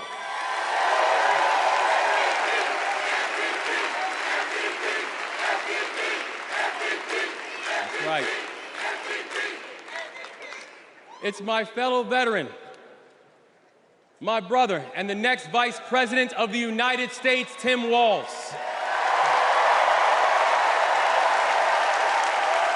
And now, Tim knows that in the military, you count the days towards mission completion. So guess what, y'all? We have got 75 days and a wake-up until Election Day. 75 days and a wake-up for us to prove what Americans can do when the pressure is on. 75 days and a wake-up for us to show that true patriots do not whine and complain. We put our heads down and we get to work. 75 days and a wake-up to build a future that those who came before us hope for, and those who come after us that they deserve. And 75 days and a wake-up to elect a leader who is willing to believe in the best of us, and that leader is Kamala Harris, the next president of the United States. Thank you, God bless you, and let's leave no one behind.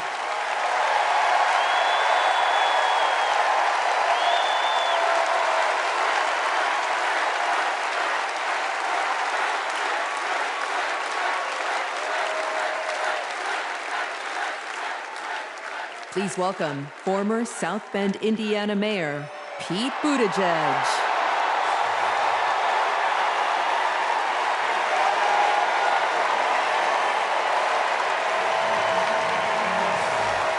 Thank you. Thank you. Good evening, Democrats. Thank you, Chicago. Here's a sentence I never thought I'd hear myself saying. I'm Pete Buttigieg, and you might recognize me from Fox News.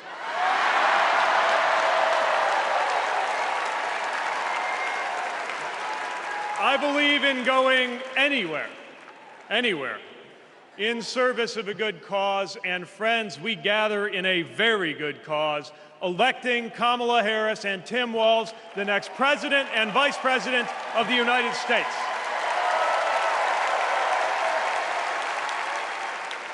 The choice could not be clearer. Donald Trump rants about law and order, as if he wasn't a convicted criminal running against a prosecutor. As if we were going to forget that crime was higher on his watch. Talks about the forgotten man, hoping we'll forget that the only economic promise that he actually kept was to cut taxes for the rich.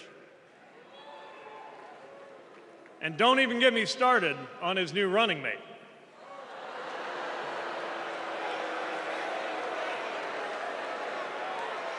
At least Mike Pence was polite. J.D. Vance is one of those guys who thinks if you don't live the life that he has in mind for you, then you don't count. Someone who said that if you don't have kids, you have, quote, no physical commitment to the future of this country. You know, Senator, when I deployed to Afghanistan, I didn't have kids then. Many of the men and women who went outside the wire with me didn't have kids either. But let me tell you, our commitment to the future of this country was pretty damn physical.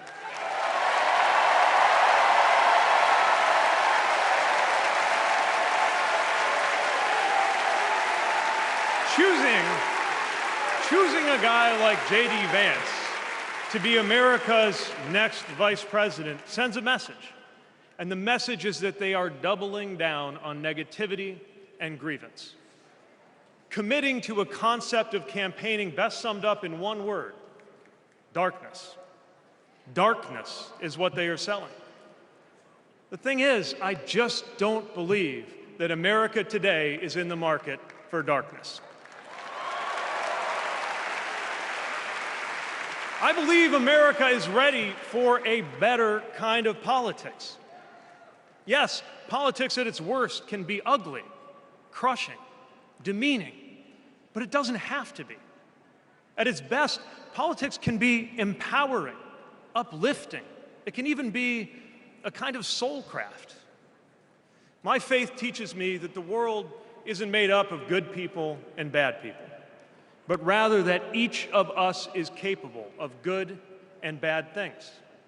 And I believe leaders matter because of what they bring out in each of us, the good or the bad.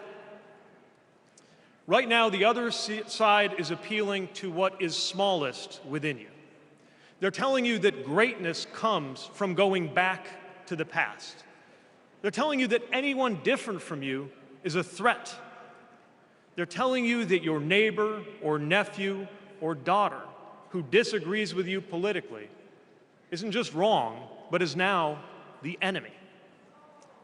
I believe in a better politics, one that finds us at our most decent and open and brave. The kind of politics that Kamala Harris and Tim Walz are offering. And as you have felt these many days, that kind of politics also just feels better to be part of. There is joy in it, as well as power. And if all of that sounds naive, let me insist that I have come to this view not by way of idealism, but by way of experience. Not just the experience of my unlikely career. Someone like me serving in Indiana, serving in Washington, serving in uniform. I'm thinking of something much more basic. I'm thinking of dinner time at our house in Michigan. When the dog is barking and the air fryer is beeping and the mac and cheese is boiling over, and it feels like all the political negotiating experience in the world is not enough for me to get our 3-year-old son and our 3-year-old daughter to just wash their hands and sit at the table. It's the part of our day when politics seems the most distant, and yet the makeup of our kitchen table, the existence of my family, is just one example of something that was literally impossible as recently as 25 years ago, when an anxious teenager growing up in Indiana wondered if he would ever find belonging in this world.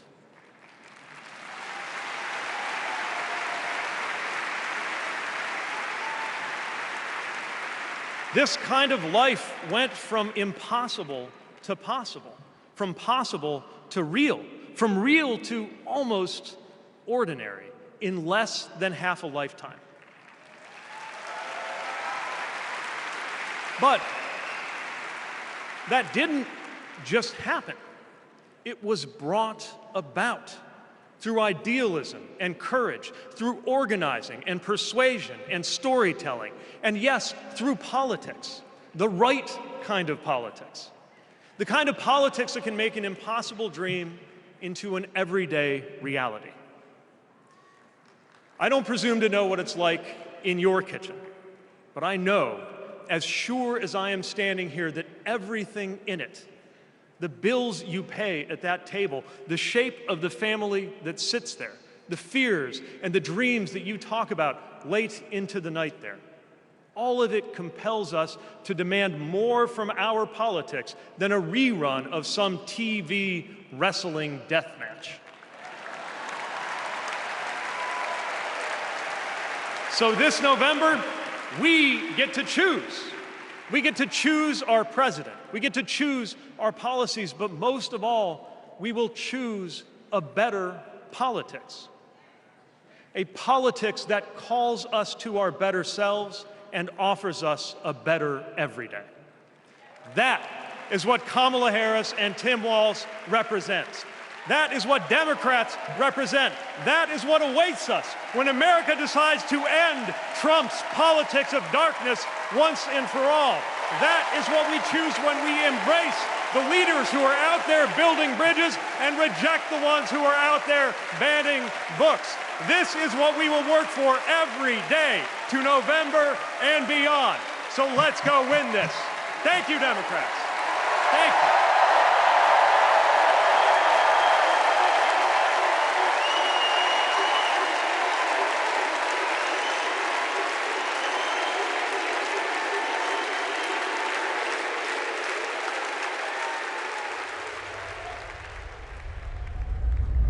Seeing Governor Walz going to Congress and then becoming governor, I see the guy that was a first sergeant. I see a guy that's full of energy, always busy. And like he says, you get enough time to sleep when you're dead. I first met Governor Walz and Congressman Walz when I was transitioning out of the Marine Corps, going back to school.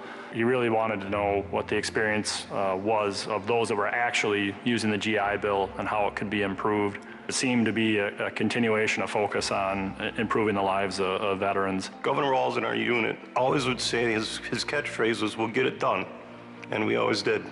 The way I've seen him carry himself over the years in Congress and the way he works for veterans, there's no excuse making, there's no scapegoating, it's just accomplish the mission. Governor Walz has been that way and always will be that way. Having Governor Walz on the House Veteran Affairs Committee was instrumental in getting the post-9/11 GI Bill not only introduced, but also passed. When Governor Walz wants change, it'll happen. Back to the Guard. We'll get it done.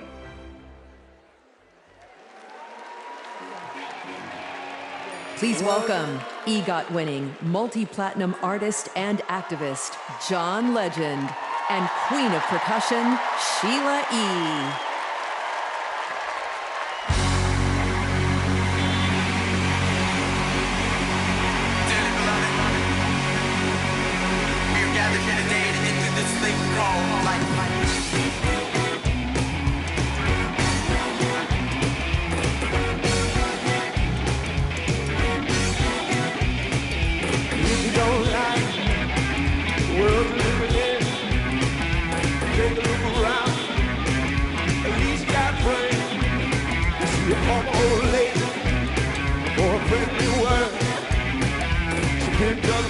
Dropping on the floor. That's all I heard. Are we gonna let the elevator break us down? Oh no, let's go. Let's go crazy. Let's go nuts.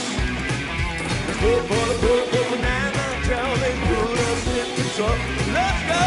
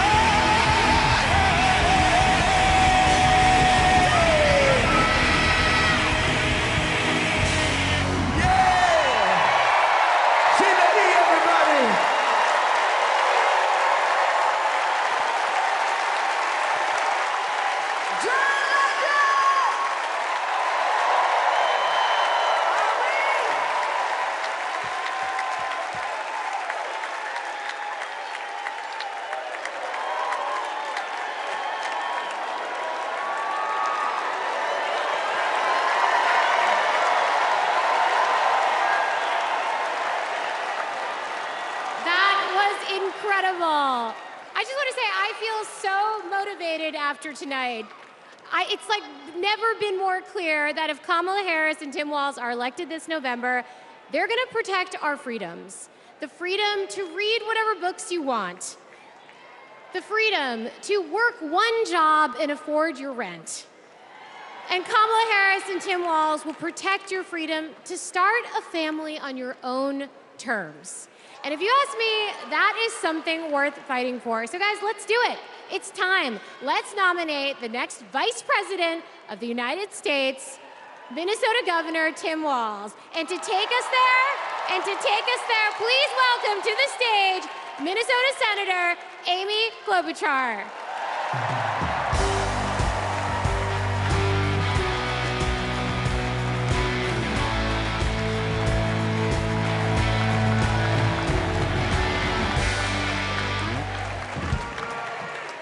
Okay, that was a warm-up act. On behalf of the great state of Minnesota,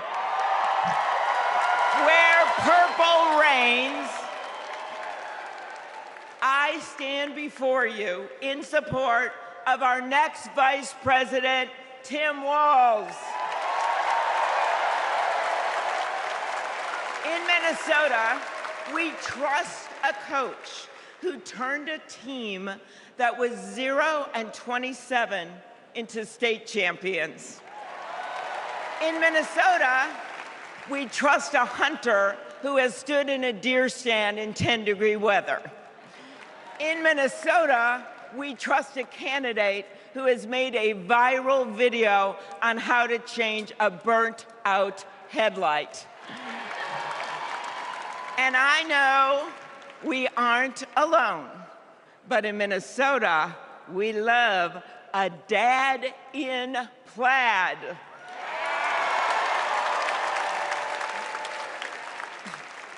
So Tim and I go way back. He taught high school right down the road from where my husband John grew up. My mother-in-law even brought him and Gwen a Parmesan chicken dinner when their son was born.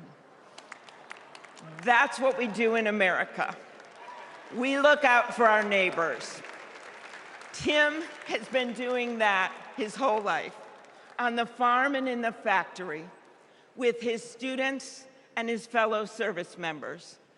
And the truth is, that matters. Who better to take on the price of gas than a guy who could pull over to help change your tire? Who better to serve our nation than a guy who has served in uniform? Who better to find common ground than a guy with Midwestern common sense? A former football coach knows how to level the playing field. And a former public school teacher knows how to school the likes of J.D. Vance.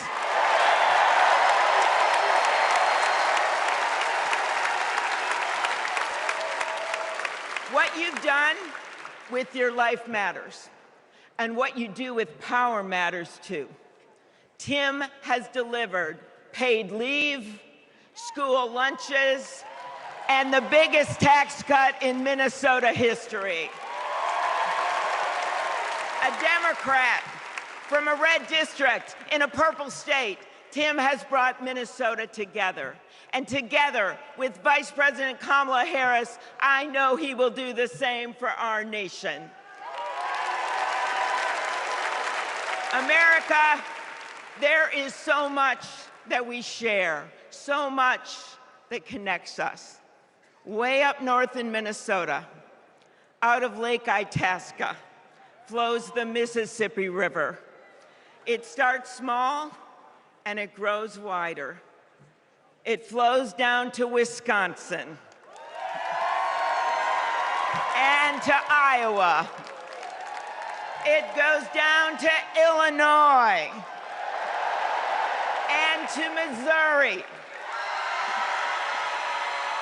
It goes to Kentucky in Tennessee. It goes to Arkansas. And it goes way down to Mississippi. And then it goes all the way down to New Orleans, Louisiana, where the spirit of our nation's resilience abounds. So let us commit here and now to cross the river of our divides to get to a higher ground. And let us join together to elect Kamala Harris and Tim Walz.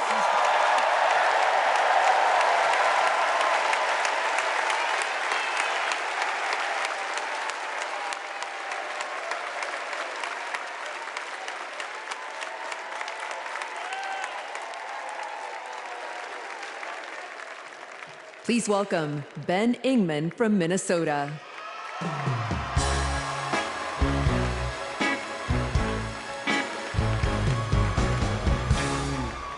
Tim Walz is the kind of guy you can count on to push you out of a snowbank. I know this because Tim Walz has pushed me out of a snowbank. I grew up next door to the Wallzes in Mankato. Mr. Walz was also my geography teacher and my coach.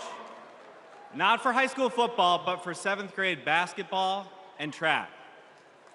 So what was the high school football coach doing, coaching 7th grade basketball and track? Well, there was a kid in the high school who couldn't afford to pay for lunch, and he ran up a lot of debt. And Tim and Gwen decided they'd help pay it off. They started calling around the district to see if there were any positions they could fill to make a little extra money, and that's how he wound up coaching us 7th graders. That's right.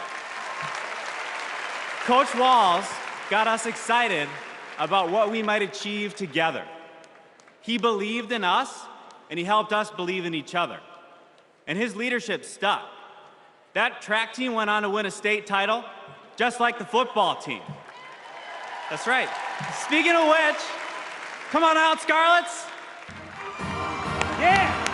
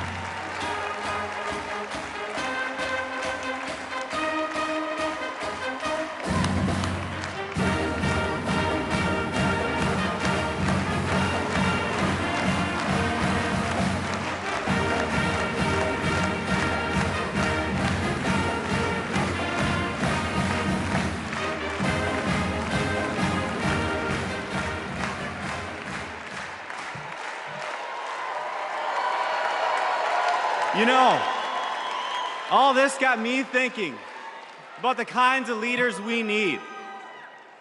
We want the people in charge to be genuine, compassionate, and trustworthy. The thing is, there are people in our neighborhoods who fit this description. The kind of people who display quiet leadership by helping kids pay for their lunches, by bringing teams together to believe in each other. And when we're stuck in the snow, they push us out. Well, in my neighborhood, we always wish that people like that would run for office. Well, in my neighborhood, someone like that did run for office. And he's going to be a wonderful vice president. Thanks very much.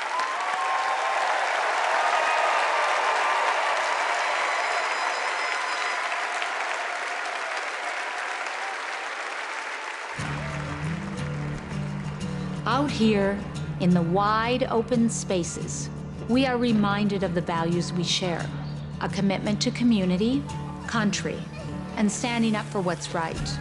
Tim Walz grew up in a small town in Nebraska where he spent summers working the family farm. there were just 24 students in his graduating class. His dad served during the Korean War, and that meant a lot to Tim. So he enlisted right after his 17th birthday and served 24 years in the National Guard, rising to Command Sergeant Major. Tim went to college on the GI Bill and became a social studies teacher. That's where Tim and I met. We shared a classroom with a divider right down the middle. His classroom was a lot louder than mine, but I could hear how engaged his students were. Tim taught for over 15 years, and he coached football, helping lead the team to a state championship after 0 wins just a few years before. Tim taught them how to believe in themselves and that we're all in this together. When one of our students started the school's Gay-Straight Alliance, Tim agreed to serve as faculty advisor because he knew how impactful it would be to have a football coach involved. He inspired his students, and he changed lives. He is just so joyful in everything that he does, but I think also standing up for, what he believes to be right, stands up to bullies. Then, Tim's students inspired him to run for Congress in southern Minnesota. Tim spent a lot of time working with Republicans, fighting to help farmers and expanding veterans' benefits. Whether it was in Congress or as governor, his focus has always been helping working people like those he grew up with. That's why he fought for the largest tax cut in Minnesota state history. But Tim Walz was there for small businesses like ours. With the urging of Governor Walz, we were able to pass the Alex Smith Insulin Affordability Act, and it has saved lives in Minnesota. With Tim as governor, Minnesota is one of the best places to raise a family and one of the best states for business. Tim's a lifelong hunter and gun owner.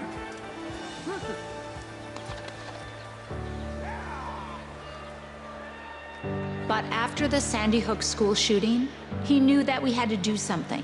So he's fought for background checks and red flag laws. But of all the things he's done, Tim loves being a dad. We struggled to have kids, and fertility treatments made it possible. There's a reason our daughter is named Hope. Hope and Gus mean the world to us. Governor Walz making good on a promise to his son and family yesterday by getting them a puppy. Then we're gonna go get some food, corn dog. I'm vegetarian. Turkey then. And Turkey's meat. Not in Minnesota, turkey special. He's as at home on a farm, a fishing boat, a football field, or a factory floor as he is on the floor of Congress. Tim's commitment to service all comes back to the values we grew up with. Love your country, help your neighbor, and fight for what's right. Because that's what America is all about. 2 middle-class kids. One, a daughter of Oakland, California. The other, a son of the Nebraska Plains, only in America. Is it possible for them together to make it all the way to the White House?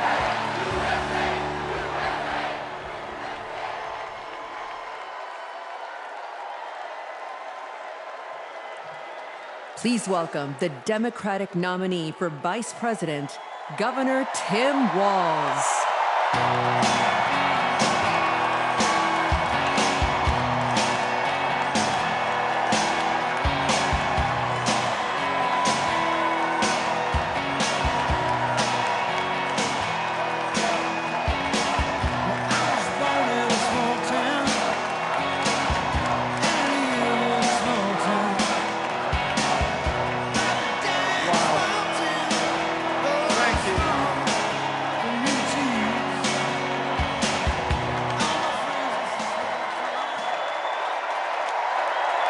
Thank you.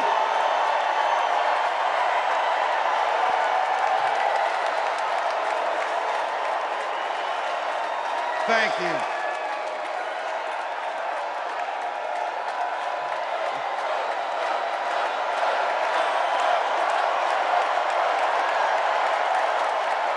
Wow. Well, thank you. Thank you, first of all, to Vice President Harris. Thanks for putting your trust in me and for inviting me to be part of this incredible campaign. And a thank you to President Joe Biden for 4 years of strong, historic leadership.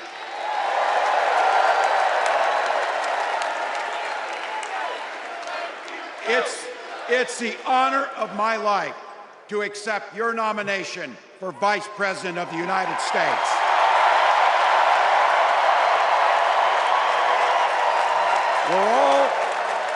We're all here tonight for one beautiful, simple reason. We love this country.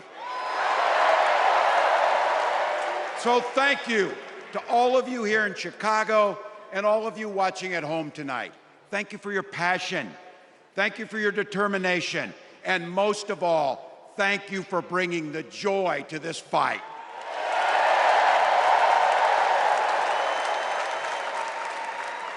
Now, I grew up in Butte, Nebraska, a town of 400 people.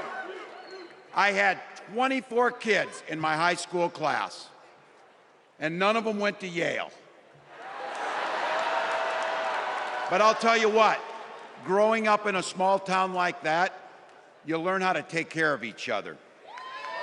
That family down the road, they may not think like you do. They may not pray like you do.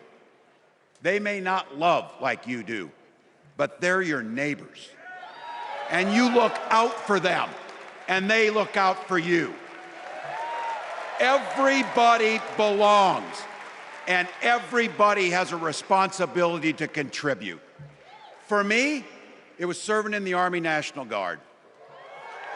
I joined up 2 days after my 17th birthday, and I proudly wore our nation's uniform for 24 years.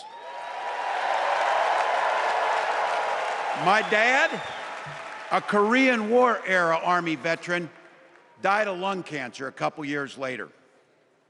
He left behind a mountain of medical debt. Thank God for Social Security survivor benefits. And thank God for the GI Bill that allowed my dad and me to go to college, and millions of other Americans. Eventually, like the rest of my family, I fell in love with teaching. Three out of 4 of us married teachers. I wound up teaching social studies and coaching football at Mankato West High School. Go Scarlets! We ran a 44 defense. We played through to the whistle on every single play, and we even won a state championship. Never closed the yearbook, people. But it was those players and my students who inspired me to run for Congress. They saw in me what I had hoped to instill in them, a commitment to the common good, an understanding that we're all in this together, and the belief that a single person can make a real difference for their neighbors. So there I was, a 40-something high school teacher with little kids, 0 political experience, and no money, running in a deep red district. But you know what? Never underestimate a public school teacher. Never.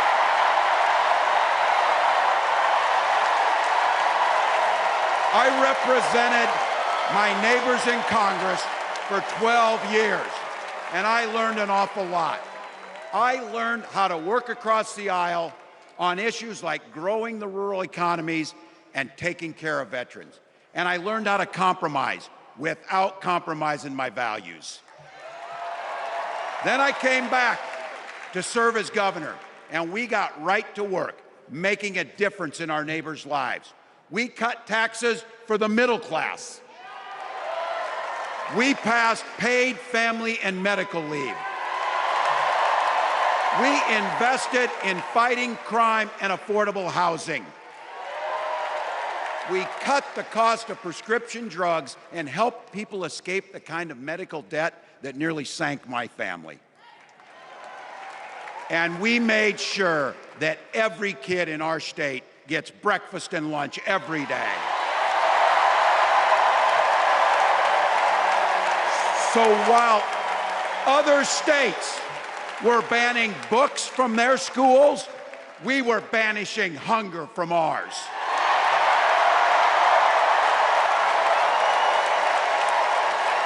We also protected reproductive freedom because in Minnesota, we respect our neighbors and the personal choices they make.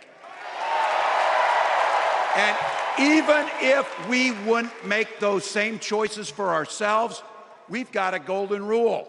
Mind your own damn business.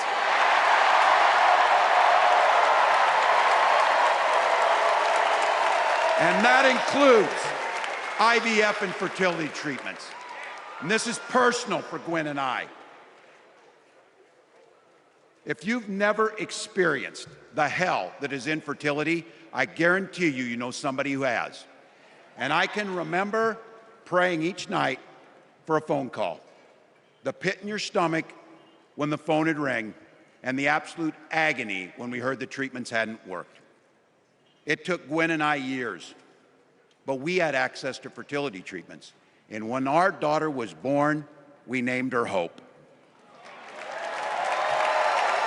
Hope, Gus, and Gwen, you are my entire world, and I love you.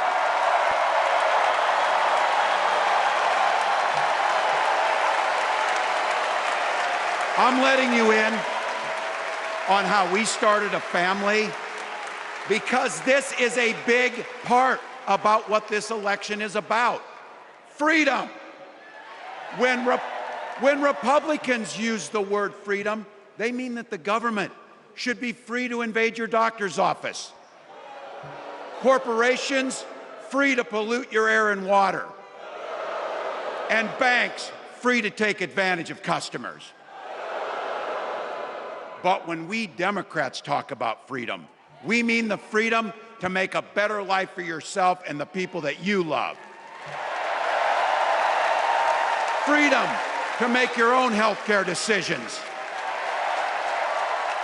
And yeah, your kids' freedom to go to school without worrying about being shot dead in the hall.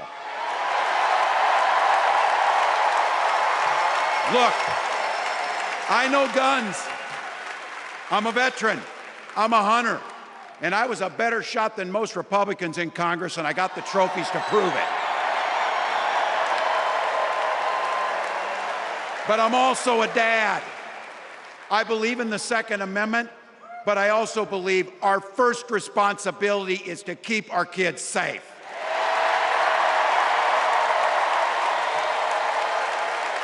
That's what this is all about.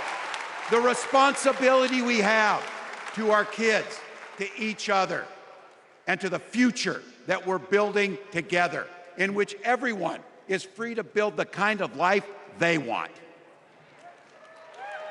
But not everyone has that same sense of responsibility. Some folks just don't understand what it takes to be a good neighbor. Take Donald Trump and J.D. Vance. Their Project 2025 will make things much, much harder for people who are just trying to live their lives. They spent a lot of time pretending they know nothing about this. But look, I coached high school football long enough to know, and trust me on this, when somebody takes the time to draw up a playbook, they're going to use it.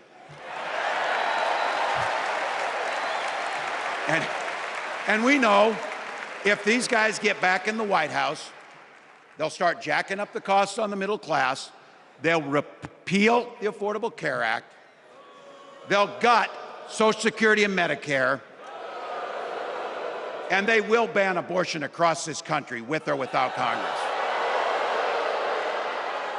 Here's the thing, it's an agenda nobody asked for. It's an agenda that serves nobody except the richest and the most extreme amongst us. And it's an agenda that does nothing for our neighbors in need. Is it weird? Absolutely. Absolutely. But it's also wrong, and it's dangerous. It's not just me saying so. It's Trump's own people. They were with him for 4 years. They're warning us that the next 4 years will be much, much worse. You know, when I was teaching every year, we'd elect a student body president. And you know what? Those teenagers could teach Donald Trump a hell of a lot about what a leader is. Leaders don't spend all day insulting people and blaming others. Leaders do the work. So I don't know about you, I'm ready to turn the page on these guys. So go ahead, say it with me. We're not going back.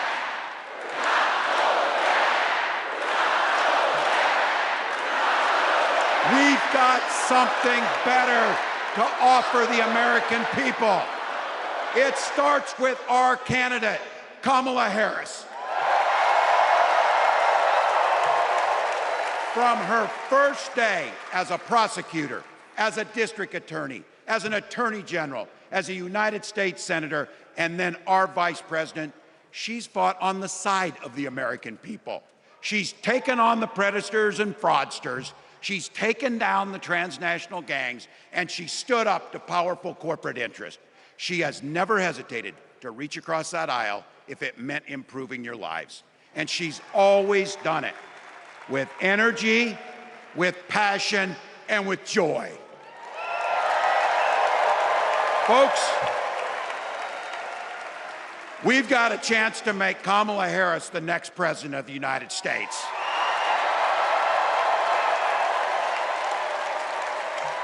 But I think we owe it to the American people to tell them exactly what she'd do as president before we ask them for their votes. So here, this is the part, clip and save it and send it to your undecided relatives so they know. If you're a middle-class family or a family trying to get into the middle class, Kamala Harris is going to cut your taxes. If you're getting squeezed by prescription drug prices, Kamala Harris is going to take on Big Pharma. If you're hoping to buy a home, Kamala Harris is going to help make it more affordable. And no matter who you are, Kamala Harris is going to stand up and fight for your freedom to live the life that you want to lead. Because that's what we want for ourselves, and it's what we want for our neighbors. You know, you might not know it, but I haven't given a lot of big speeches like this. But I have given a lot of pep talks. So let me finish with this, team. It's the fourth quarter. We're down a field goal, but we're on offense and we've got the ball.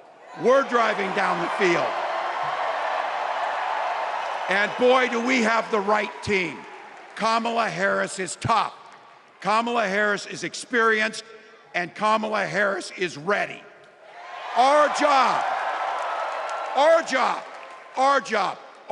for everyone watching is to get in the trenches and do the blocking and tackling. 1 inch at a time, 1 yard at a time, 1 phone call at a time, 1 door knock at a time, 1 $5 donation at a time. Look, we got 76 days. That's nothing. There'll be time to sleep when you're dead. We're going to leave it on the field. That's how we'll keep moving forward.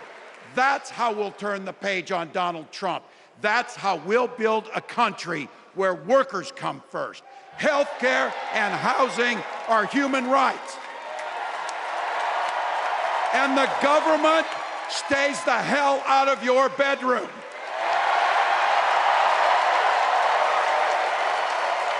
That's how we make America a place where no child is left hungry, where no community is left behind, where nobody gets told they don't belong. That's how we're gonna fight. And as the next president of the United States always says, when we fight, when we fight. Thank you. God bless.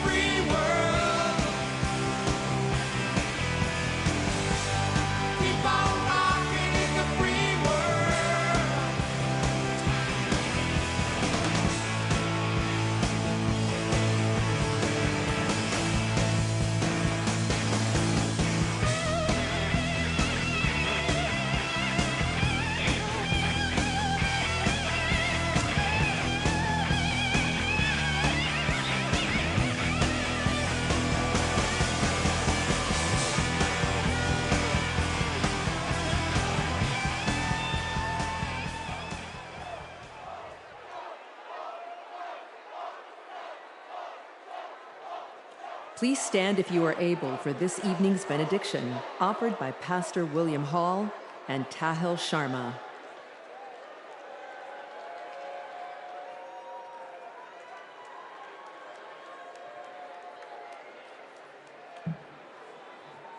Growing up on the block with Mamie Till, serving alongside CTU President Stacey Davis Gates, and walking past the childhood home of Senator Carol Moseley Bronze, I know that women from the 6th Ward on the south side of Chicago have changed the world.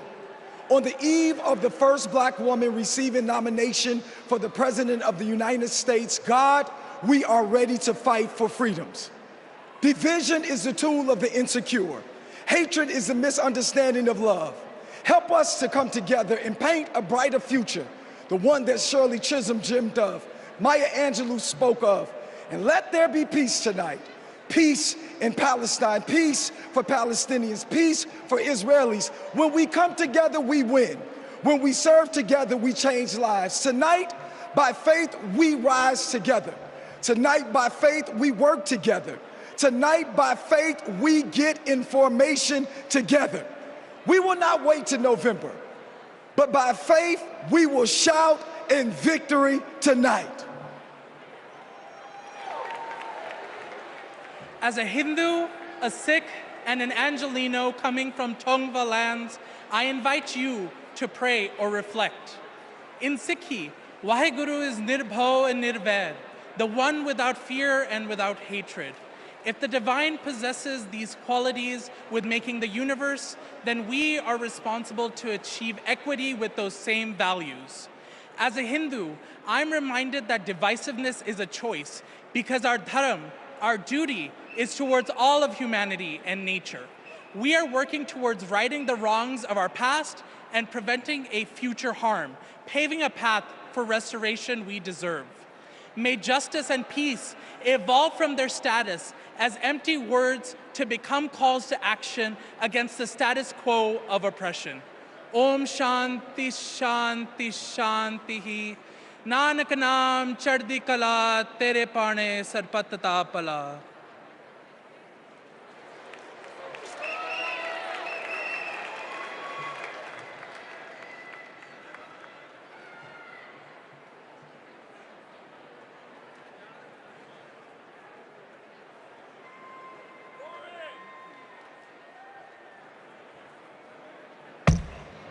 All right, for those of you that are left, I've got a question. Is there a motion to recess our convention? Oh, you guys are moving me. Is there a second? Okay, before I ask for the final vote, I don't have my phone, I can't do a selfie. Some people are asking me for a selfie. All those in favor, say aye. All those opposed, say nay. In the eyes of the chair, the ayes have it. We are now officially recessed until 5:30 p.m. tomorrow. Folks, it's closing time. I don't care where you go, but you can't stay here.